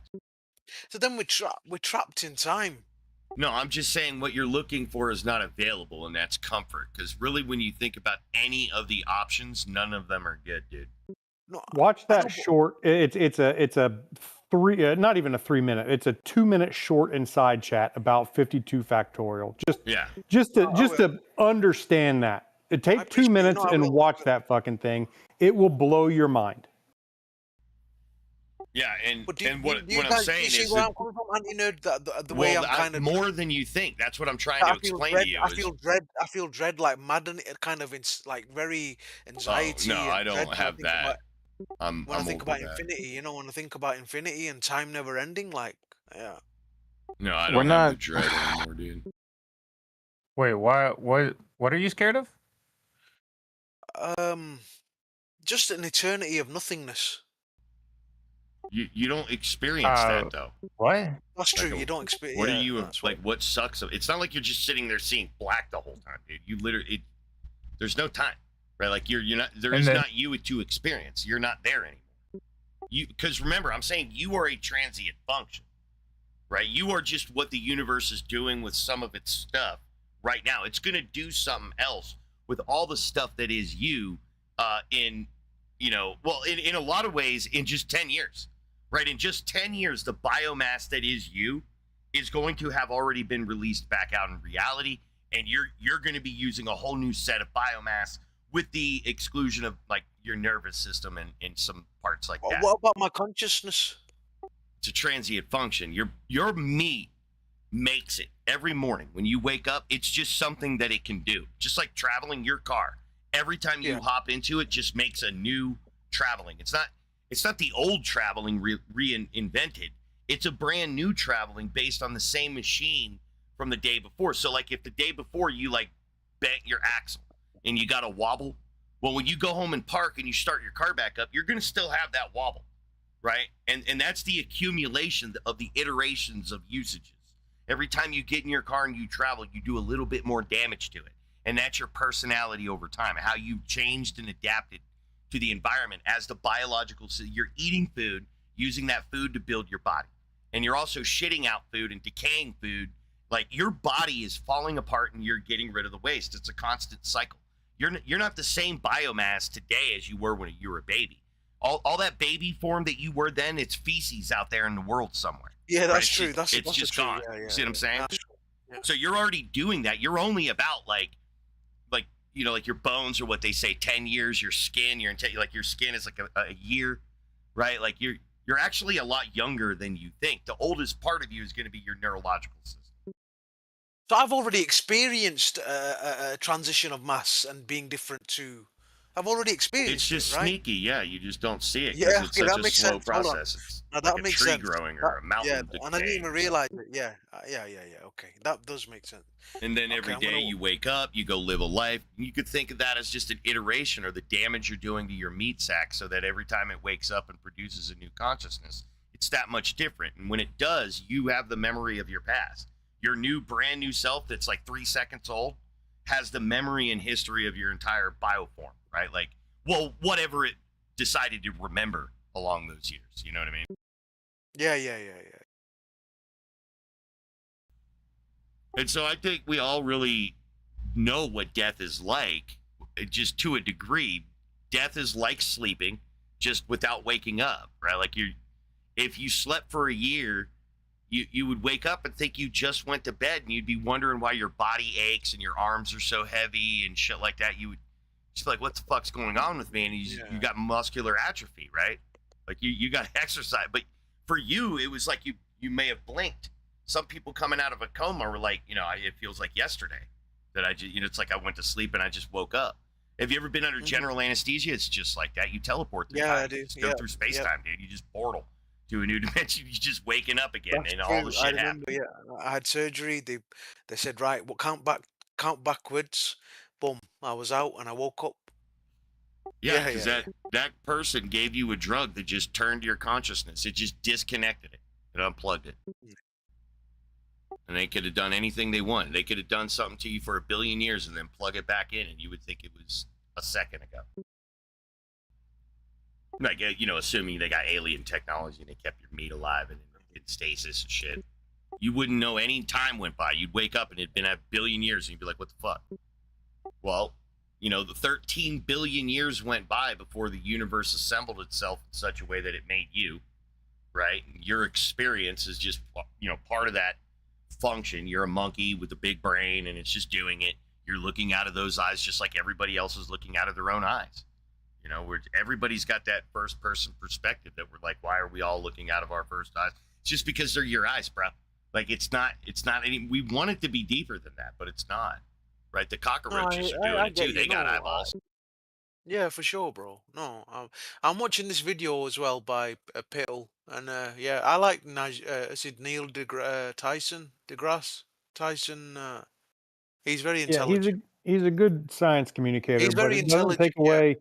But whether he said it or anybody else, it doesn't take away from the fact that how big these numbers are and how we can't even begin to conceptualize these numbers. So again, the question being, what is the problem with us just being here and without having to have a great creator or something? It just happened. Of course, yeah, but not everybody's that strong of mind though to be able to just you know. Bro, I'm not strong of mind. I don't believe it has anything to do with strength of mind. I believe it has everything to do with being rational about our belief systems and using logic and reason. You know. Yeah, for sure, yeah. I mean, dude, there ain't nothing we could do about it, and we could just look at the piles of bodies before us, bro. Death is inevitable. Like, whether you like it or not, it's not going to matter because it's going to happen. You can talk shit Of about course, it, it's going to happen. You can embrace it, it's going to happen. It's just the inevitable, man. So, But the end, it's very sad. I mean, of course, like you said, not for everyone. well, Some people not for are everyone. sad. Some people look at death as a good thing. I understand that. But I do love life. I love existence. You know, music, just daily simple things. Looking at the trees. Well, yeah, going for then a you're walk. not worried about death. You're worried about loss of life, right? That's really what it's Yeah. about. You like life. I like life. Yes, I Death do. is just the cessation of that.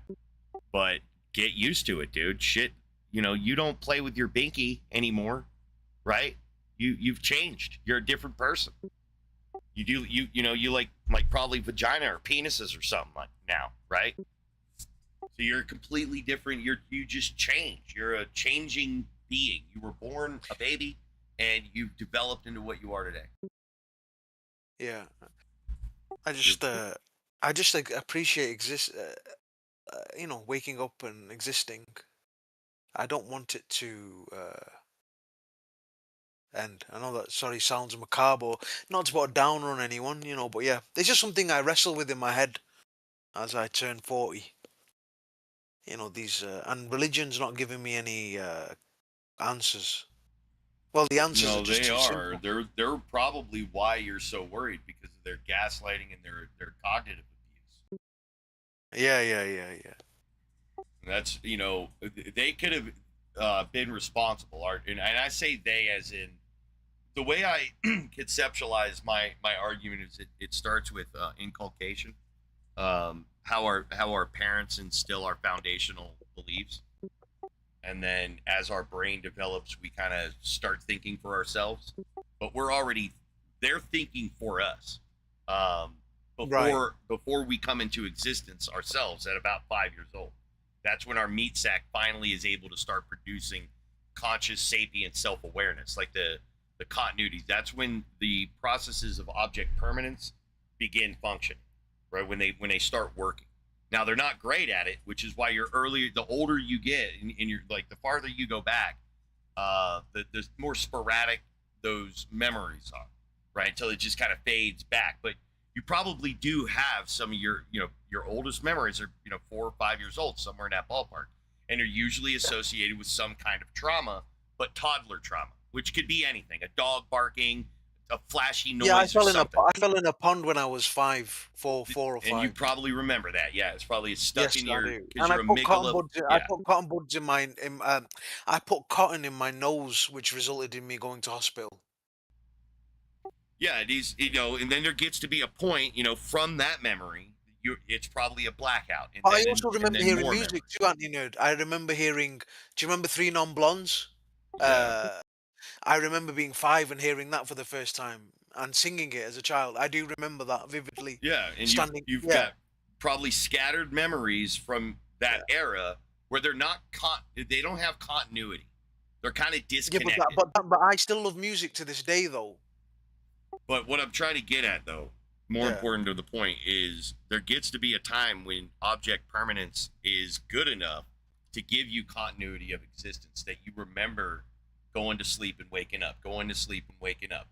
There's a time in your brain couldn't do that. It literally could not remember past events. It had yet to be able to synthesize the neural pathways or develop the neural pathways to synthesize those kinds of memories and mental constructs. The object permanence takes, I think, around 12 to 13 or 14 maybe for us to be done with kind of producing the function. It takes a while for the brain to fully flesh out those processes. Hey. Sorry. What's that? Hello. I was gonna ask you, like, why is there like an explanation why, like, we tend to remember like these like traumatic experiences? The Because amygdala, like probably. what you said is correct. Yeah, I put it on because the amygdala is also tied to memory. So it's the seat of our emotions. It's near the seat of our emotions, so it's highly tied to emotions, and it's highly tied to memory formation. So when you're in a high emotional state, it can elicit stronger memory formation, but it can also prevent memory. Like high levels of stress can cause you not to remember things too. Also consider what like an entire like brain mesh is going to respond to like a huge dump of hormones. And it's like, speaking of which, it's like, Arthur, I think you should kind of like, I don't know, maybe take a step back and examine what the source of the fear is to begin with. Isn't it a natural response to be afraid of death? Isn't that a good survival mechanism? Wouldn't we Yeah. prefer something like this? Well, it's not necessarily the fear of dying, like, you know, I'll wake up and I'm in a car crash, or fear of a brick falling on my head. It's just, it's the, I don't know. I don't Well, want it's just to. like the nature of the question comes from a very natural, action. It's the fear And of the so unknown. I'm just sort of wondering whether, I guess, what you're pointing your fear towards is necessarily the correct observation being made, right? It's like, I understand you don't want to die. It's a very normal reaction, right? But I think there's a lot of extra that is being attached onto this. I think I always suspect it's because of an abusive language. Oh, what? Sorry. Through an abusive language, right? So the English language has syntax, and then we have prepositions, and you think, hey, because we use prepositions in this turn of phrase, when I'm thinking a thought, I need to suddenly have something to attach to it. Yeah, possibly. Yeah, maybe I'm overthinking. I am overthinking. Yeah, maybe that's the problem. But that's yeah. Just yeah. Well, I'd say it's just a byproduct of thinking, right? It's a condition, you know, we're experiencing. It's definitely a phenomenological experience, right? There seems to be things happening to us, not just happenings, right? That we can interface with it and affect it. Also, memory is it stored in the. Does your brain store it, or is that like not true? Wait, what? Like your brain, does it store memories, or is that like not a thing? Like that's What do you not how it mean? works. Yes, it's stored. What do you mean? Like, yeah, obviously it stores memory. That's why I'm confused. What are you Um, asking? Because I was talking to someone, and they told me like, oh, your brain doesn't actually store memories. It's like you can't really like pinpoint a Yeah, that's specific place completely where you're like. retarded. It's not true. Yeah, it's not true. What gets confusing is it's like a two-part system. So you have like an active memory, which is like if you ever had a cognitive test and they say, hey, I want you to remember fence, tree, ball, road, right? Just remember. Are you talking about like the ones that Trump aced? Yeah, the ones he hates. Oh, okay. So that's gonna test your like active memory, like what you can do in real time to remember. And then there's the long-term memory pathways, which are different. They're not the same, and you can think about them as getting transported.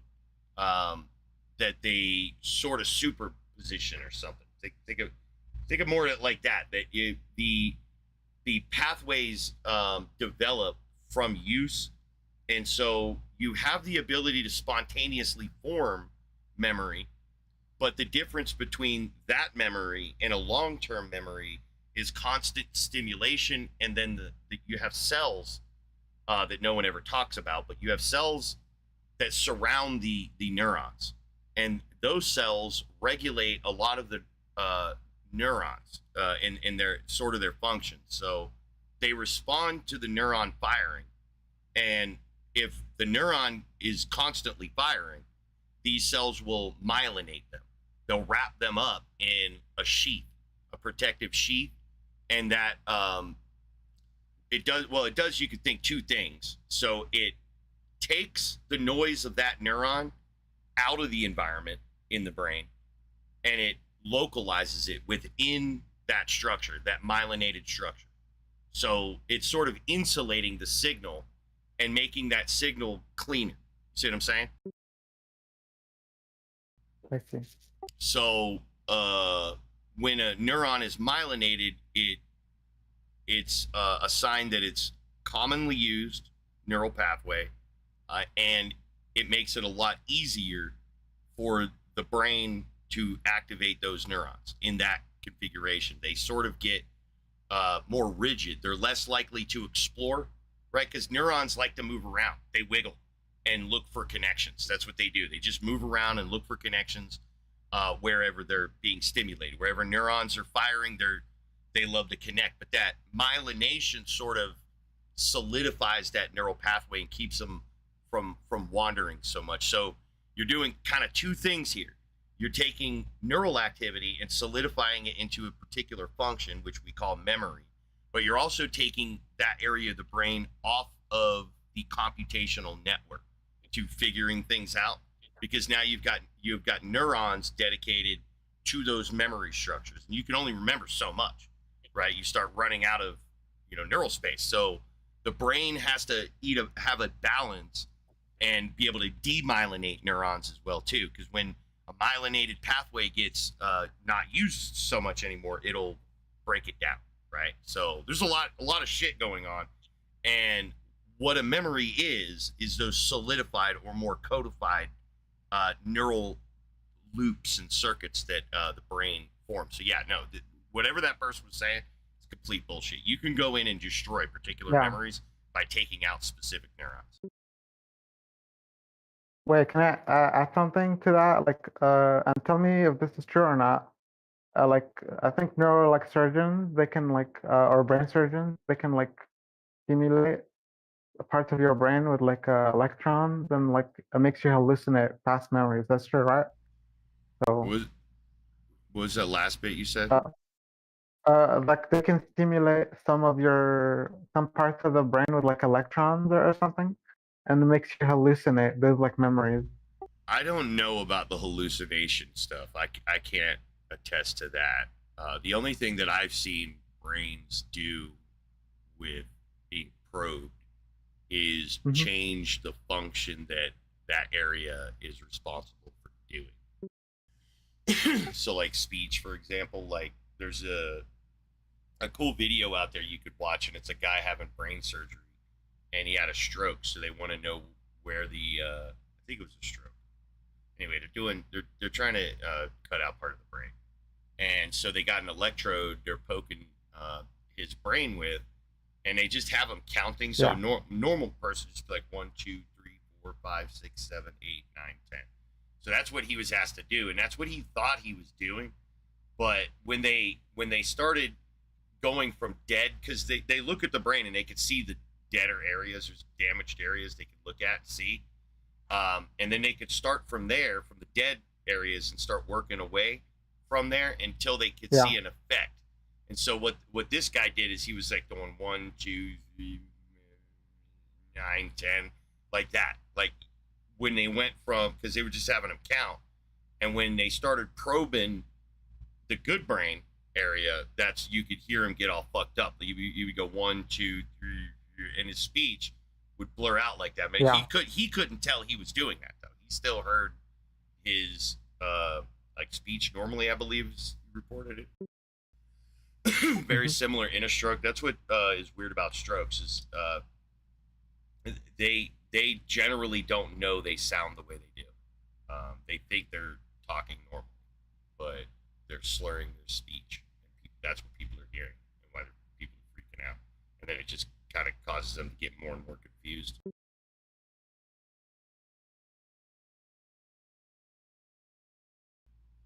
But you have specific neural pathways when it comes to memories. They're not things that move around in your brain. Like, I don't know what the hell this person was talking about. Yeah, absolutely. Or maybe you just misunderstood them, or they misunderstood. I don't know. No, I think they were just Christian, and they were telling me, oh, there's a metaphysical world, and your brain is a bunch of bullshit. whatever. That's all bullshit. Yeah. They're trying to like basically prove that you're like you like basically hold on, let me remember. Like your brain is forming consciousness, like you're able to like be conscious and like have an experience because your brain is like firing and stuff. And they were trying to tell me like that, oh, like people who had like the trauma to the brain or like nails in their brains and stuff, they're still able to function and like have an experience. And I'm telling them, yeah, I mean, someone can get hit in the head with a nail, and like it could graze through like their brain cells or whatever you want to call them, and it could not damage perhaps like a critical part of the brain, and someone can still function, right? That doesn't mean your brain is like not responsible for like your consciousness and stuff like that, like basically. And they were telling me they're basically trying to separate your brain from like you being able to have consciousness and stuff. And saying, oh, neuroplasticity means like you don't actually need a brain or what. They're really confused about how it all works. There's certainly evidence that you can suffer a lot of brain damage and still function. You would never say these people are normal or it's like nothing ever happened. That's not there's no reality to that at all. But yeah, there's neuroplasticity, and you can have your brain learn new tasks, and people can overcome having a hemispherectomy or whatever it's called. That is definitely possible.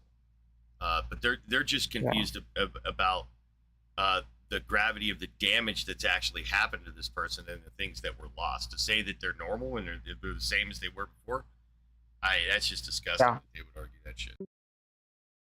Yeah. It's like, yeah, it's people who think like that metaphysical is like a thing, like it's another dimension or whatever. Type of people like that. Like, why do people think metaphysics is like it's like some sort of physics? It's so funny to me. It's part of the gaslighting. Yeah, because nerds aren't careful in how they talk about this shit. Yeah. Like when people wave around the word, oh, it's metaphysics. What does that mean? Like, do you even know what you're talking about? Yeah, no, metaphysical isn't a thing. It's a branch of philosophy. It's a discussion about like first principles and stuff like that, like just what things are and stuff like that, but not in a scientific sense. Yeah. So I hate the whole goddamn word. They should stop calling it metaphysics. Call it like meta discussion or some shit like that. Meta philosophy. Yeah. Why did they have to like lump physics with the word?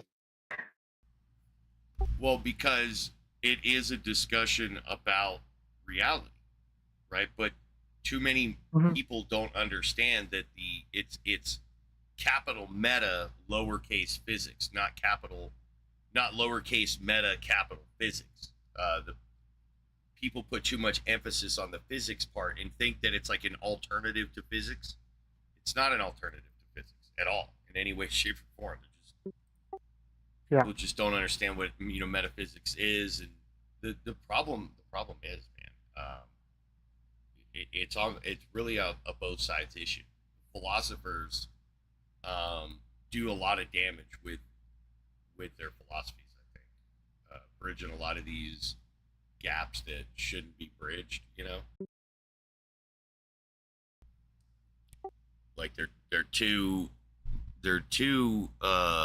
lackadaisical in structure that way. Like I think people just overcomplicate it and they make it like a what is it, a Rube Goldberg machine. Philosophy's like sort of it gets into the Rube Goldberg machine of a thought that you're getting your toast, But you're doing way too much to fucking get it. You can cut a lot of that off of there. It's overcomplicating. Yeah. Just put it in the toaster. Do what? I said just put it in the toaster. Yeah, I mean, yeah, you know what a Rube Goldberg machine is? You ever seen those things? No, what is that? It's like, I think they had it in Honey, I Shrunk the Kids, where like, you know, you come down the stairs and like you shut your bedroom door, and that like causes a string to pull a lever down in the kitchen, and it like makes a ball roll down a thing, and it hits a book, and that book Dude, falls off a shelf. And Pee toasts Wee something. Herman had the Yeah. best goddamn Rube Goldberg machine in the history. I dreamt about that shit when I was a kid. I was like, that's so fucking cool. Yeah. So a lot of people got different, you know, but it's just an old, like, and all the end function is like it pushes the lever down on the toast machine. That's it. Like this whole big complicating machine, and all it does is start the toast. I see what you're talking about. And I think a lot of philosophies kind of do that. Just kind of overcomplicate. You guys provided some such examples when that guy tried to mention his comfort for, well, I think we're trying to go for a comfort of his existence, right? But yeah, the right before you wake up part, because my brain starts going on to territory when I think about stuff like that.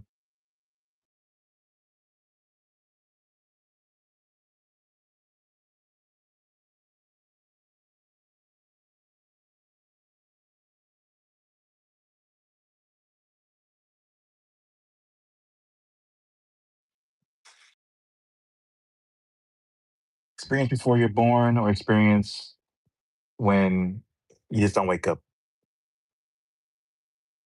There you go, trans. Watch that shit. You probably never seen that shit in your country. Okay. And remember, that dude got caught jerking off in a porn theater. To porn. Dude, if there was ever a place that I expect people jerking off, it's in a porn theater. That's why when it came out, it's just like it was like a big deal until it was literally at a porn show, and it was like, wait, huh? Like, why are we calling this dude out for what he, you know, like, it wasn't like there was kids or anything around. It was literally showing porn. Yeah, it was a porn. Yeah. Do people do that? They used to. It's not like a thing anymore that I know of. I mean, it might be in Vegas or something like that, but yeah, you know, 20 years ago, they used to have theaters would have like porn hour, and you had to be an adult to go in there. It's X-rated film, and yeah, people would go in there, and if you didn't think that they were jerking off, like, you're a fucking idiot. Like, of course they're jerking off. Was this like an unspoken rule? Well, I mean, you don't want to, but they made it seem like he was out there exposing himself to somebody, right? It's like, yeah. Okay, well, let's just imagine he wasn't exposing himself. The giant dick on the front of the fucking theater is exposing itself to everybody, right? To the whole goddamn theater. So, like, it was like, it's a big deal, sort of, but, like, keep that shit internal. Like, they ruined his whole career, and as far as I know, he's never associated that to his work at all. It's just something they caught him doing on his off time, and I guess it was bad enough. Oh yeah, it was 100% in his off time, and you're right. Like it, again, if you're going to a fucking porn show, I just go in if I'm going to such a thing, with the assumption that everybody in that theater is jacking off. That's just the way it is.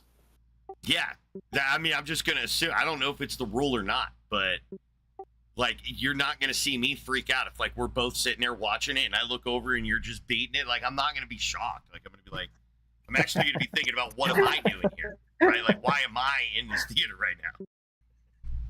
So yeah, he went down because of that, but you know, he fucking did jail time because of that, if I remember right. Didn't he? Yeah, because I mean, it is illegal, but you know what I mean? It's porn. What? Yeah. Because technically he is exposing himself, but like everybody knows everybody does. That's, you know. But then it was just because he worked with kids too, so it's like, But like, he didn't do, like, as far as anybody knows, he's never done anything to kids. but they blew it all out of proportion because of his Pee Wee Herman show. Should have been a house rep. Yeah, he could have got felt up and nothing happened. Yeah. Was this before like tapes and stuff? Tapes? Oh, dude, this was back in the early 90s, maybe? Yeah. Mm. Damn, it must have Late been 80s, early revolutionary when, 90s. like, Maybe it made it out of the 80s, you know, early 90s. I see. Oh, let's see. What was like? Masking, Did you guys like 91. It was 91. Yeah. July 26, 91. Sarasota, Florida.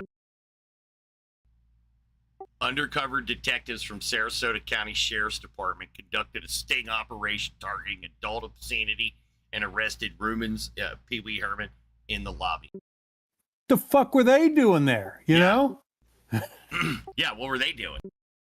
They were probably jacking off before they arrested him, to be perfectly honest with you.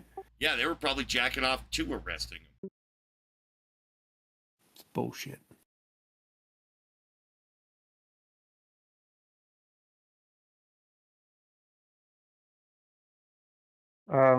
Was there like something that you guys were like really excited about back then, and then you were like, "Oh my god, this is revolutionary," or like they first started at like, I don't know, like cassettes or something? Dude, fucking Or, like everything was DVDs? revolutionary. I remember playing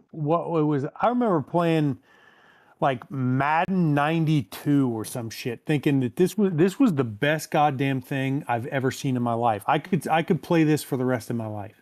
Like every year that shit was brand. It was like this. Look at these fucking graphics. Look it up now. Look up fucking what early 90s Madden looked like. Yeah, Sega Genesis, N64, PS2. Like every new one is like, holy crap. Yeah. Flashlights. You said flashlights? Flashlights. Oh yeah. Actually, I don't have one, but holy crap, is that an invention? Yeah, you don't need hookers anymore. Or tissues. All right, let's do border customs. Not Jay. You ready to begin? Not Jay. Earth to not Jay. Phantom not Jay. Look at that All right, shit, Brahma. man. I was playing that shit and I was like, this is fucking amazing. The Yeah. goddamn feet moved. Yeah. Did you play Backyard Baseball? I don't remember that one. They had like a whole series for all the different ones.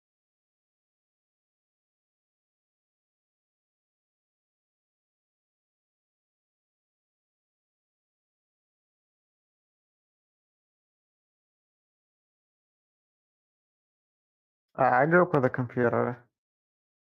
On like free games and like I did play like really old games like Super Mario, stuff like that.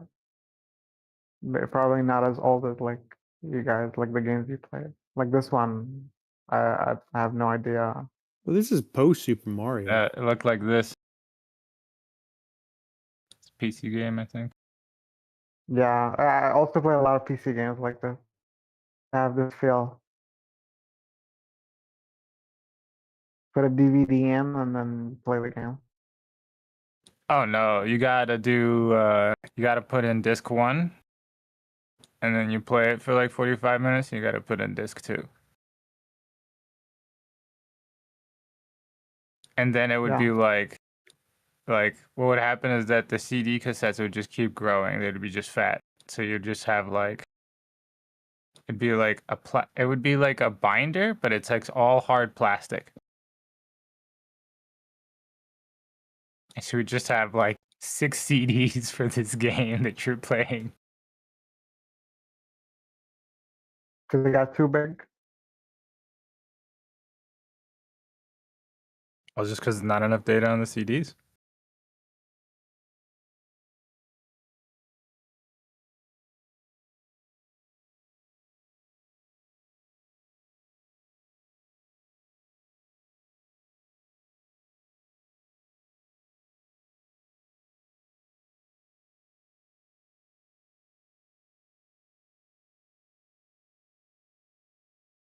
Oh dang! I guess they remastered the game.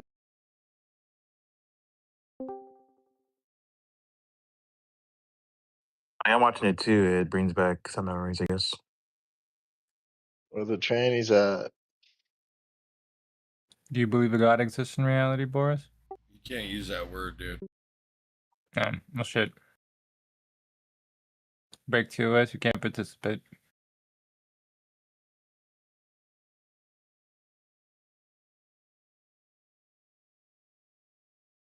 Yeah.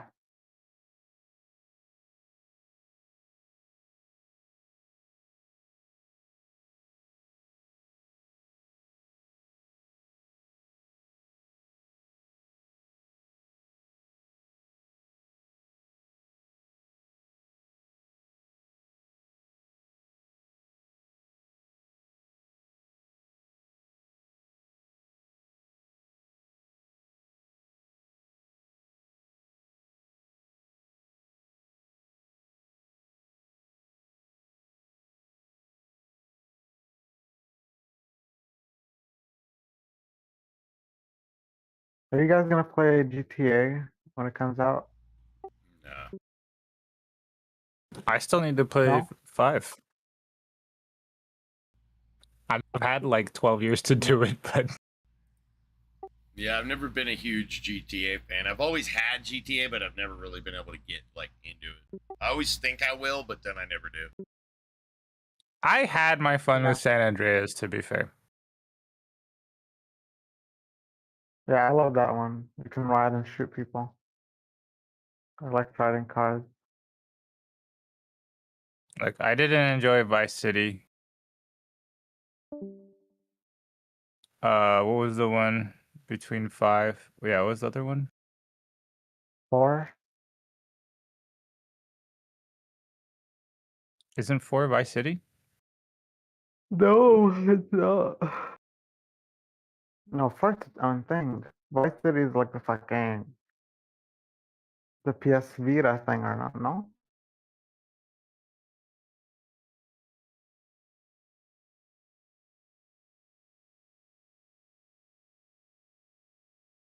Yo, Mogi, so my grandparents bought me like my consoles, and one time I asked them for like a Wii U, and then they got like a Wii.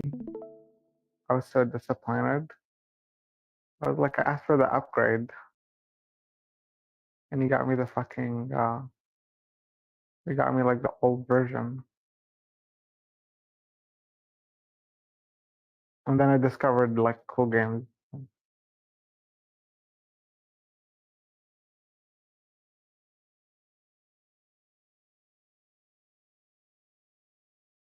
Yeah, I haven't done Nintendo in the longest while.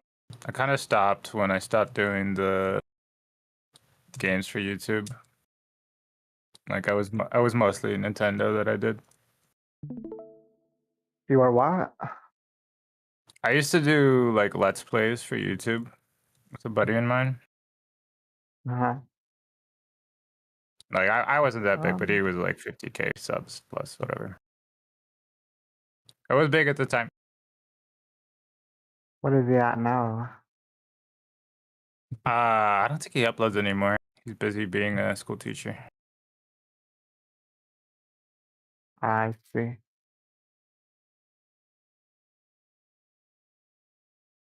I haven't said hi to him in a second. Should do that.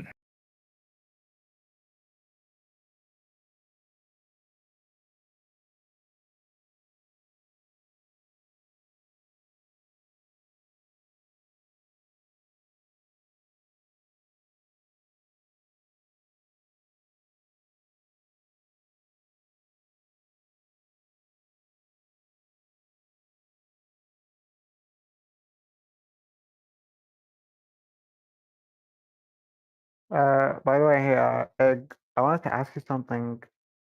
So, like, you know how you're like talking about like people getting inculcated and stuff like that, like they've only known their culture and stuff. Like, why is it so hard to like you can tell them stuff like that? Like, why is it so hard to like convince people? Like, they just don't get it. I mean, because people don't want to look at their own parents like that. Yeah. I would say neuroplasticity. Like once you wire Can you your brain expand on one that? way, it's like unless you're trained to rewire your brain on a regular basis, that ain't gonna come naturally. Yeah. It's not intuitive. Yeah, you're right.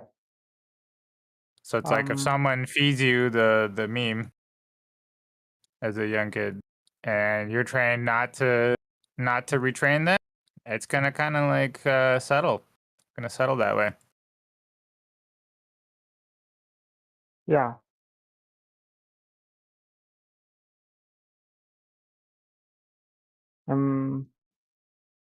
Yeah.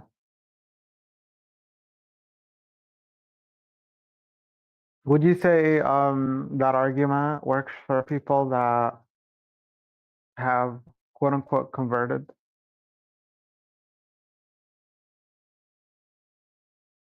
Sorry, what? Would you say that that is also a factor for people who quote unquote converted?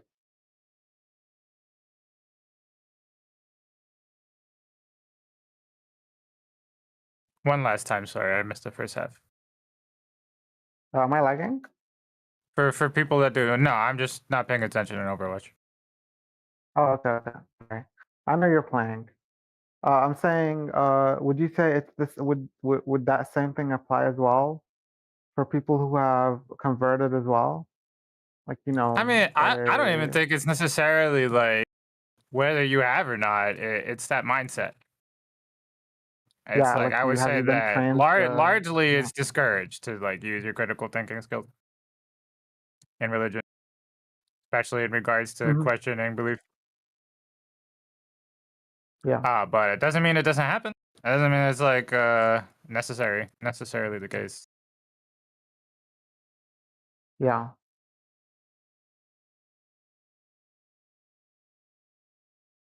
It's just reality is unintuitive, and we gotta learn to somehow compensate for that. yeah. 'Cause I like try talking to people sometimes, and it's so hard to like convince them of that. Like if you're able to convince them of that, and they can like reflect back, think about it actually, like you could make some can have like an effect, but like you need to do more work.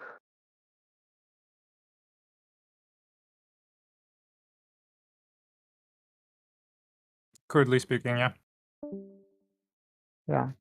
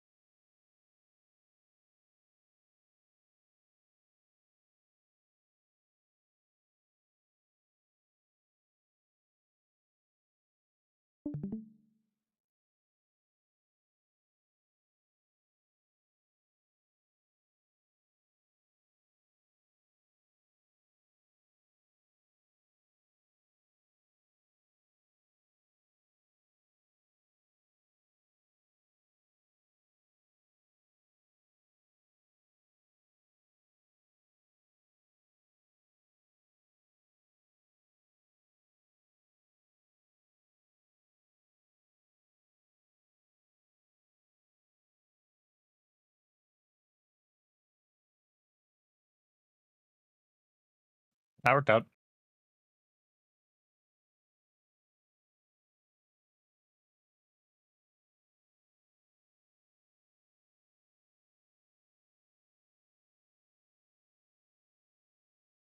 Is that a watering system you have?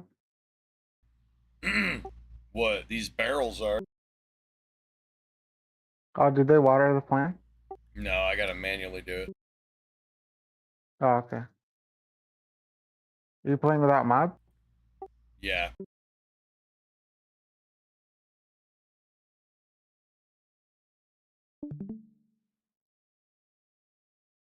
Are these things new? This sprinklers, the water, what do you call them? Water can? Watering No, can? those barrels have always been in the game. And the Oh no, the little, green watering can. yeah, those things, they've been in the Yeah. game too, yeah. Oh, okay.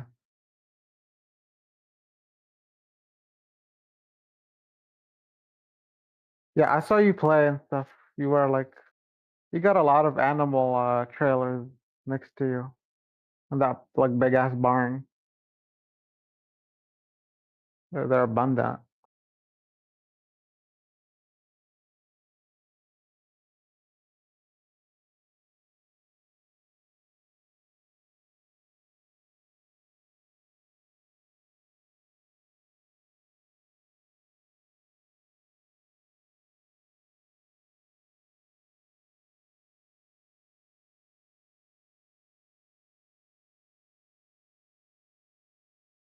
Wow, I only did 3k damage in 5 minutes. Lame.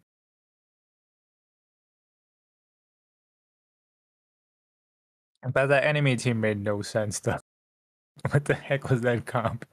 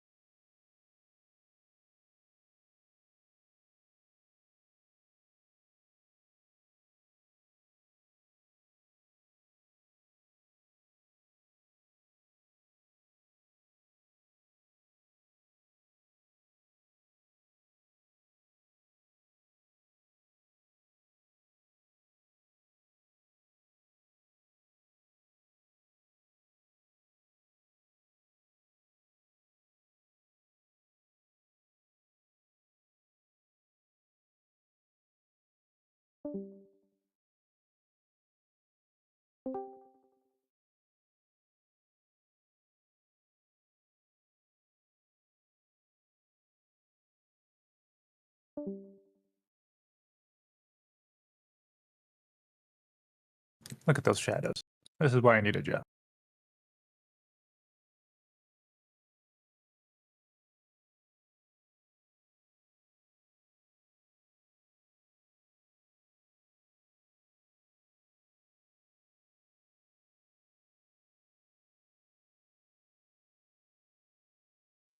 How's your gameplay style with Soldier going? Honestly, I think it's the maps. I need to learn the maps a little more. It's like I don't really play a lot of those like hit and run people all that much, but I guess I'm being the what is it? I'm committing to the soldier a little more. Like every time I look at the scoreboard, I see the Sierra do like double my damage, and it's like, should I just switch to Sierra? It's like when I play Sierra, it always works out. She's probably just objectively better, but for some reason, I just like running around too much because it's like I can immediately disconnect. People forget about me, and just go do stuff somewhere else.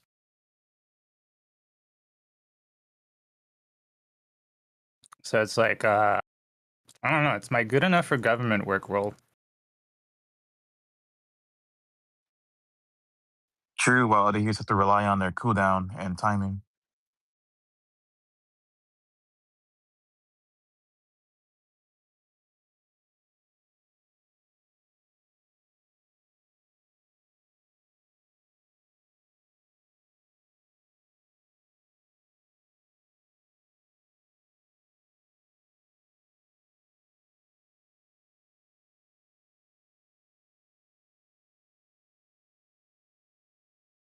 Yeah, dumbest, smartest thing I've done was taking those psychedelics when I had this kind of thoughts the other person was having, the discomfort or the dread of being uncomfortable in my own existence. But it was only with the pushback of how I was just raised with the God thing.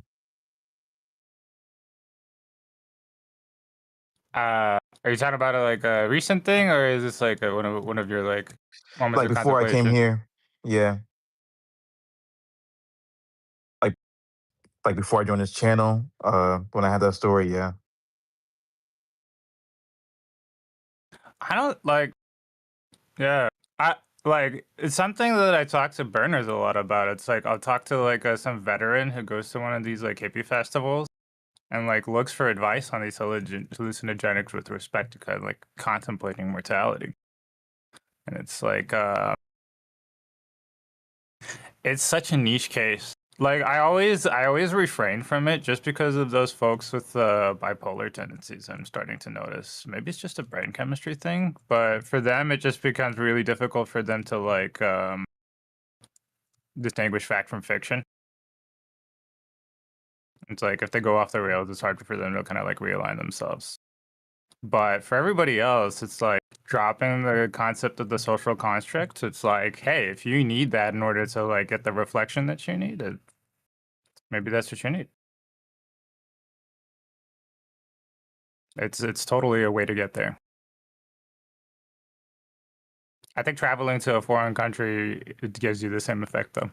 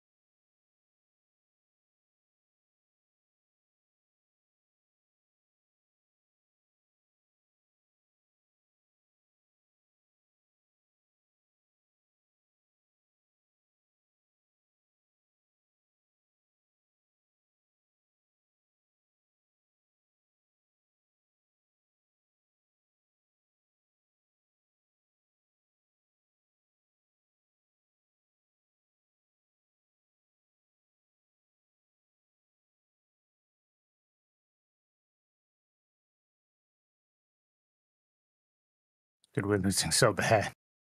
I think it's just my team is just super slow.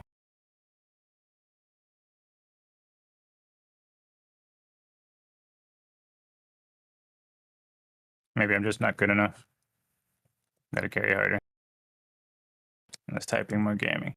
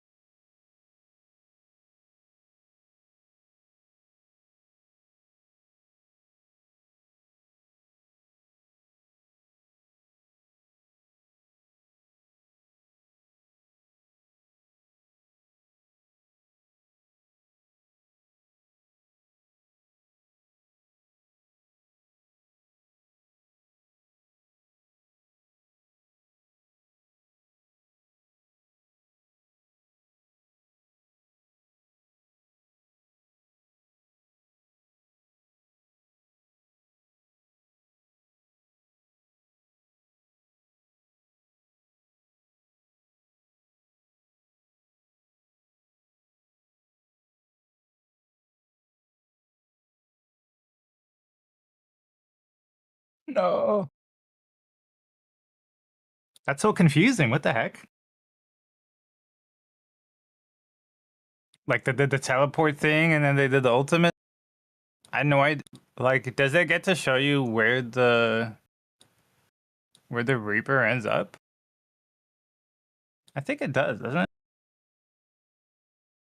Maybe just wasn't observant enough.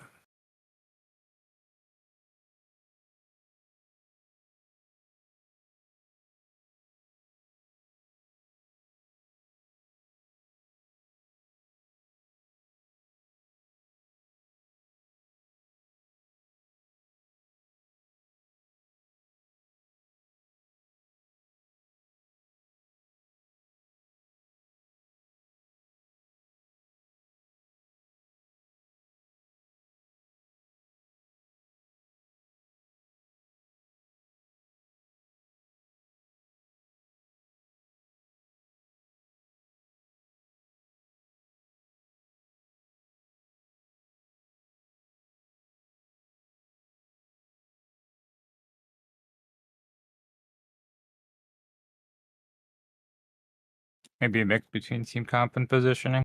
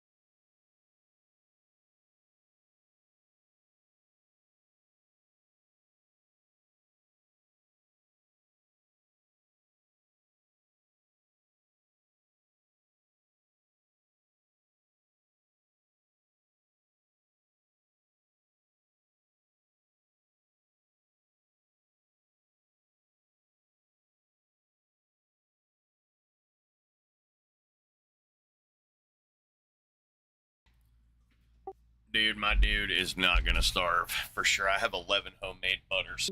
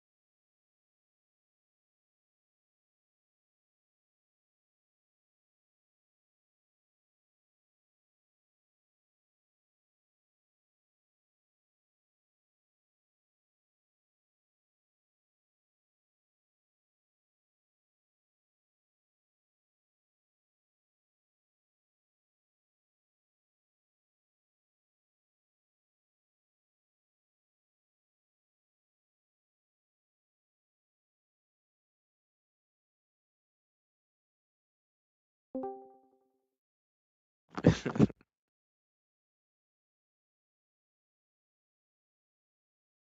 have we here? No, I don't think you want to be here. You can just move on. There's nobody doing anything. I mean, if you want to kick me out, go ahead. I just gave you permission to move on. Well, thank you. I appreciate you, and I give you permission to stay. Sweet. These weird ass people. Yeah, but if you want to stay, you got to get through border customs. You cool with Okay. that? You ready to begin? Let's hear what you got. All right. Do you believe a God exists in reality? Oh, yes, I do. Can you demonstrate said God? Demonstrate? No, there's no way I can demonstrate God exists. All right. We accept your concession. You lose. We went Concession to direct to what? nerd. Absolutely fucking Boom. dominated. Completely fucking destroyed, dude. What's the concession? That you couldn't prove it. It's not a matter of proof. Belief in God is a matter of faith. You know, else it would Yeah, be but the religion. That's not the demonstration, point. the demonstration is a matter of proof. Well, that's not the basis of a religious belief. So Yeah, but that's not what was asked of you. what? Okay, you could be a flat earther and ask me to demonstrate gravity. That's not what's at hand. I get it, but So why do you believe in ridiculousness of the something you logic. cannot demonstrate? Because the source of my belief is not something that can be physically, and quantifiably demonstrated. That's not how faith in the supernatural works, or else it would not Well, be that's a supernatural. fact, but we're asking why. Why do you believe in something you can't prove to be true? Okay, so I'm going to tell you again, and I want you to think about what I'm saying. My belief in something, right, is not merely limited to something that I can tangibly quantify. So the question of why has to do with other issues beyond quantification and tangibility of it. So you would say, why would I believe in God at all? I could give you a list of reasons. You may find those reasons to be worthless or valuable. That's not about quantification and tangibility. There's a rub here, right? Good. It's like, say you have a patient in the psychiatric ward, and they say, I see Elvis singing and dancing before me. Yep. How do you dissuade them of the delusion? Good question. Delusion like that has to do with a natural, I guess a natural sense. You're using eyesight, and the person is describing something that they cannot quantify, nor can they measure. Yeah, they're using your words. They're using your words to say why they believe it. No, we're not. We're using your words. And they're using your logic. They're using your logic to say not. why they believe the Elvis. No, they're not. They're saying what I believe cannot be quantified in amazing And how would terms. they say they see him? How would they say that they see him? Seeing is a you can when you a speak of personal seeing with your experience. eyes. It's personal revelation, man. That's not the same thing. Personal reservation is not something that you can describe with photons entering your eye sockets. Well, you're gonna have to sell that. I'm not trying to. Again, I said it's a matter of faith, and it's not something you can quantify or measure. Yeah, to say that this is a different thing than the Elvis thing, you're gonna have to sell that to us. Photons you got something I special done going on. sold you on the fact that we're not using photons through a person's eye socket. So there's that. Yeah, but do you think that's what a crazy person? You think that's what a crazy person's doing when they see Elvis? No, there's photons they're go into describing them. something Elvis that they can photons? quantify and measure, or there's a method to quantify and measure, and yet they're describing something that is not measuring up. I can assure you there are no Elvis photons coming into their eyes. I'm sure, and I'm sure that for them, say otherwise would be a different matter. But I'm not describing through natural means a supernatural experience. So they're how not would even you saying it's a convince them matter of of faith. not Elvis? They're saying it's a matter of like observation. They're saying, "Hey, I see with my eyes." But that's different. Okay, I'm not saying and so that how would can you see with your convince them eyes or otherwise? smell or any of that. Huh? Okay, you've analyzed it, but how would you convince them of the delusion? You say how? What? You gotta speak a little louder. How do you convince the psychiatric patient of the delusion? How do you convince them they're deluded? I don't know. I'm not a psychiatrist. I mean, I could give you throw out a couple guesses, but it probably wouldn't amount to a hill of beans because I'm not a psychiatrist. The delusions could be caused by a brain injury. It could be caused by some neurological deficiency. Maybe they're not getting enough, potassium in their body. They could have been born with a congenital defect, so on and so forth.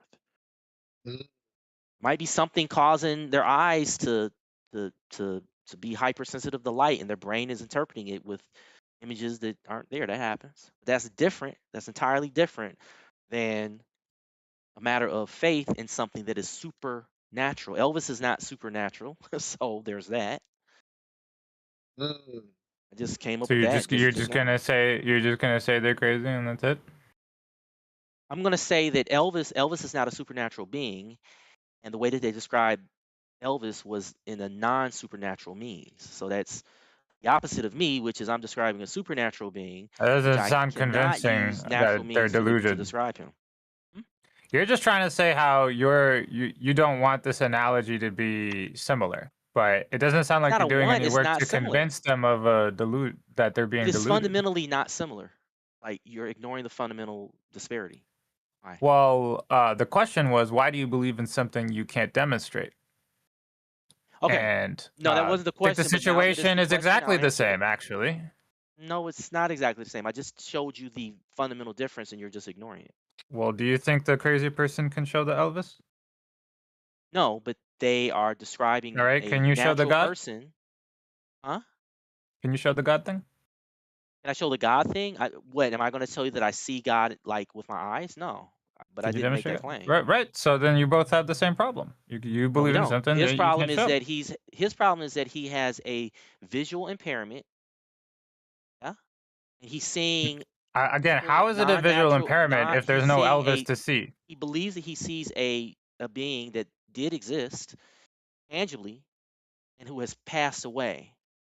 I'm telling you that I have a belief in something that I cannot quantify or measure, and is not someone I can demonstrate. I'm not trying to demonstrate through, oh, I see him, he's 5 feet away from me. Look. So you're stuck. I mean, you're stuck.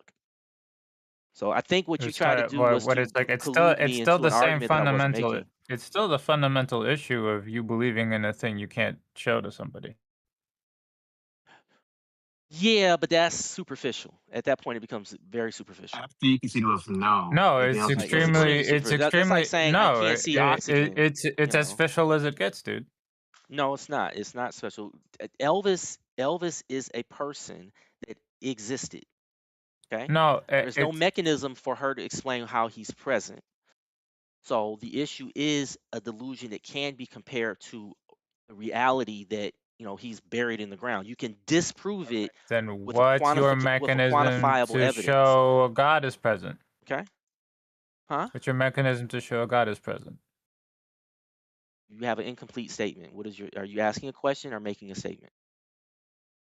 No, that was a complete question. I don't What is have your a mechanism to show so a God is listen. present? Right. So you're asking what is my mechanism to show that God is present? Yeah. Okay, I don't have a mechanism because a mechanism is once again a natural process. It is quantifiable and measurable. A mechanism. Faith is not something that you can use That's a mechanics made on. up That's why proprietary definition. you say what? You keep That's a interrupting me made and up. then you That's talk not and what then you that expect word me to know what means. you're saying. Why It's don't you just say not what something that word like, means. why don't you let me finish my statement and then you make your counterpoint?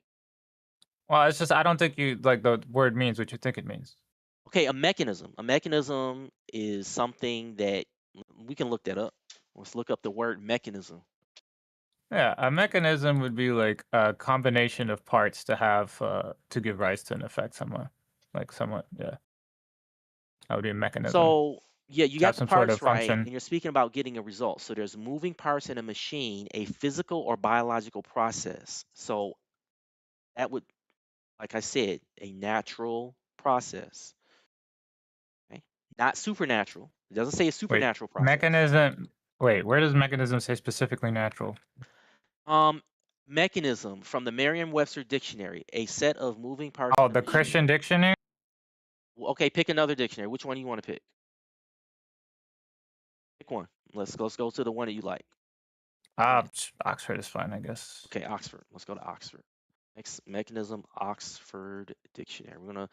We're going to define terms. This is so A silly. system of moving parts in a machine. It's like, According to Oxford's Learner's go. Dictionary, a mechanism is a noun defined as a set of moving parts in a machine, a method or a system for achieving something, or a system of parts in a living thing.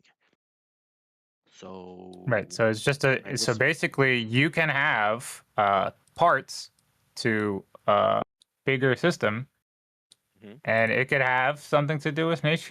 It could have nothing to do with nature. okay? Oh, in what part of nature, not supernatural, but what part of nature am I describing God?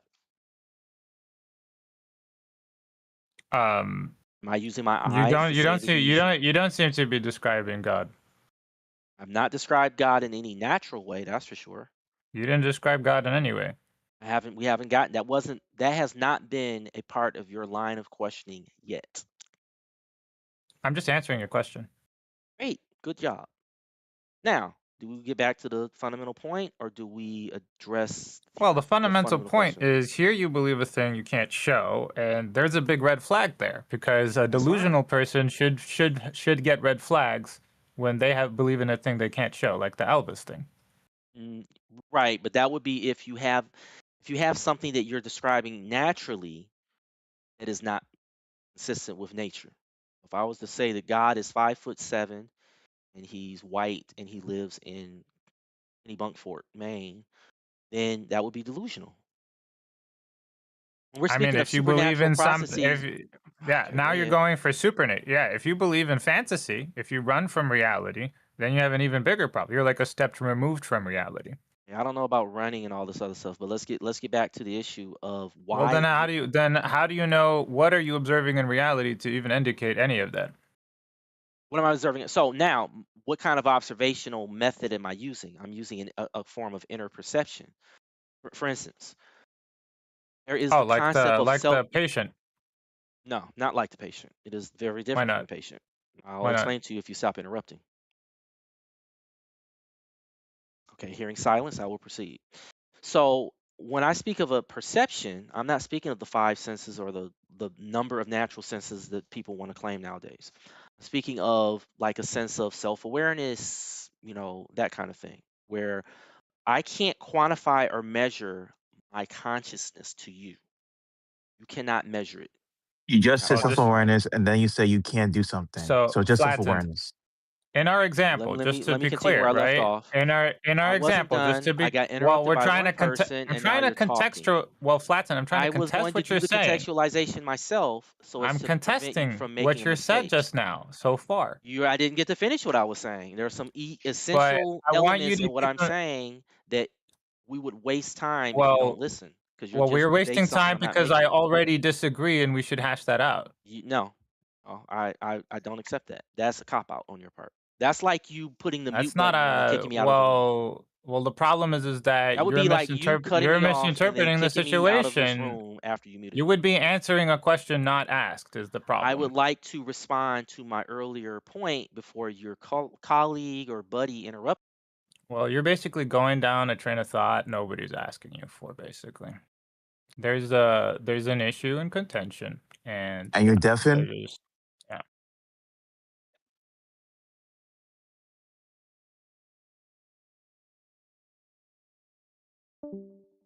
Look, I know I was a dick with the pushback, but definitely for Mogi, come on, man. All right, Boris. You ready to begin? Yeah. Do you believe a God exists in reality? Mm-hmm. Can you demonstrate said God? No. Was that a yes or no? I couldn't quite tell. No. Okay, we accept your concession. You lose, we win. Get wrecked, nerd. Easy. Now, why do you believe in that which you cannot demonstrate? I'm a fool. I feel like I don't know everything. So someone else ought to know. Who's been on this earth for a while. That's good enough for me. Well, wouldn't it just be easier to just drop the belief then? I mean, not really. It comes with a lot of great things and a lot of great aspects that really kind of Such keeps as, me in line. Such as being a good dude, refraining from just having sex with women all the time and just doing stuff like that that isn't really beneficial to me. It makes me think of more important things like raising a family Right. and So you're saying if you don't believe in this guy, you wouldn't be a good dude? no, I definitely focus more on like drinking and getting high and doing kind of the things that I truly like doing. I like doing stuff like that and drugs. But you know, when I'm not when I'm focused on this, I feel like I don't want to do that stuff because I feel like it's for a bit. Uh, there's going to be a better ending if I keep up better habits with this. You think that believing in things you can't show is going to give you results? What do you mean? Believing things we can't show? Yeah, if you I believe mean, in a thing you it's can't demonstrate, isn't I that mean, going it's to giving give me trend? results. Aren't you going to be trending towards fantasy rather than reality? It sounds like you'd get the opposite effect of results. Fantasy, but I'm not doing drugs, so I'm happy about that. Dude, you can quit drugs without a god. Yeah, but why would you want to tamper with that? Well, What? like if it's something that's helping me not do drugs, why would you want to like risk messing that up by saying there is no God? What's in it for me? Why would you suddenly like start doing drugs again? Because if Is there's the no only thing God, preventing you? then there's no point. What do you Which mean no point? Are you seriously that naive? Like you can't think of a reason why drugs would be a bad idea? Just rampantly Well, using it no, I without don't. restraint? Not really, no. You have no idea. I mean, I'm pretty good at keeping a cap on it. I just like smoking weed every day, and I like doing blow sometimes when I drink. Uh, obviously, I don't do it to the point Well, of like I'm but in the gutter, but okay, so you said drugs. I assumed you were talking about things like heroin and like no, fentanyl. no, I don't do that stuff. What do you think? Do you think anything wrong is gonna like not that much is gonna go better? Like if you just smoke, if you just corrupt your lungs, man, endlessly for dozens of years, of course you're gonna get your lungs are gonna be fucked up. Yeah, but it's not That's how that even works. really it's not really a health issue really for me. I'm pretty young, so I'm not so concerned so much with that, even though I should be. But it's more of like what I start doing on my free time, like the people I surround myself with, the things I participate in, the things I prioritize, friend groups, like a lot of that plays a big aspect in that kind of environment and like being in those club environments and having sex with everybody you see and doing crazy shit and getting into some certain trouble, driving drunk. Like it kind of just leads you down this path where I've been there and done that to be honest. So speaking from experience there, Uh, and I'm just saying, Speaking from experience, it's like I mean, you doing stupid shit is you already yeah, recognize was stupid yeah, shit. it's stupid shit, but And it's not stupid shit because God said so. Stupid okay, shit yeah, for other reasons, for you right? maybe, but I'm not gonna drop that just No, because but you like you can give me what's you can give me convenient. good explanations for all of those on why that's stupid shit Why without do you want? Why saying do I God need to give said you an so. explanation? Well, the point is that if you didn't believe in a God, you would still have a good reason for why that's all stupid shit, and you shouldn't be doing it. What do you mean I shouldn't? What? What do you mean by that? I don't get that. Why it's stupid to just like spend all your free time, uh, like Doing naughty courting stuff? women, sleeping with everyone that you see, and just only doing booze and not developing yourself. Yeah, no, I feel like, if there's no God, then what's really bettering myself about? Why not just have fun and let loose and fuck girls, fuck trannies, whatever? Like just go wild. Like what does it matter if there's no true right or wrong? Sustainability. For what? How For long you what get to have money? fun? No, how long you get to have the fun. I don't know, dude. I'd rather just go all out. I'd rather go all out and just die of like a heart attack one day on DMT or something. Because it You really say you doesn't would matter. rather, but you don't mean that. I mean, Because but that's that would not that where would you're that at that right would now. but that would be the route, is what I'm saying. Like if I partook I'm in that. calling you on your bullshit. All right, dude. Well, you have to call me on my bullshit because if you don't, you have to accept the matter that this thing is good for me, and you don't want to accept Okay. that. Well, Which God? that's coming out of your asshole though. It's not based on anything. You're just doing this for like fun or something. I don't know. You're just doing this because debating is fun, I guess, to you. But there's no real meaning Well, behind I'm what you're talking doing. about reality, and then you're like, "Hey, if I just ignore reality, things are gonna work out." That's what you're telling me. Hey, better's me, dude. That's all that matters. I can't convince you, but you asked me. Ignorance is bliss, huh? Yep. Life is gonna get really hard for you, dude. Really Why soon. does it upset you? I'm curious. No, it doesn't upset What's me. in it for you that if I believe it, I'm just don't believe? giving you a fair warning, Boris. Your life is gonna be very difficult in the near future. Okay. How so, Gandhi? Because life is just gonna happen to you, whether you like it or not.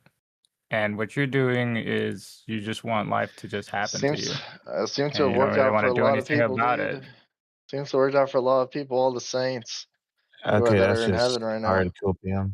It Yeah, worked what out for a about all lot of those people. billions of people it's not working out for? Who? Yeah, it's just people who struggle in a day-to-day life. That's the What do you life mean of a who? Christian. What do you mean, like literally Yeah, people starving people to death? struggle. Yeah, people struggle. People struggle. That's life. That's the Right. world. And then if you ignore reality, you're not able to solve the hunger part. Okay, dude. Yeah, people go hungry. Bad things happen. And then you suffer and life gets hard. And does no one suffer? Everybody suffers. Well, it's whether it's necessary or not. You're suffering unnecessarily through willful ignorance. What's necessary suffering?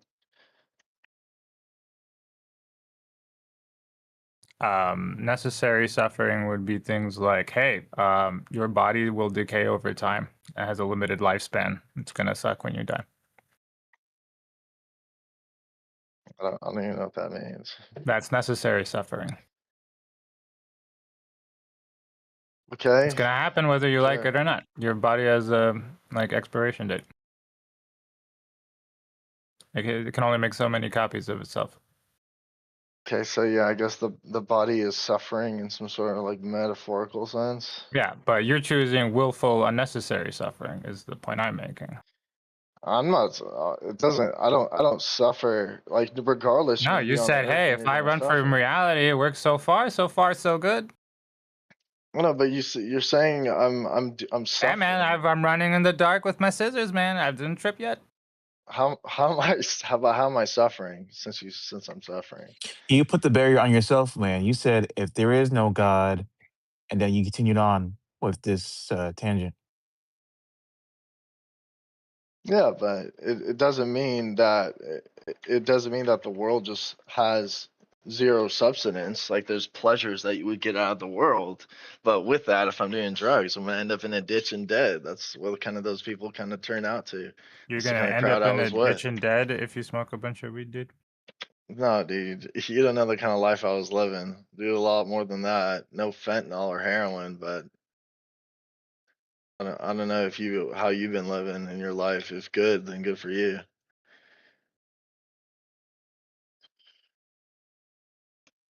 I mean, But you it's being okay, a dude. naive child is Oh, all right. Well, how am I a not naive child for having hope in something? no, I'm talking about your past self that was Okay. doing all Well, the I drugs. have hope in something, and it bettered me. Yeah, but you being a But what? naive It's a child lie.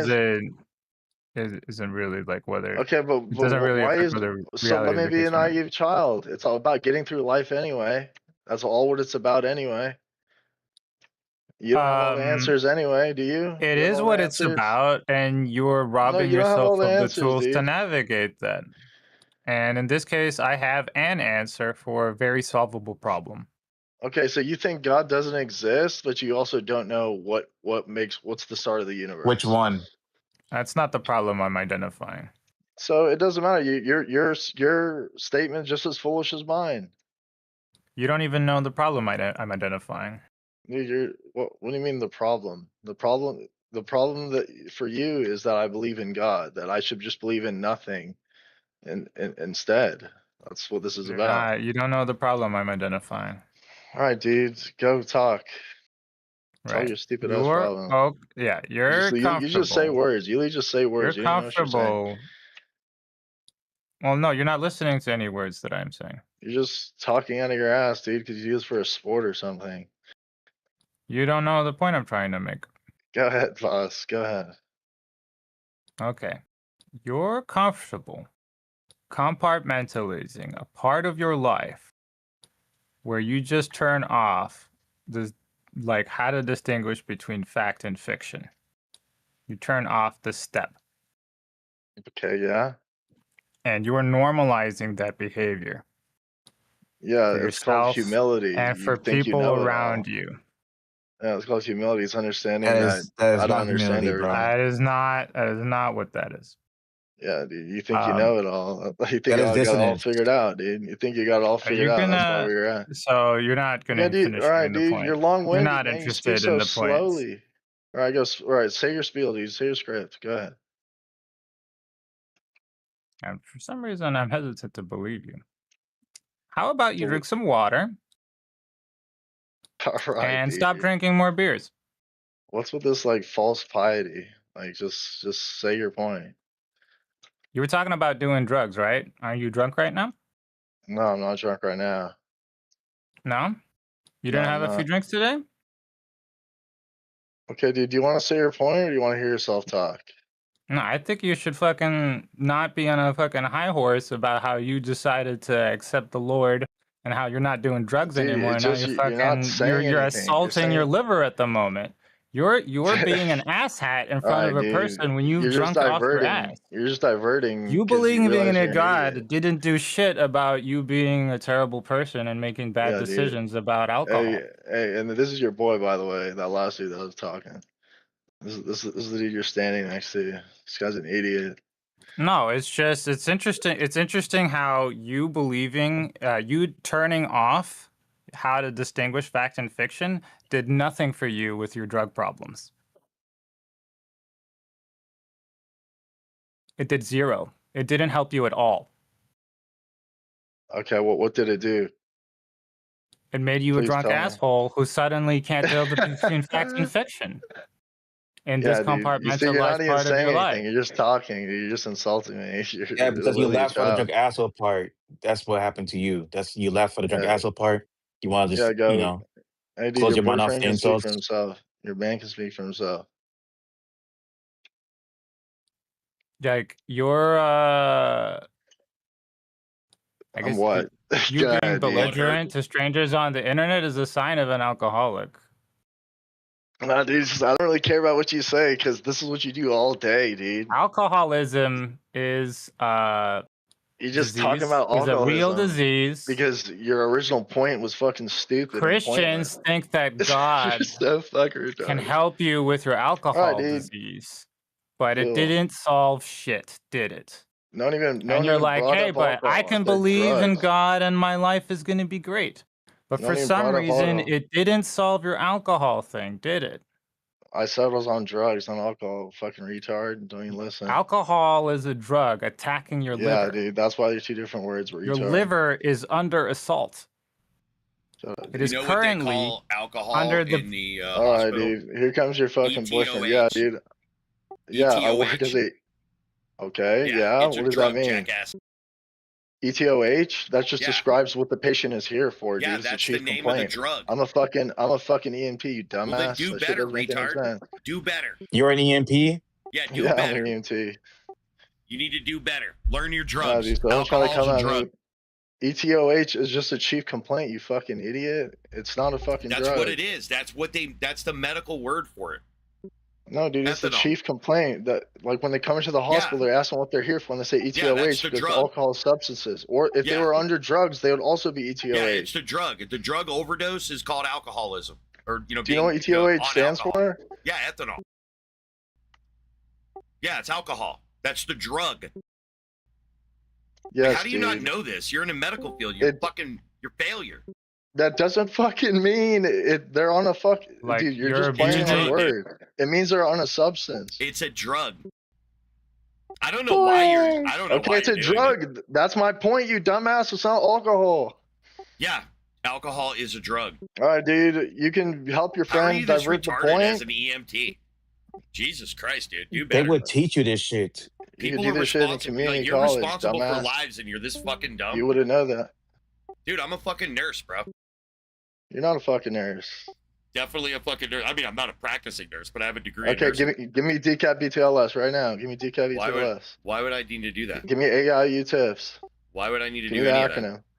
Why would I Because need you're to a do any of retard, that? dude. Why You're would a I need to do faggot. any of that? You're just some Oh, wow. atheist who has Wow. no moral upbringing, no subjective. Yeah, you just mod by suicide or suicide by mod. We get it, Boris. You're getting your shit pushed in, so now you're just in a spurg fest saying the F word now. Go fuck yourself. Mask off, retard. Mask off. You should have just had it off in the beginning, and then we wouldn't have had the conversation and wasted our fucking life trying to help a fucking retard like you. You probably used to be an EMT before you became an alcoholic. That's probably what it is. Now, what do you got a dick problem now, huh? Is that why you're angry on the internet because you can't beat off no more because of the fucking alcohol? Fucking retard. Do something about your life before you get brain damage, bro. Because the next thing is hepatic encephalopathy, dude. So good luck.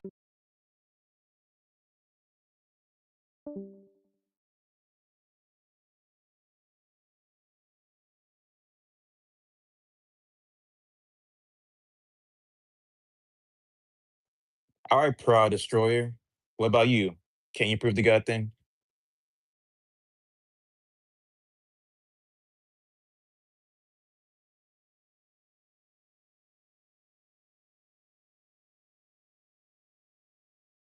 If you're speaking, I can't hear you, or my audio's cut off.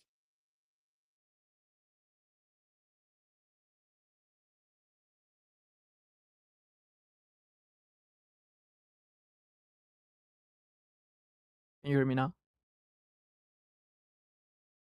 Yeah, you're good. Okay, great. Greetings. eh, Yeah. I'm sorry. What were you asking? I'm sorry. Well, you joined the God and Real Quran room. Well, first, do you actually believe a God exists in our reality? Yes. All right. Are you able to demonstrate as such?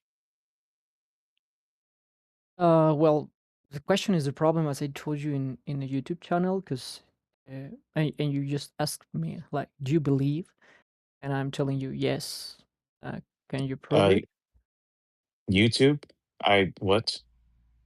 Are you talking about Say your me? YouTube channel, something like, I don't know. If you're talking about This, the agnostic one, that's me. yeah, that one. That one. What did I say to you? No, the guy who just asked me the question, like, do you believe in God? And I told him yes. And he asked me, hey, can you prove it? And I told you, you asked me if I believed, not if I can prove it to you.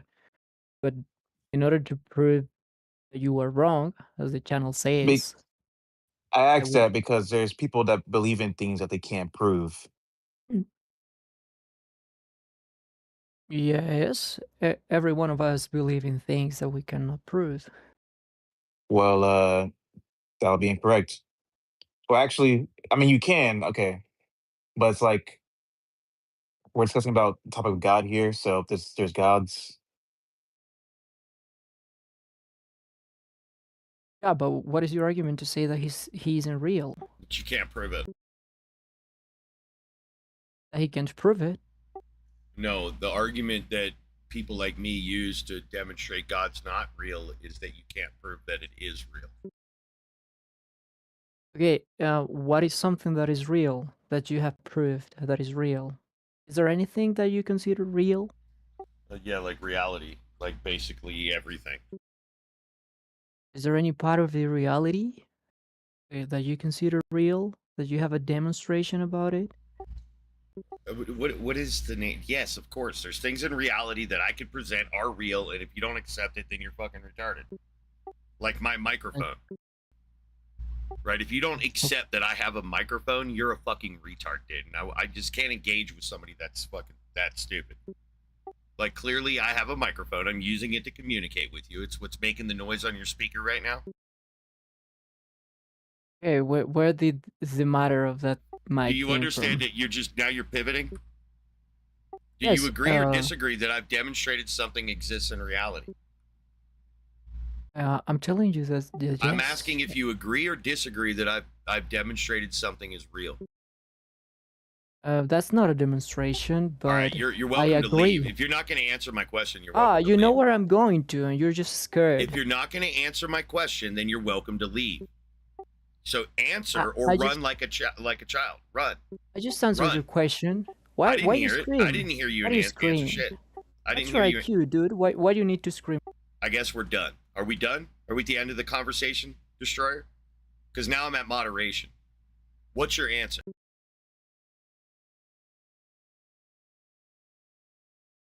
I told you yes, the mic is real. No. We're doing yes or no now. That you've ruined the conversation part. Now we're at this. This is our life now. You fuck with me more, it's going to get worse, bro. But this is where we're at now. Until I treat you differently, this is what you get. You start answering yes or no questions, maybe I'll start letting you elaborate. You wanted to fuck with me, this is me fucking with you back. This is how I do it. So you're on my fucking time, asshole. You got to choose when you were going to act like a fucking prick, and I get to choose how long I'm going to fucking return the favor. That's our deal. That's our relationship. So do you want to have the conversation or not, asshole? Yes or no? Yes. Yeah, then stop fucking around. Now, what's your fucking question? Accept the fucking answer and move forward. The question is that how do you know that that is real? Because you see know it's real.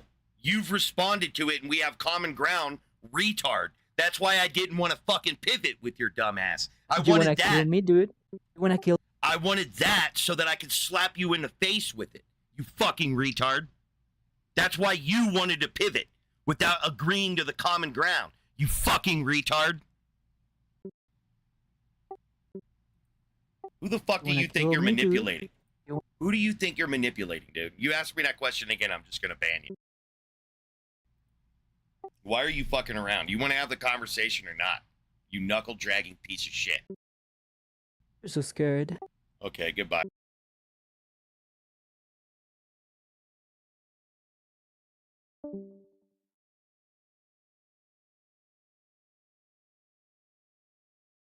It's like I think there's a fundamental misunderstanding of the word demonstration. Yeah, I don't know what that guy's fucking issue was. It's like you're gonna ask somebody if they could prove something. They pick something to prove it. You accepted it existed. Then you're gonna ask, how do you know? It's like, dude, at that point, go fuck yourself. I'm not interested in going down whatever fucking endless logic train you want to fucking ride.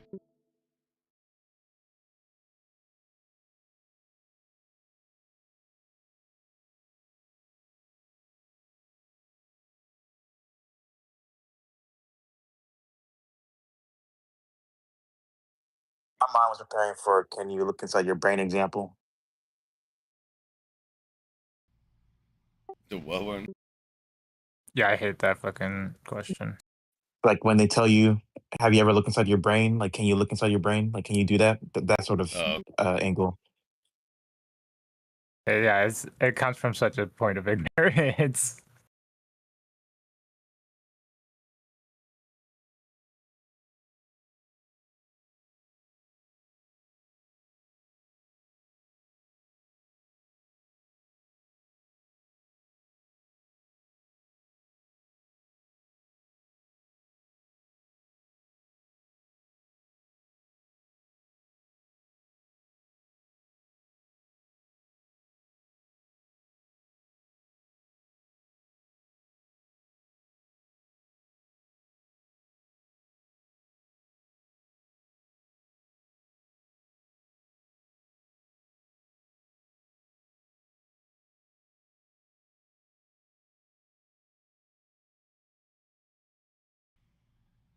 Dude, one of these videos is gonna be like a 12-hour live, and then it's going to be like a 30-minute video.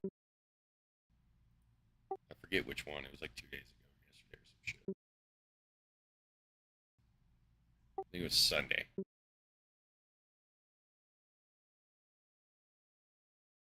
Not because it was the only interaction, but the only one that had any salt to it.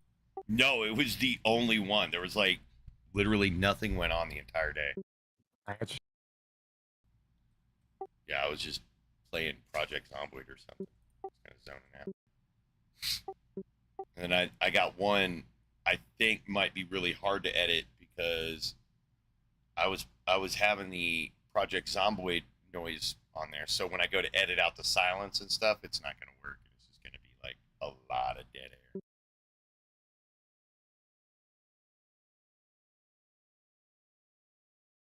I don't know if like Windows has it, but there's a way you can like select exactly which feeds get picked up through OBS. Yeah, I think there is. I just haven't set it up. I just set it up to do like the whole the whole application rather than just the window, and then plug in the audio separate.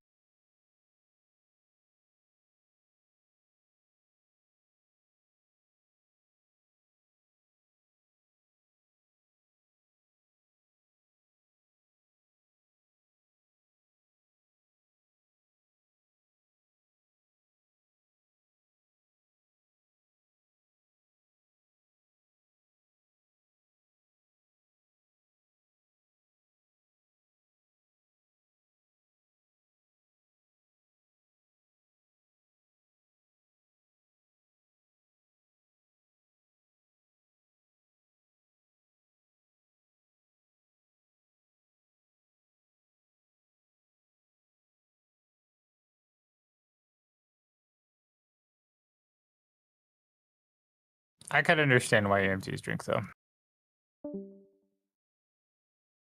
It's like a stressful ass fucking job.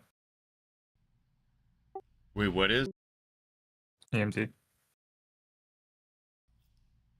Yeah. I don't know. Like working just like I think any job where you're like seeing that much trauma on a daily basis is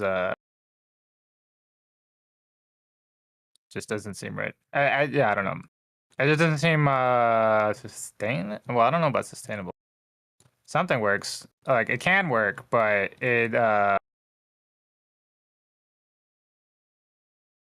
like rubber. It's like it's like petting your dog against the grain or something like that.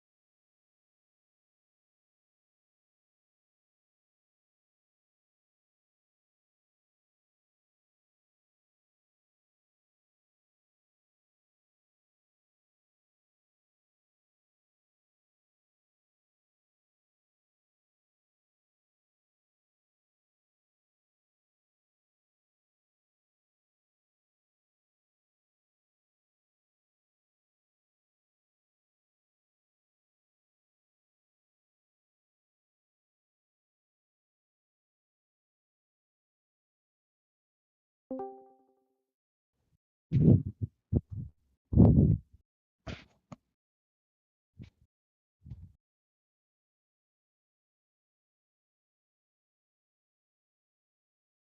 Siri just feels so busted.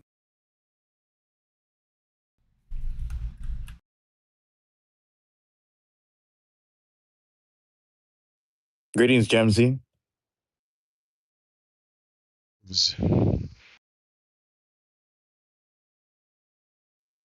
Do you believe that God exists in our reality? What is that? Like God? Does that have like etymology or a definition?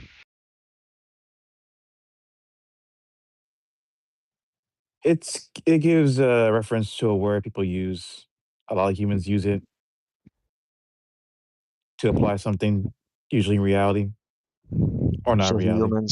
humans made God for their own storytelling. Well, it's an alias. Humans alias, yeah. In general.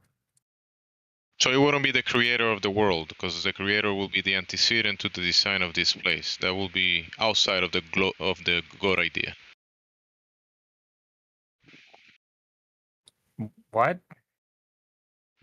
The creator. How did you get that from when I said that the alias is a thing?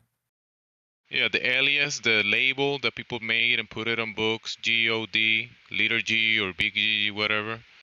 That wouldn't be the actual the great architect or the creator or the designer of all things. Right. So when you Wouldn't say be my that. favorite ice cream, that means exactly that one flavor, right? For all cases, in every context. Yeah, all the It means that one. So my favorite is always that chocolate ice cream. It's not any other flavor for any other person. Well, ice cream, sure. Yeah, I like ice cream. You like it? I Well, I'm apologize. talking about the alias for favorite ice cream. Yeah, that would be like a man doctrine, like man making stories, and you make your story, I make mine. Mango makes his story. Right. That wouldn't be the creator of. That wouldn't be the creator. So when you referenced a story for the creator part, why did you commit to one? Because that's the only logical conclusion about the designer of this design. A designer. What? I don't know the name, how he So, looks, where's he at, how It's old he is. I don't know. it's not a word. I was under the false notion that this is the first time you heard this, but no. All right, define design. Define design. Yeah, because I don't know if you're using that word properly.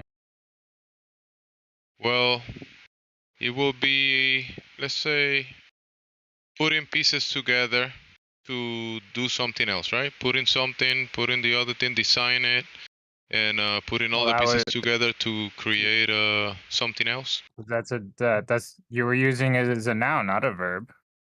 Why are you defining the verb? Probably you're gonna have to use both for this. Well, the design you could put on paper, like a description of the thing, and then you use the verb to make it. You have to put the design into action, right? And then, because you can have a design of Superman, but you cannot make Superman, right?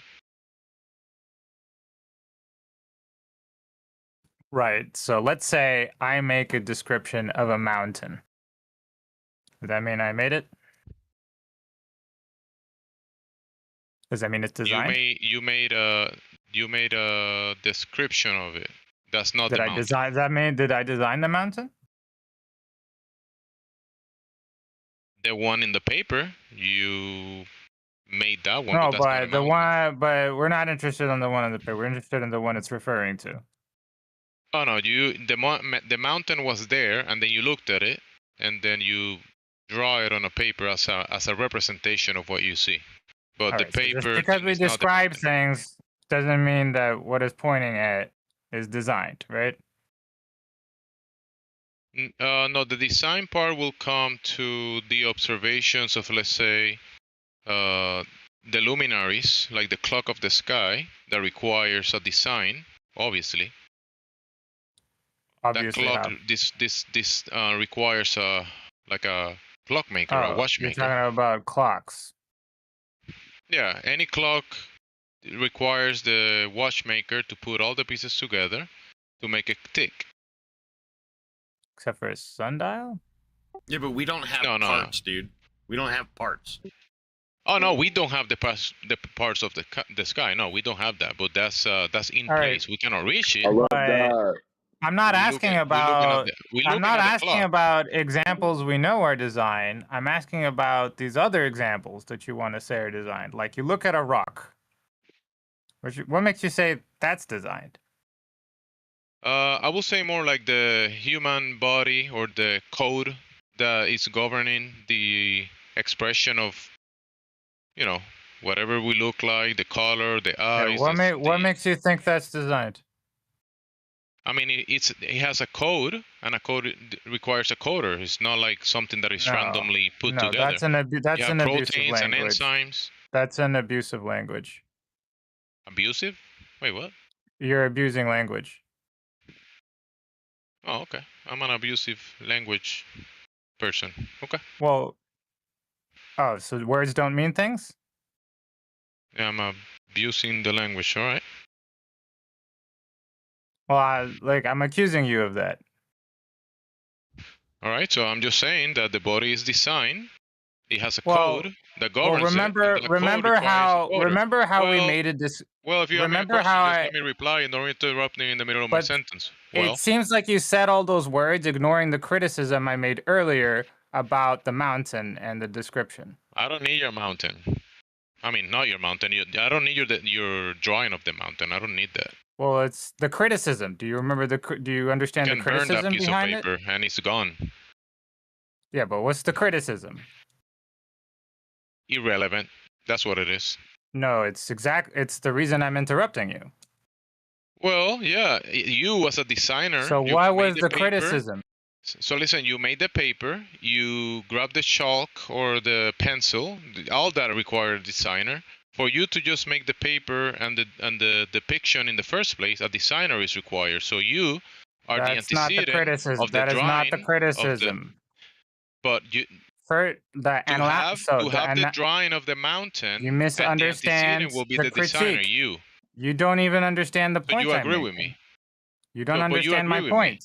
The drawing of the mountain requires the designer. I disagree with how you're describing the nature of things. I mean, you're welcome to disagree, but it's okay, buddy. You'll be fine. Well, I'm trying to explain it to you, and you seem to be too stubborn to listen. I'm trying to explain it to you, and you've been too stubborn to listen. I gave you a critique, and you're not having a conversation. I don't have to accept your critique. I don't have to accept it.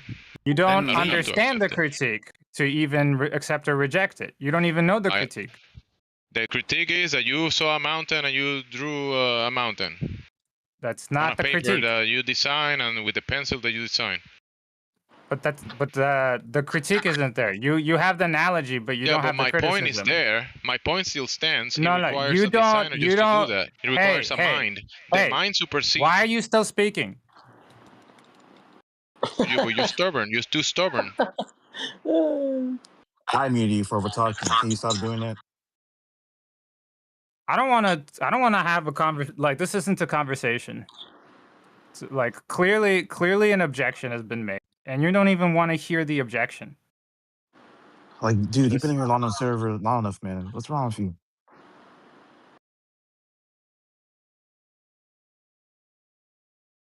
Oh, you're a flat earther. That's what. That person can just go.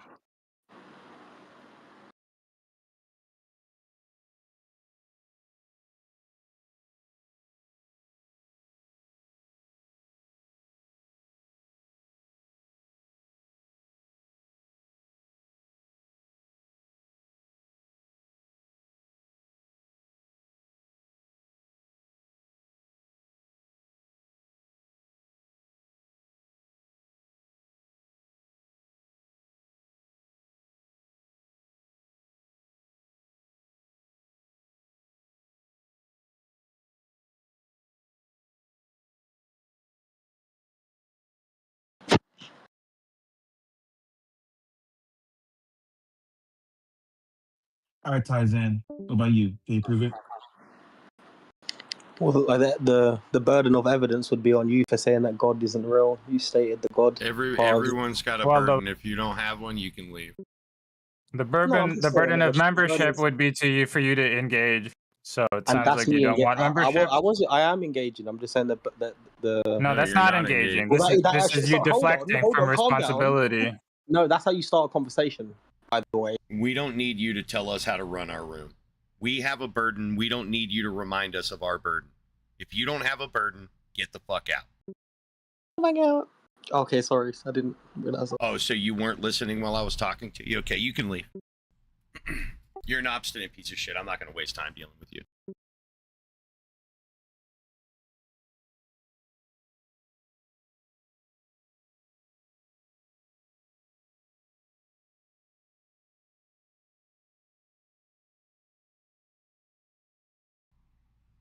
Think about you, dude. You're not bringing anything to the room. I could wait 15 minutes and get another retard just like you to say the same dumb shit. So, just leave. You're not here for the conversation. You did the same thing that a lot of fucking idiots come in here, act like we're the only ones with the burden, and you're going to make us prove it all first. No, we're going to have a back and forth. If you don't want a burden, I get that. Leave, Taizan. Just click the disconnect button. You're not who we're looking for.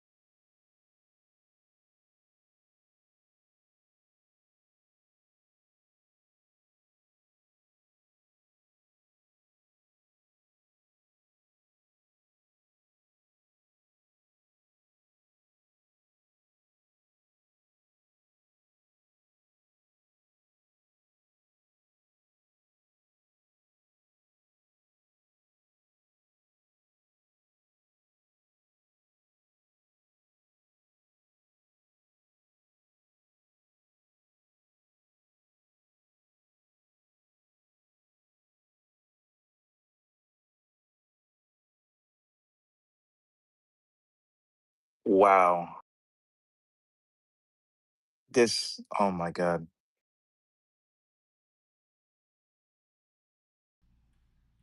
What's up?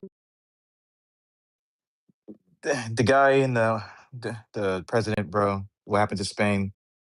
His exact words. Hold up. Let me get this.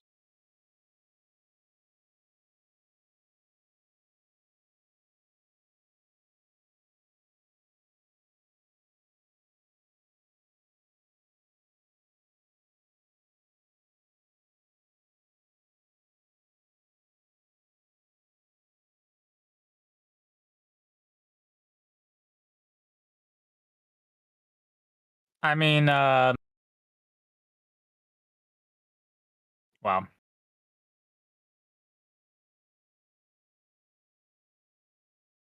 What did he say about the joint military thing?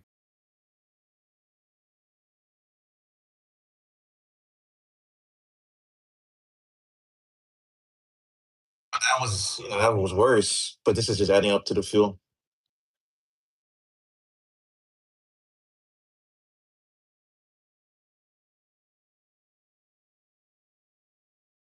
This was a coordinated effort by the U.S., Israel, and Morocco for getting back at Spain for supporting the Palestinian. What was that last? We're just trying to stoke the Morocco-Spain feud Yeah, from like 1,000 years ago. for supporting Palestine and opposing the war against Iran.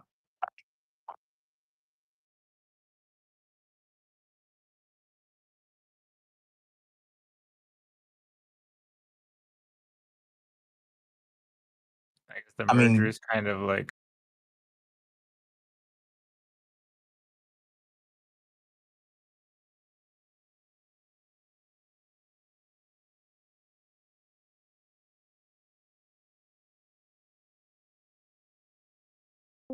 guess they're trying to fake news it somehow. Oh. That was a suggestion.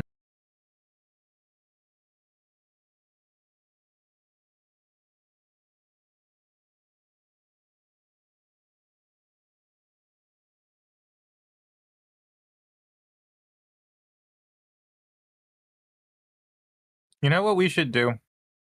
Let's just make Israel like the 51st state. Like, if we're in bed with them, let's get in bed with them.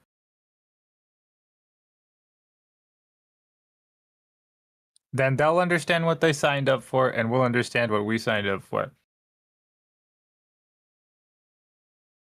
And then we'll fix it from there. Maybe.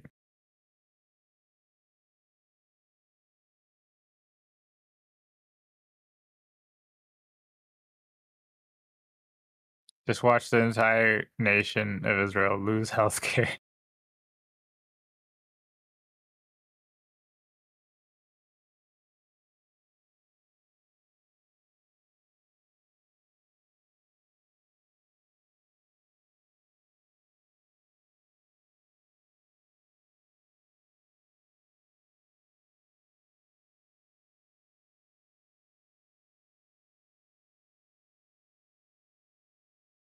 What do you like to play in a sanctuary?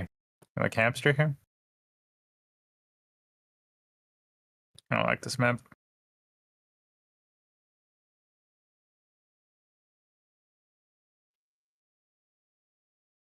you said what do I usually play here, or what do you? Yeah. What's your champ for this map? Hamster? Sometimes, usually Sigma or Ryan, actually. Hmm. Yeah, I guess that's alright for Ren.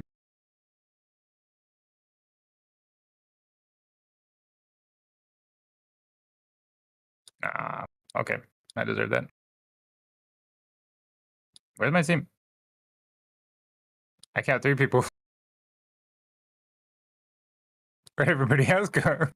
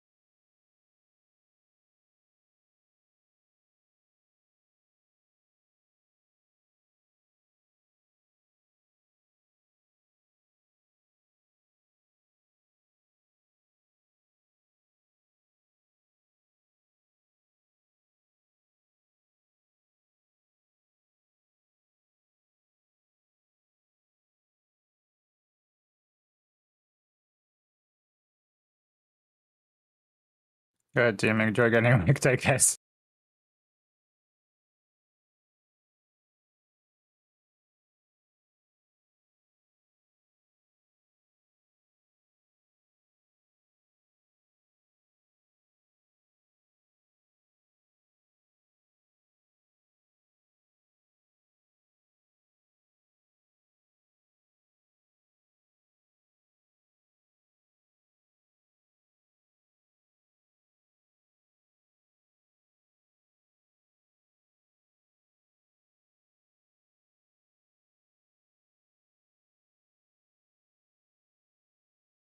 I knew that was coming.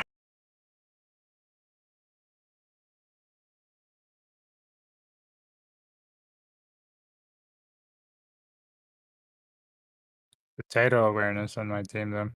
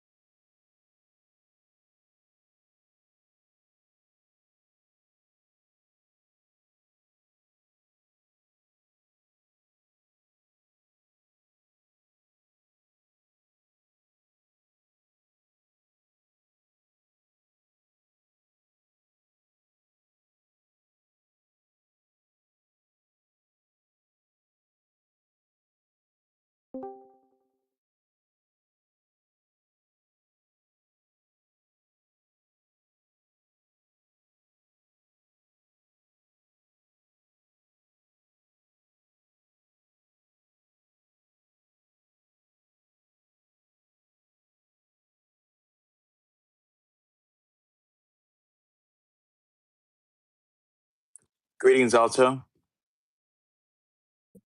Hey, You ready for a challenge of the room? It's the topic at hand. What is the topic?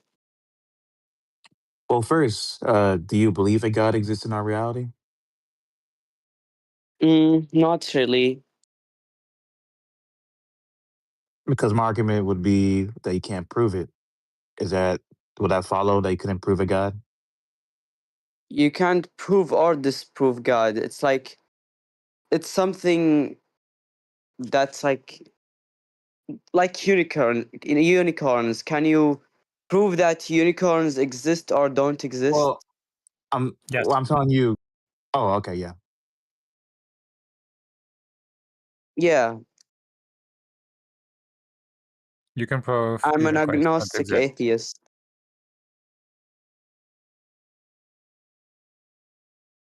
You can keep going, man. Go sorry. Very good. So yeah, I was only asking so you're just telling us you can't prove it. Is that correct? What? That you yourself, you don't have the capacity to prove a God thing. Yeah, no All one right, well, has.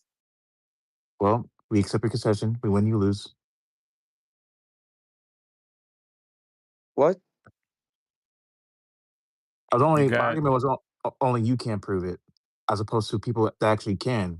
There's people that can't prove God things out there. Yeah, I'm on your side. I'm with you. No, but you said people can prove or disprove. I'm saying there's people out there that can prove the existence of a God. No. So what did you consider?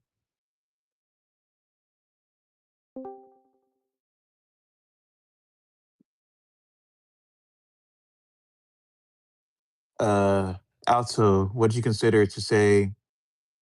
Well, what is agnostic atheism? You're just saying you don't believe in it, right?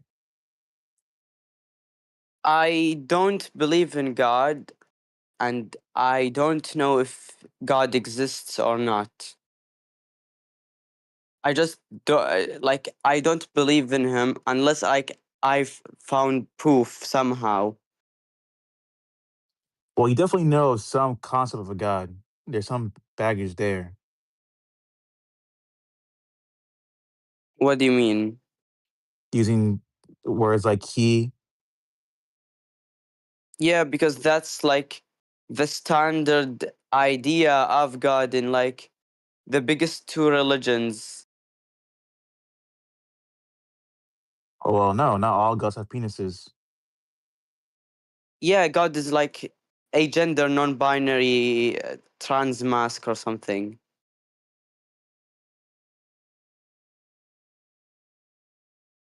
Okay, but the question is, what is a God?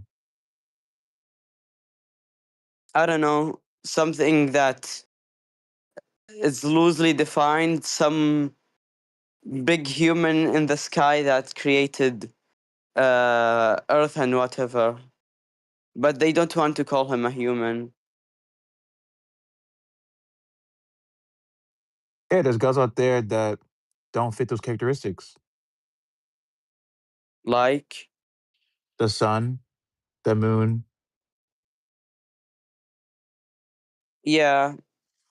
Hell, I can take further if you want to go It's fiction. like Yeah, there's Norse okay, gods it's out like there. a person who created the universe. That's like the loosest definition.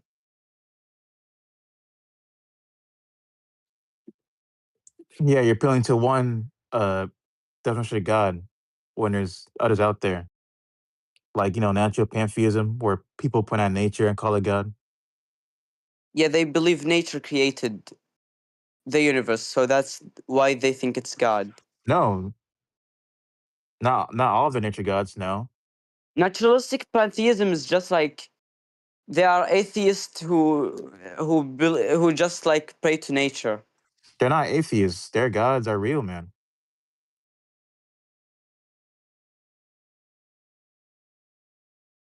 I don't know. They don't okay. believe in God, a personal God. All right, question. What about the people who think Kim Jong-un is God?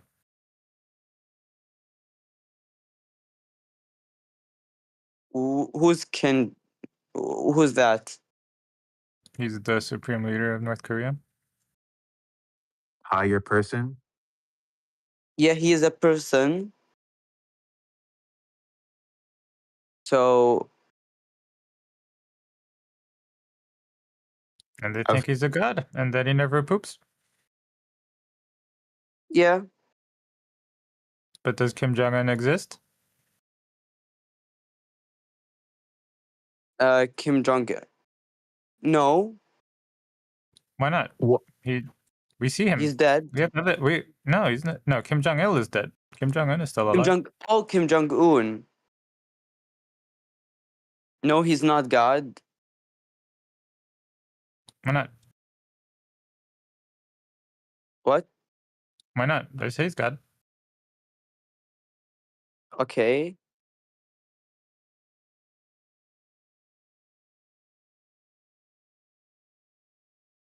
And he exists. Well, we got one example of a god existing.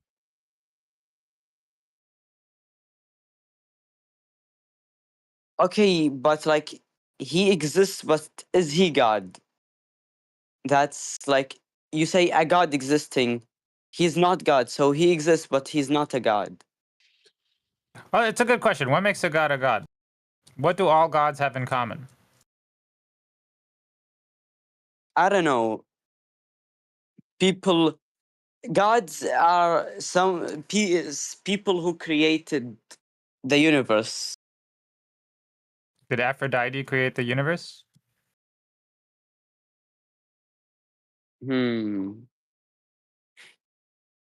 Okay, so God is like there are like multiple definitions. Like some believe it's an all-powerful, all-good, all-knowing God, but like that's classical theism, and not everyone believes in all of that. So it's like, Yeah, Aphrodite fits none of those. yeah, there's like something called Igtheism. Before you start debating God, you have to define what is God. Sounds retarded. It doesn't. It's like I was just kidding, atheism dude. or agnosticism. Before you start I was debating kidding, what is, oh, you are an agnostic, I think.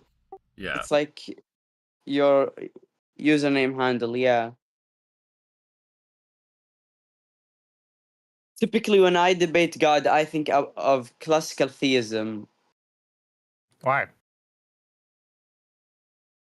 Because like that's the most people I debate with are like classical theists. Really? Like, what? Who seriously believes in the god of classical theism? The God of classical theism is an all-loving, all-knowing, Well, I all understand the definition, but like, who really believes that? Christians, Muslims. It doesn't say like when you read the scripture, it doesn't seem like that. That's why I debate. Well, it seems like that's not even the God they're talking about. Yeah, I have to It's show not the them same that. God. Not even the same one. Yeah.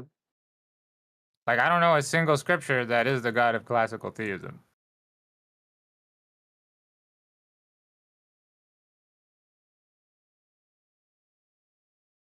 Yeah. Maybe there's some scripture you obviously can create, in some definition, can create a god of classical theism, but you then you will have the problem of evil, so you have to try to solve it, and it's super hard. Well, that would be skipping steps for reality. Yeah.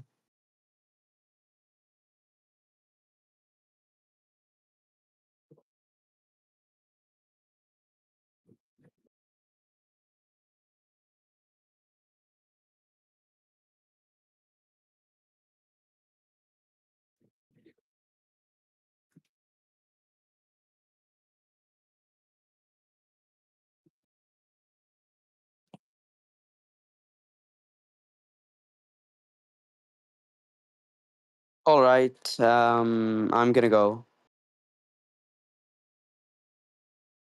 Bye.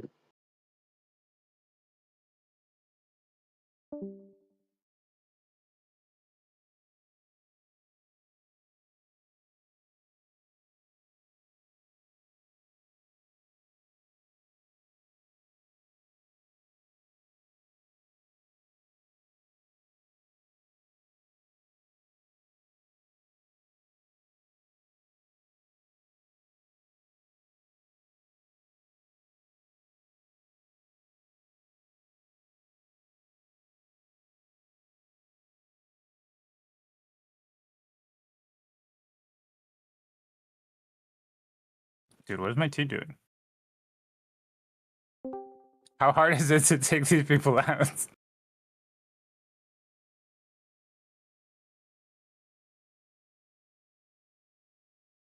All right, then. You ready to begin? Then? What? Do you believe a God exists in reality? Like the Christian God Uh, you pick. or like any? I believe everything is real to the people that believe in it. But I was asking about reality. So that would be without regard to whether people believe in it. Mm, yeah, sure. Okay. Can you demonstrate said God? Um, no, but that doesn't mean like I don't I don't believe in the fact that any God is real. All right. Then why do you believe in that which you cannot demonstrate? Um, I don't know because I like to. Even to your detriment? Um, can you give an example or like explain it a little bit more? Okay, so let's say all these people think that. All right, so what is it? Louis Pasteur. Are you familiar with this person? Person who invented pasteurization? Nope. You never heard of pasteurization? Nope. Like like milk. Nope. Okay, so we do this thing with milk where we heat it up, and then the bacteria dies, and then people don't get sick. That like saved like probably like 12% of the world population just from that. Okay, dope. Right.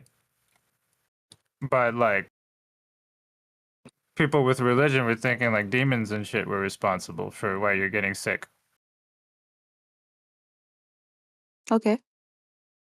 Yeah, but demons and shit being responsible didn't lead to pasteurization. So it was to their detriment because it prevented them from learning what the actual problem was. Okay, I can see what you mean. Um, no, I don't think my religion would stop me from like being open to learning new things. Well, it kind of did. It did exactly that for thousands of like Galilei. He said, "Hey, we thought that the sun was revolving around the earth for the longest time, and then we're wrong." But all these religious people were like, "Yeah, screw that. That goes against our Bible. So they're gonna persecute you." That's what their religion did. So I think there's a culture of gaslighting into stopping exactly that investigation. It's been pervasive throughout history.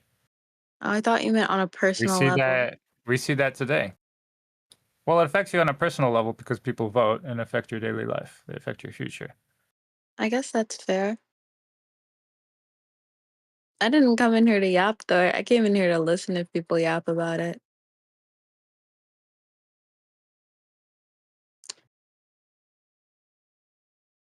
That's the why. There's like I feel like there's this systematic gaslighting that religious institutions do to make people who mean well, who like go around their daily lives, and they're like in society they've been taught how to distinguish between fact and fiction. But then but then they like when they talk about this God thing, they're like teach them to like turn that off. Turn turn that switch off. Don't use that step when we talk about this. And then they make you think that it's like I feel like when they condition you into thinking it's okay, this allows you to be vulnerable to other types of people who will do the same thing to you for nefarious reasons, like a politician or a con artist. I guess that's fair. Yeah.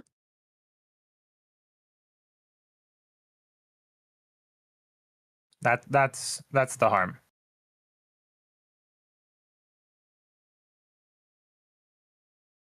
Like robbing you of your tools.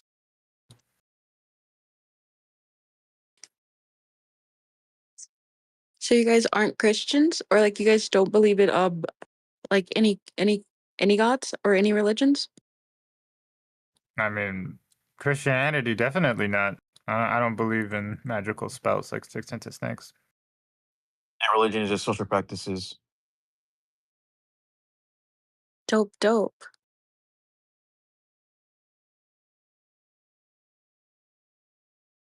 Using a dysfunctional social practice to instill uh, information to you at a young age that doesn't line up is what religion does. At least the modern ones. Yeah, I guess that's fair.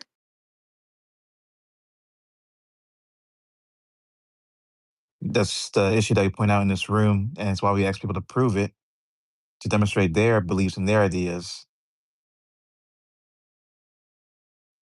A lot of times it stems from whatever the religion has done to them.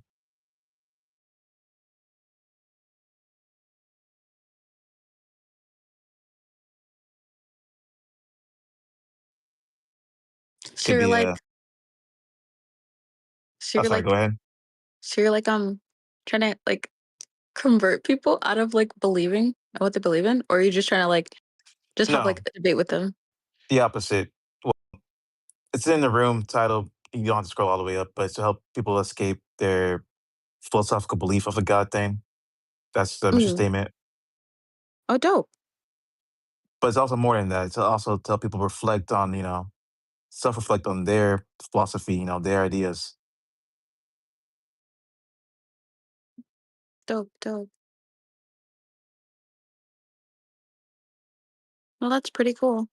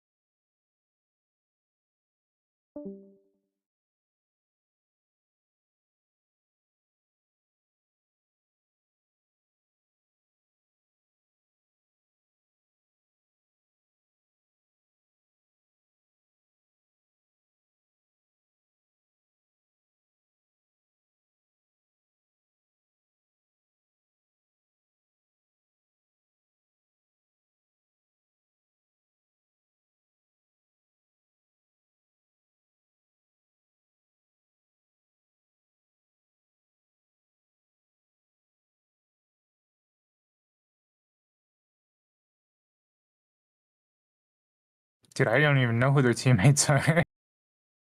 It's the hamster sometimes.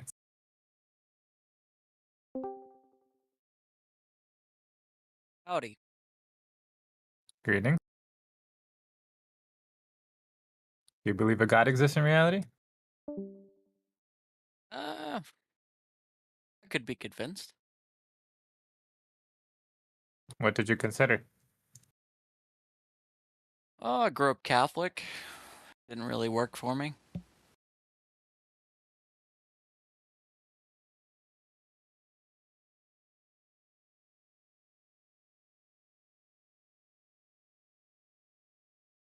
I've read I don't feel like I got a lot of information from that, to be honest. I've read the Bible. I read a bit of the Quran, a bit of the Torah.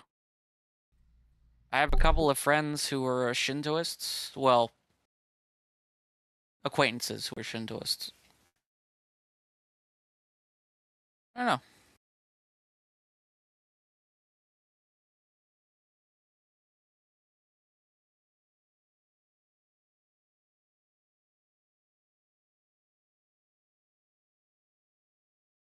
So, is there anything in reality that you refer to as God? No, not really. So you wouldn't be able to demonstrate one, right? No. Okay, accept your concession.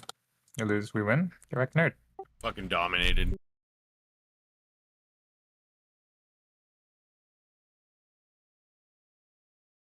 Yeah. Now, what makes a god a god? People say it's a god for the most part. So,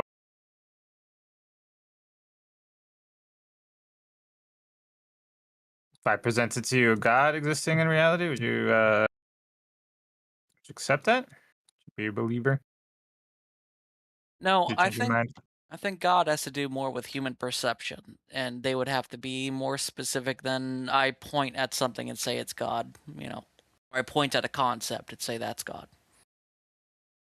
Then why wouldn't there be a god that exists in reality? I've seen no evidence of one. I mean, yeah, people will point to X, Y, and Z and say that is God, or these concepts are related to God, but I'm just not convinced by the whole idea of it. Like, why should I worship this? Why should I be a Christ follower? You know, they say this, this, and this, and then I go, okay. Doesn't really work for me. Yeah, but let's say the sun. Okay, but why is the Son of God? For the reasons you listed. I don't know. I guess, like, why would you call it Son of God? Because many civilizations have claimed it as God over the years. Yeah, but I'm not really convinced about what ancient people believed. You know, they're interesting. I think they're useful to learn about, but it convinced me to believe it's divine. But we just asked you what makes a god, and you gave the criteria. You're suddenly not happy with it? I'm not happy with the criteria that people give me, I guess. Like, No, I'm working with the criteria you've given me. Okay. But the criteria I've given you, I'm not impressed with. I mean, it's your criteria. Well, it's not really my criteria, it's my experience. Like, when I talk to Christians, they'll give me... God, it's been a little while.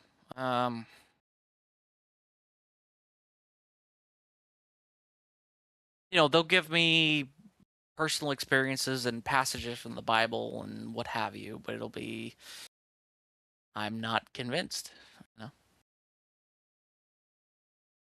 Yeah, but let's say, hey, the new world has been colonized and civilizations have been discovered. When people were doing like an in-depth study of their cultures and beliefs, what rubric or criteria did they did to evaluate the Aztec gods? I guess specifically the Spanish version of Catholicism was their rubric. They apparently the Spanish So Catholics you decided think that the historians who were analyzing Aztec gods were using the Christian rubric to determine oh no, no. whether or not Quetzalcoatl was a god or not? I misunderstood the question. I thought you meant at the time. Well, it still is of the time. Well, I mean, when the new Like there was world Cambridge discovered, University in 1500. I'm pretty sure. I mean, when the new world discovered at the time, they would have been using, at least the Spaniards probably would have been using a Spanish Catholic sort of lens to what they were talking about, right? That's not what I didn't read no such thing. What the writings I, of the I did not read a single passage that said, according to the Christian lens rubric, for acceptance of this entity as a god or not. We're having a misunderstanding somewhere. Maybe I didn't understand the question. Well, we're kind of trying to find out what gets you to the title of godhood. Because I really don't know. It's not really something that I can quantify. Like, Well, I guess the real question is there any scrutiny? I mean, I have plenty of scrutiny, but it's like when people come to these grandiose decisions about what is and what isn't, like there are certain things that language can't really describe, and that's mostly the thing that I have disagreements with, for example, Christians. What they're describing, I see the facts of it, and I disagree with the facts of it, but they have that extra part of what they're talking about that like their own personal experiences they tie into what have you, if that makes sense. Like they can't even put it into words themselves, you know. Like a lot of Christians, especially Baptists, talk about the experience of feeling God, and I've never felt that, so I don't know what they're talking about. There's nothing they can put into words that I could interrogate, you know.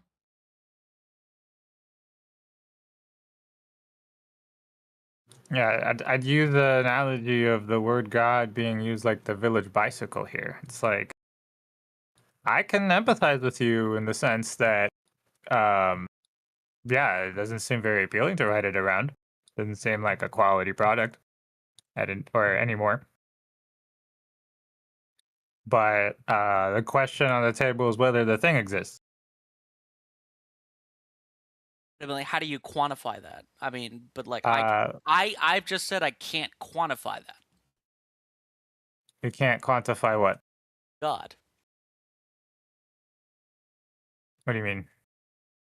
I mean, the term that we're talking about, what people call God, means different things to different people. I don't know if you could quantify that. I don't know if you could have You mean a qualified? structured. No, not. I mean, no. Like where's the quantity? The quantity of what? I mean, what makes up the thing we're talking about? Like, I could talk about a Yeah, number. but how is I that a know. quantity? Okay, so for example, I have a book on a particular subject. Yeah, you're talking about quality, not quantity. It's all good. You're talking about quality. How do you qualify how much does something? it cost? Yeah, how do you qualify means like how do you substantiate or certify or something like that you know the thing has the property that you're talking about. That is to qualify it. I must have been using the term wrong then. Yeah, it's all good. $5 reduce. That's a quantity. Yeah. Right. I mean, okay, so how do you qualify what God means to certain people? And it always means a different thing. So how do we come to one objective argument we can argue against? Well, I'm not really putting your feet to the fire on that. I was just asking, do you go on a case-by-case basis, really? Case by case as what do you mean? Well, somebody brings a God claim, and then you check it out. Well, yeah. I mean, people will say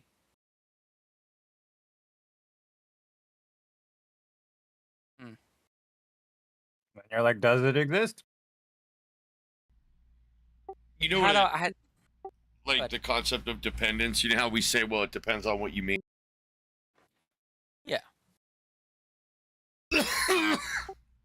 It's sort of like a dependent variable, like in a science experiment. You know how independent versus dependent variables work? Vaguely, I think. So like an independent variable in an experiment, if you change it, it's not going to matter to the outcome. So like, say you want to find out how much food your dog's eating in a day. One variable might be the container you're putting in the food in, right? That you store the food, not the bowl that she or he's eating from, but like the main container, right? It's like I take my food and put it in a container. You know, it keeps it fresher. Well, that's an independent variable in assessing whether my dog's eating too much or too little. Like I could change the container, but it's not going to affect her weight nor the distribution of food that I'm giving her. Now, a dependent variable would be one like the type of food, the quantity of food.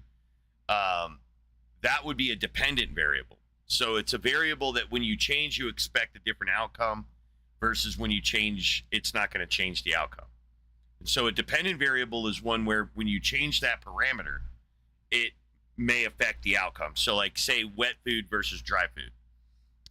If you feed your dog as much as they want to eat, they typically eat wet food a lot more than they do dry food. So the dependent variable here, you change it, you set it wet food, they get fatter. Dry food, they don't get as fat. So you can see that when you depend on this variable, it changes the outcome. And so if you tell me it depends on how I define God, and then I give you a definition to depend on, then your answer should change. If it's an independent variable, which is the definition that I'm giving you, then it shouldn't change the outcome of your answer. It should be independent. You have a conclusion independent of the definition versus you have a conclusion dependent on the definition.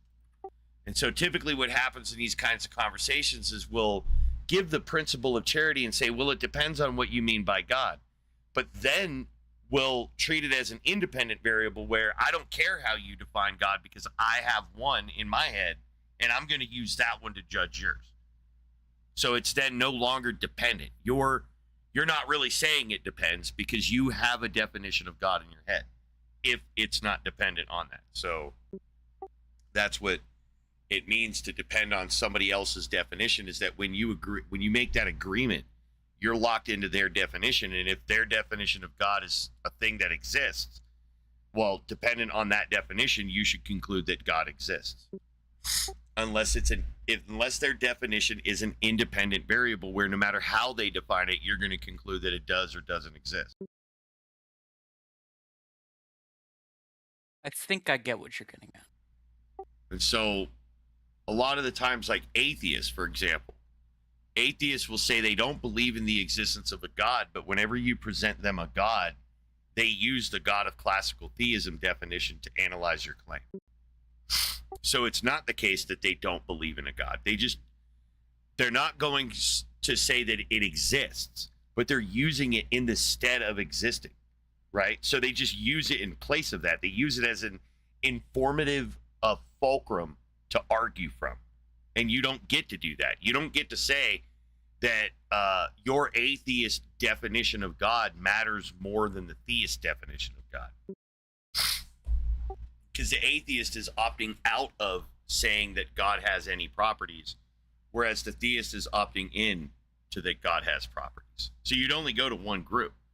Like you'd never ask somebody who doesn't even believe in the existence of something what something is, right? They may know, but you shouldn't go to them as a source material. You should go to the people who are proposing it as the source material. That's why atheism would be incoherent in this model, because if you agree that in order for you to evaluate the existence of God, you have to get a definition first, then you got to be prepared for definitions that conclude God exists. Instead of saying, well, I don't accept that definition, because now you become a God expert. When you say, well, that's not the definition of God I use, you're alleging to be a God expert. And now we have to use your definition. Why? You're an atheist. Why should anybody use your definition? I wouldn't call myself so much an atheist, but I understand what you're saying. That was more the proverbial you. You know what I mean? Like you, the atheist who's making the argument, not you, the person I'm talking. Yeah, no, that's the nuts and bolts of like the example. Like if I were to reframe it, I would say like I have a lens, but I don't like I grew up with a lens, but that doesn't really affect what my opinion on the subject is. Like that's just where I came from. I've realized where I came from, and I realized that. Yeah, but that lens is your poison, because if you trace that lens back to its justification, you'll find that it's just Chinese whispers. It's telephone. It's not actually a good argument for ontology when you're just talking about basically what your parents told you, or what their parents told them, or their parents told them. Unless you're basing it on some claim in reality, you're playing Chinese whispers. Yeah, that's kind of the whole problem with the subject, and why I haven't really come to any decision on that, because I don't know.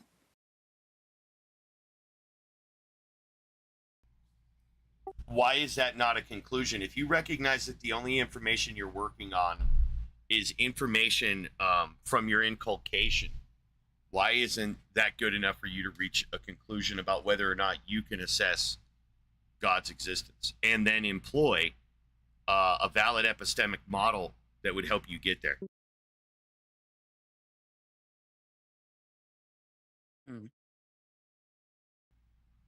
Because atheism is not an epistemic model in any way. Agnosticism is not an epistemic model. None of these actually address the real issue going on. The real issue in society with religion isn't the ontology of God, it's the ontology of the ground monkey and their proclivity to believe. We're not even really talking about a thing with ontos, right? We're talking about a thing imagined by the ground monkey, presumably on this side of the conversation, right? So why do we pretend that we're addressing the ontology of God? Why would people who oppose what the theists are doing pretend that we're dealing with God's ontology? Clearly, that would be a contradiction. If you and I are discussing God's ontology, we're theists. We would have to be theists to rationally discuss God's ontology.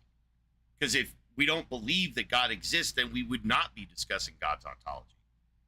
So I wonder your good. No, go ahead. I wonder your definite, like your understanding is that I would be a theist. I just don't have a I don't have a belief yet. Well, and it sounds fucked up, I put atheists in the theist camp. They're a type of theist. They're a disillusioned theist who defines themselves by their abuser, right? It's the same as saying I'm a rape victim, right? You're characterizing yourself by that abuse.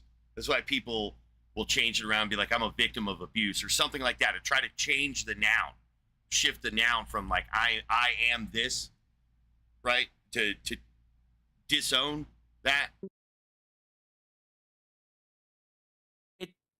Right. It also doesn't sound that fucked up, because I understand what you're trying to say here. Well, it should like land because it's a type of child abuse. And I'm arguing that you were child abused, right? I was child abused. We're all child abuse. It's a form of child abuse. It's a psychological manipulation that happens to us, as Mogi was talking about earlier. There's the process of inculcation, and when you're rearing your child, they have no defenses.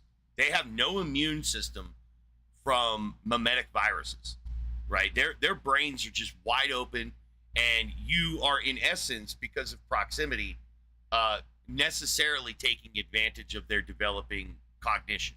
They can't even cognize yet. Like an infant, a neonate, they cannot cognize. They're developing that ability over time, and as a parent, the parent is there the whole time.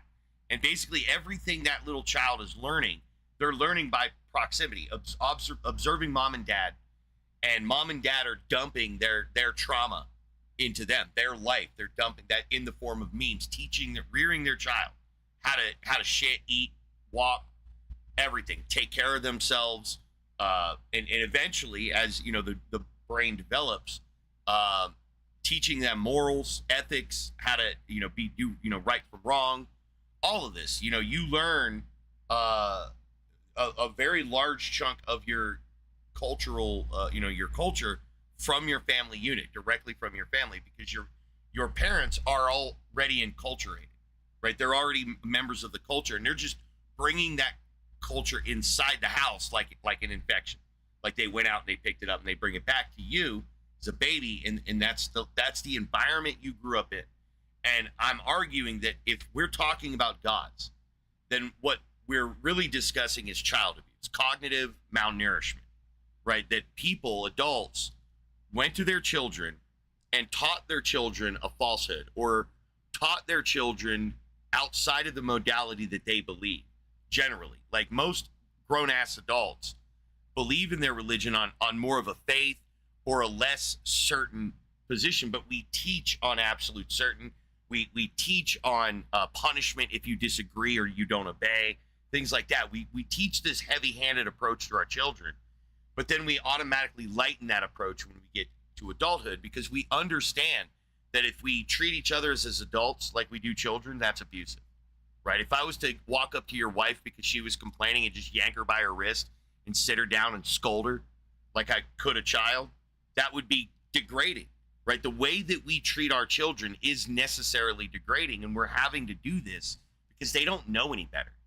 We have to control them and put the walls around them to keep them safe until they can, be fledglings and get out. But this process that we're doing can be very abusive if you're manipulating your way through their life and teaching them obvious falsehoods. So I call it cognitive malnourishment, because your parents should be there to teach you the best memes for success, not hold back memes because it makes them butthurt, right? That's not an adult thing to do. Now, I understand we can't teach our children everything, like sex and shit like that. We got to wait, right? There's a time and a place for these kinds of conversations, and I'm only arguing that for like religion, you should wait until the age of reason at least, right? If your beliefs can't survive 10 years, then maybe they're shit beliefs, and you shouldn't be so heavy-handed in teaching them, right? Like if you recognize that you have to teach your child your religion in infancy and through their developing adolescence and shit, then you know what you're doing is wrong. You know that you're trying to take advantage and get ahead of the curve and shut down the cognitive growth of your child. And so anybody who is inculcated in religion was cognitively malnourished this way. And so it's a very difficult message to hear that your parents, the ones who love you and took care of you and taught you everything that you know, abused you. They only abused you because they didn't realize what they were doing was wrong in that sense. It's only when you learn that this shit is an unethical thing, and then you choose to do it anyway, which is why I'm trying to infect as much people as I possibly can with this ethical dilemma, right? Because once you become aware of it, you become culpable. And that's all I care about. I want to cause that sense of culpability in your brain so that you are more cautious on what you teach your child. Only teach your child what you would try to teach someone like me, who can push back, right? Always be prepared that your child's going to grow up and learn otherwise. There's no reason to gaslight your children and set them free in a society where people like me are there to tell your children that your parents abused you, that they lied to you. They gaslit you for your entire life. They gaslight you. This isn't just gaslighting for a better paycheck or something like that. This is gaslighting at its most grotesque. This is your child you're doing it to, right? You see what I'm saying? This is ongoing and persistent. Though you'll be doing this their entire fucking life. It's gross. And we should act better. And so this philosophy is pointing at that. That the only reason that you and I are talking about gods is because we were cognitively raped as children by adults. That they impregnated our brains with fucking falsehoods, lies. They took advantage of us. No, I think I understand, like, based on what you said. I think I actually, I'm gonna say I know what you're getting at, and I don't disagree, and I would hazard to say that at least of the atheists that I've met, I think, aside from using very similar terms, they would also agree. But I get what you're getting at with the conditioning. It's a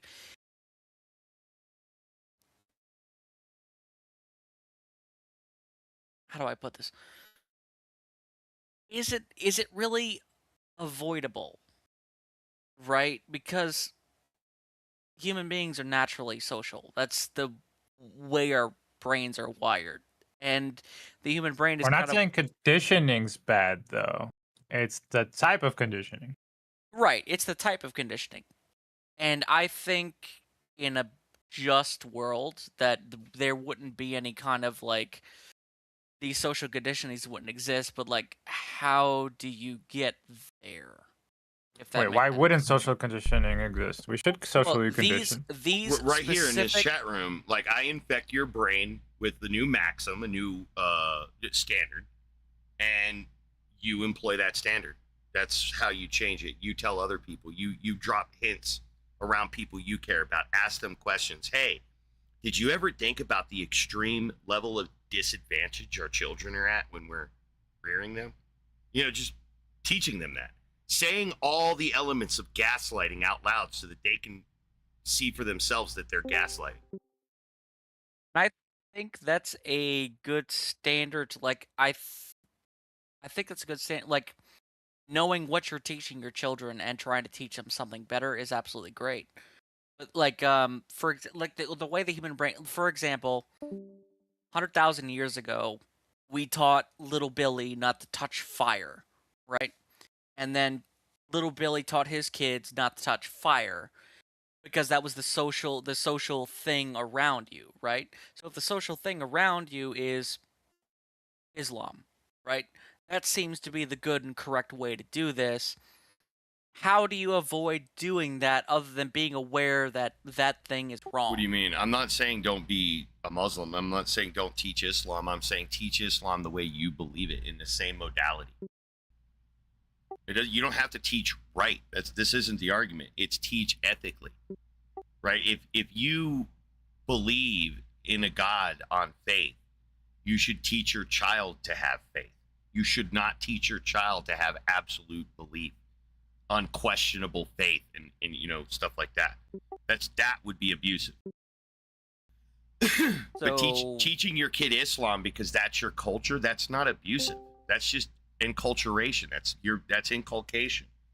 There's no getting around that. We're all humans. We're all born this way. This is how it happens right now, right? And you got to make the best of what you got. And so I'm not saying parents need to stop teaching their children religion. I'm saying they should They should stop teaching it the way that they're doing it. If a Christian believes on faith, they should teach on faith. If that means that by the time their child becomes an adult, that faith would be so weakened that they won't have it, so be it. But you shouldn't abuse your child and teach on a standard of absolute. And then when they get to an adult, they're so traumatized that when they start questioning it, they don't give up the belief. They just fall back on faith. That's abuse. That's Stockholm syndrome right there. If it's absolute, you should maintain the absolute. It's not an absolute thing. You could get away with this with people who are ignorant or young. But we live in a society of shared information. As soon as your kid gets access to the internet, they're going to run into people like me who are not afraid to say a different opinion, to tell that kid something else. And you need to set your child up to be able to navigate those kinds of differences. It's not that you have to stop being whatever philosophy you have. It's just that you should have a different standard of epistemic, justification for these types of claims. And I probably worded that wrong. So, for example, at least from my perspective, every religion that exists has ideas that are harmful, I think, in certain ways. So let's say, like what you were just saying, don't stop teaching people. You mean like drug laws? Actually, yeah, depends on what we're talking about. But my example is like you said, don't stop teaching Islam. Don't just try not to make them a fundamentalist. No, I'm saying teach them with the way that you believe it. If you are a fundamentalist and you believe on absolute certainty, teach your kid that way. That's not unethical. It's bullshit. You shouldn't do it. You're a fucking idiot. But you're being consistent and you're not gaslighting. That's the point. If you in your adulthood have figured something out, that's how you need to teach your child. You need to make their life as easy as possible with all the things that you've learned. That's your role as a parent, to make your child's life easier than yours, right? To teach them all the tricks and trades and all that stuff. That's your job as a parent, to instill success in your child.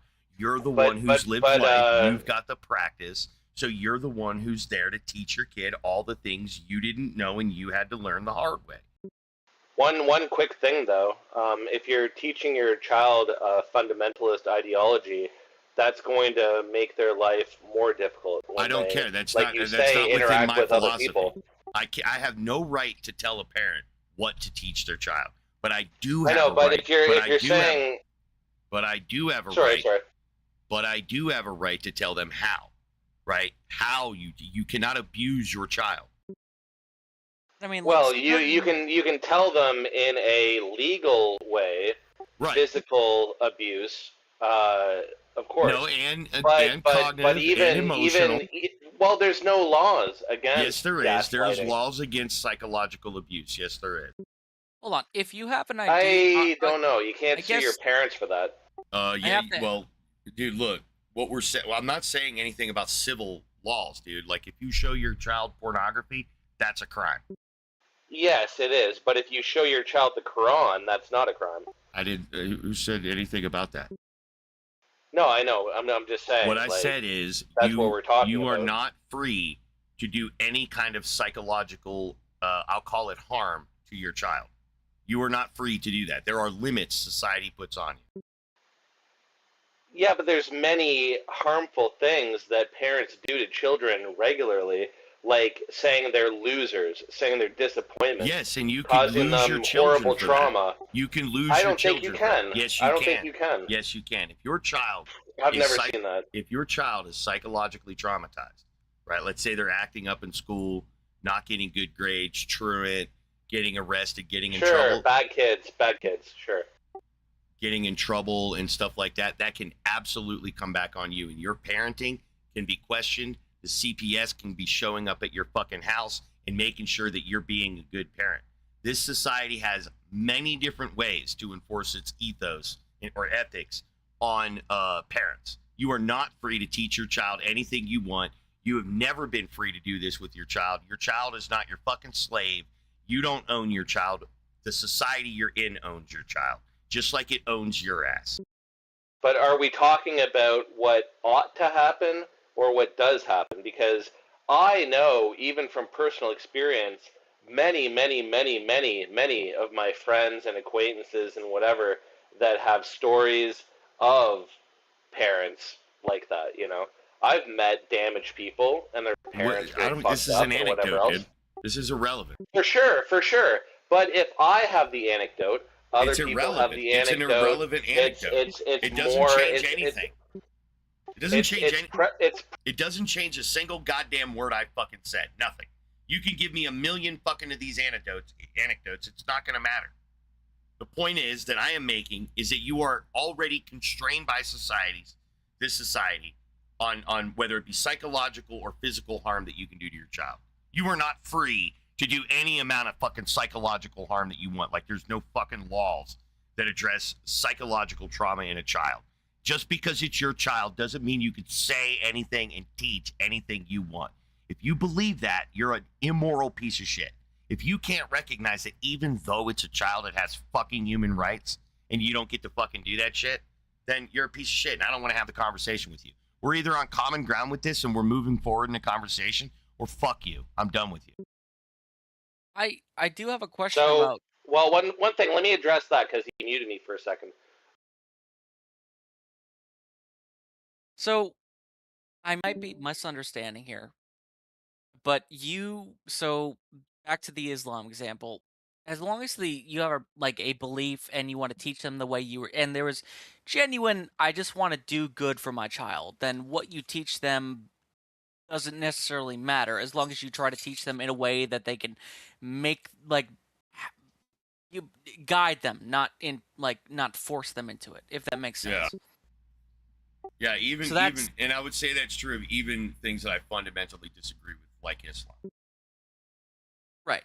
And that's just the example, right? I don't have any particular beef with Islam, whatever. But like, what if you're like, what if you got like, what if you have like legitimate good intentions, but the belief that you're trying to teach them is necessarily toxic and anti-human? Like, It's irrelevant. Like, I can give you such an extreme example. Have you heard of the Jabusi or the Gabusi? No. They're a tribe in Papua New Guinea. They were discovered like in the 80s or something like that. The anthropologists that found them were a husband and wife, and the Jabusi are homosocial, which means the men hang out with the men and the females hang out with the females, right? One of the rituals, like for us, we just turn 18 and we become men. Depending on where you grew up, like in Amazons, there's people, you got to wear these like fucking bullet ant gloves and just let ants chew into your fucking hands for however long. And that's how you become a man. And if you fail to do that, well, you ain't a man. Well, the Jabusi's way to turn a boy into a man was to consume, we'll say, the fluids, the elder fluids of, an elder. That's how they did it. And when these anthropologists discovered them and they broke up into their groups, they offered the male anthropologist to do this, to help the boy become, a man. And he turned it down, politely as an anthropologist would, and kind of was very uncomfortable with the ritual. Obviously, you know why, you can imagine. And at the end of it, when the anthropologist was able to communicate again, he had started asking the Jabusi why they performed this, even though it's so sexual. And as the anthropologist reports, they were actually shocked and offended at the question. Like, they didn't understand why the anthropologist was sexualizing the activity. In their mind, this is generation upon generation upon generation did this shit. And it wasn't any real direct effort on the developed world's part to get that, like, to stop them from doing it, because that goes against the rules and shit. But what did end up happening is, after they were discovered and it all broke up, Christian missionaries went in and convinced them otherwise, and they just naturally stopped doing it. They were curious about the conversation, and now they don't do it no more. It's something that they've completely excised from their culture. All natural. Like, we didn't have to force them to do it. We just educated them on why you shouldn't from our perspective, and they bought into our education, and they just naturally stopped doing it. So even in an extreme situation like this, because look, let's get less extreme and go to like Islam and talk about like a very Islamic country. Who am I to say that, from my vantage in the United States, that this person should be taught in a way that does not make them a strict adherent to Islam? Because that would be the most safe thing for them to do. If they're in a nation that will kill them for atheism or anything like that, then I highly recommend a person like that gaslight the fucking shit out of that kid and make sure that they're praying 10 times a day, right? Because that's their survival. It doesn't matter that I think that they should be liberated and all that. They're not liberated, and if they want to survive, they better believe in Islam, right? That's just the reality of that situation. So you place, as long as it has a good, comes from a good place, you place no necessary moral judgment on what people are teaching their children, as long as it comes from like. It's not that I don't do that. It's that I do. Like in Islam, I think it's extremely unethical to teach Islam, but I understand that we're all the same animal and we're in different circumstances. I have the luxury that my country supports my decision not to believe in a God, right? They don't. So even though I think the entire situation is fucked, I don't understand why I have a say in their survival on that level. I could only ask that they teach according to the way that they believe. And if they believe, like in this extreme example, that their child will be executed if it doesn't become a Muslim or something, then the right thing to do is to inculcate your child to be a Muslim or get it out of the country. And I would ask, why haven't you gotten out of the country, right? I would put that kind of culpability on the individual. But I'm trying to say that I, as a fellow ground monkey, have no right to say that my choices of what's right and wrong are better than anybody else's. But the way in which I think I get to my choices, I think I can articulate are better. But even though I may like vehemently disagree with like what the Jabusi were doing, that's their culture, right? And I'm a cultural relativist in this regard. As much as I would want them to stop doing that, I understand that they're not doing it for the reasons that I'm offended that they're doing it. Just like the male anthropologist had to learn, right? When he asked them about why do the sex stuff, they didn't understand. They had they weren't doing it in their minds about sex, even though the anthropologist and you and me would automatically make that assumption. That's the way we were inculcated. If you grew up a Jabusi, you would be just as offended at that question, because you know what you do with sex in Jabusi land. It's with your wife, right? That's what you have grown up to associate that with. And what this anthropologist asked you was merely your right to manhood. That's all you ever looked at, that was your right to manhood. Even though from our cultural lens, it's graphic and horrific, right? But from their lens, we're making what I'm gonna say is gross. It is fucking gross, but it's a difficult topic because of the difference between cultural relativism and ethnocentrism, right? That even though I'm a cultural relativist, on issues like that, I'm an ethnocentrist, right? It's like, it's my way or the highway. But I do recognize the scientific validity to cultural relativism. You see what I'm saying? So this is a very extreme case that I'm taking into to just say that we're all humans and we're all in the same boat, that we're just inculcated in our societies, and we are all genuinely trying to do our best. I think our natural drive is to protect our children, but the methodologies we employ to do that don't always pan out to be the best options. And education, I think, is the best predictor of whether you make good decisions or bad decisions as a parent, right? So the more you know before you begin parenting, I think that you're probably the better, to some degree, right? Like you can only learn so much before your balls shut off and shit.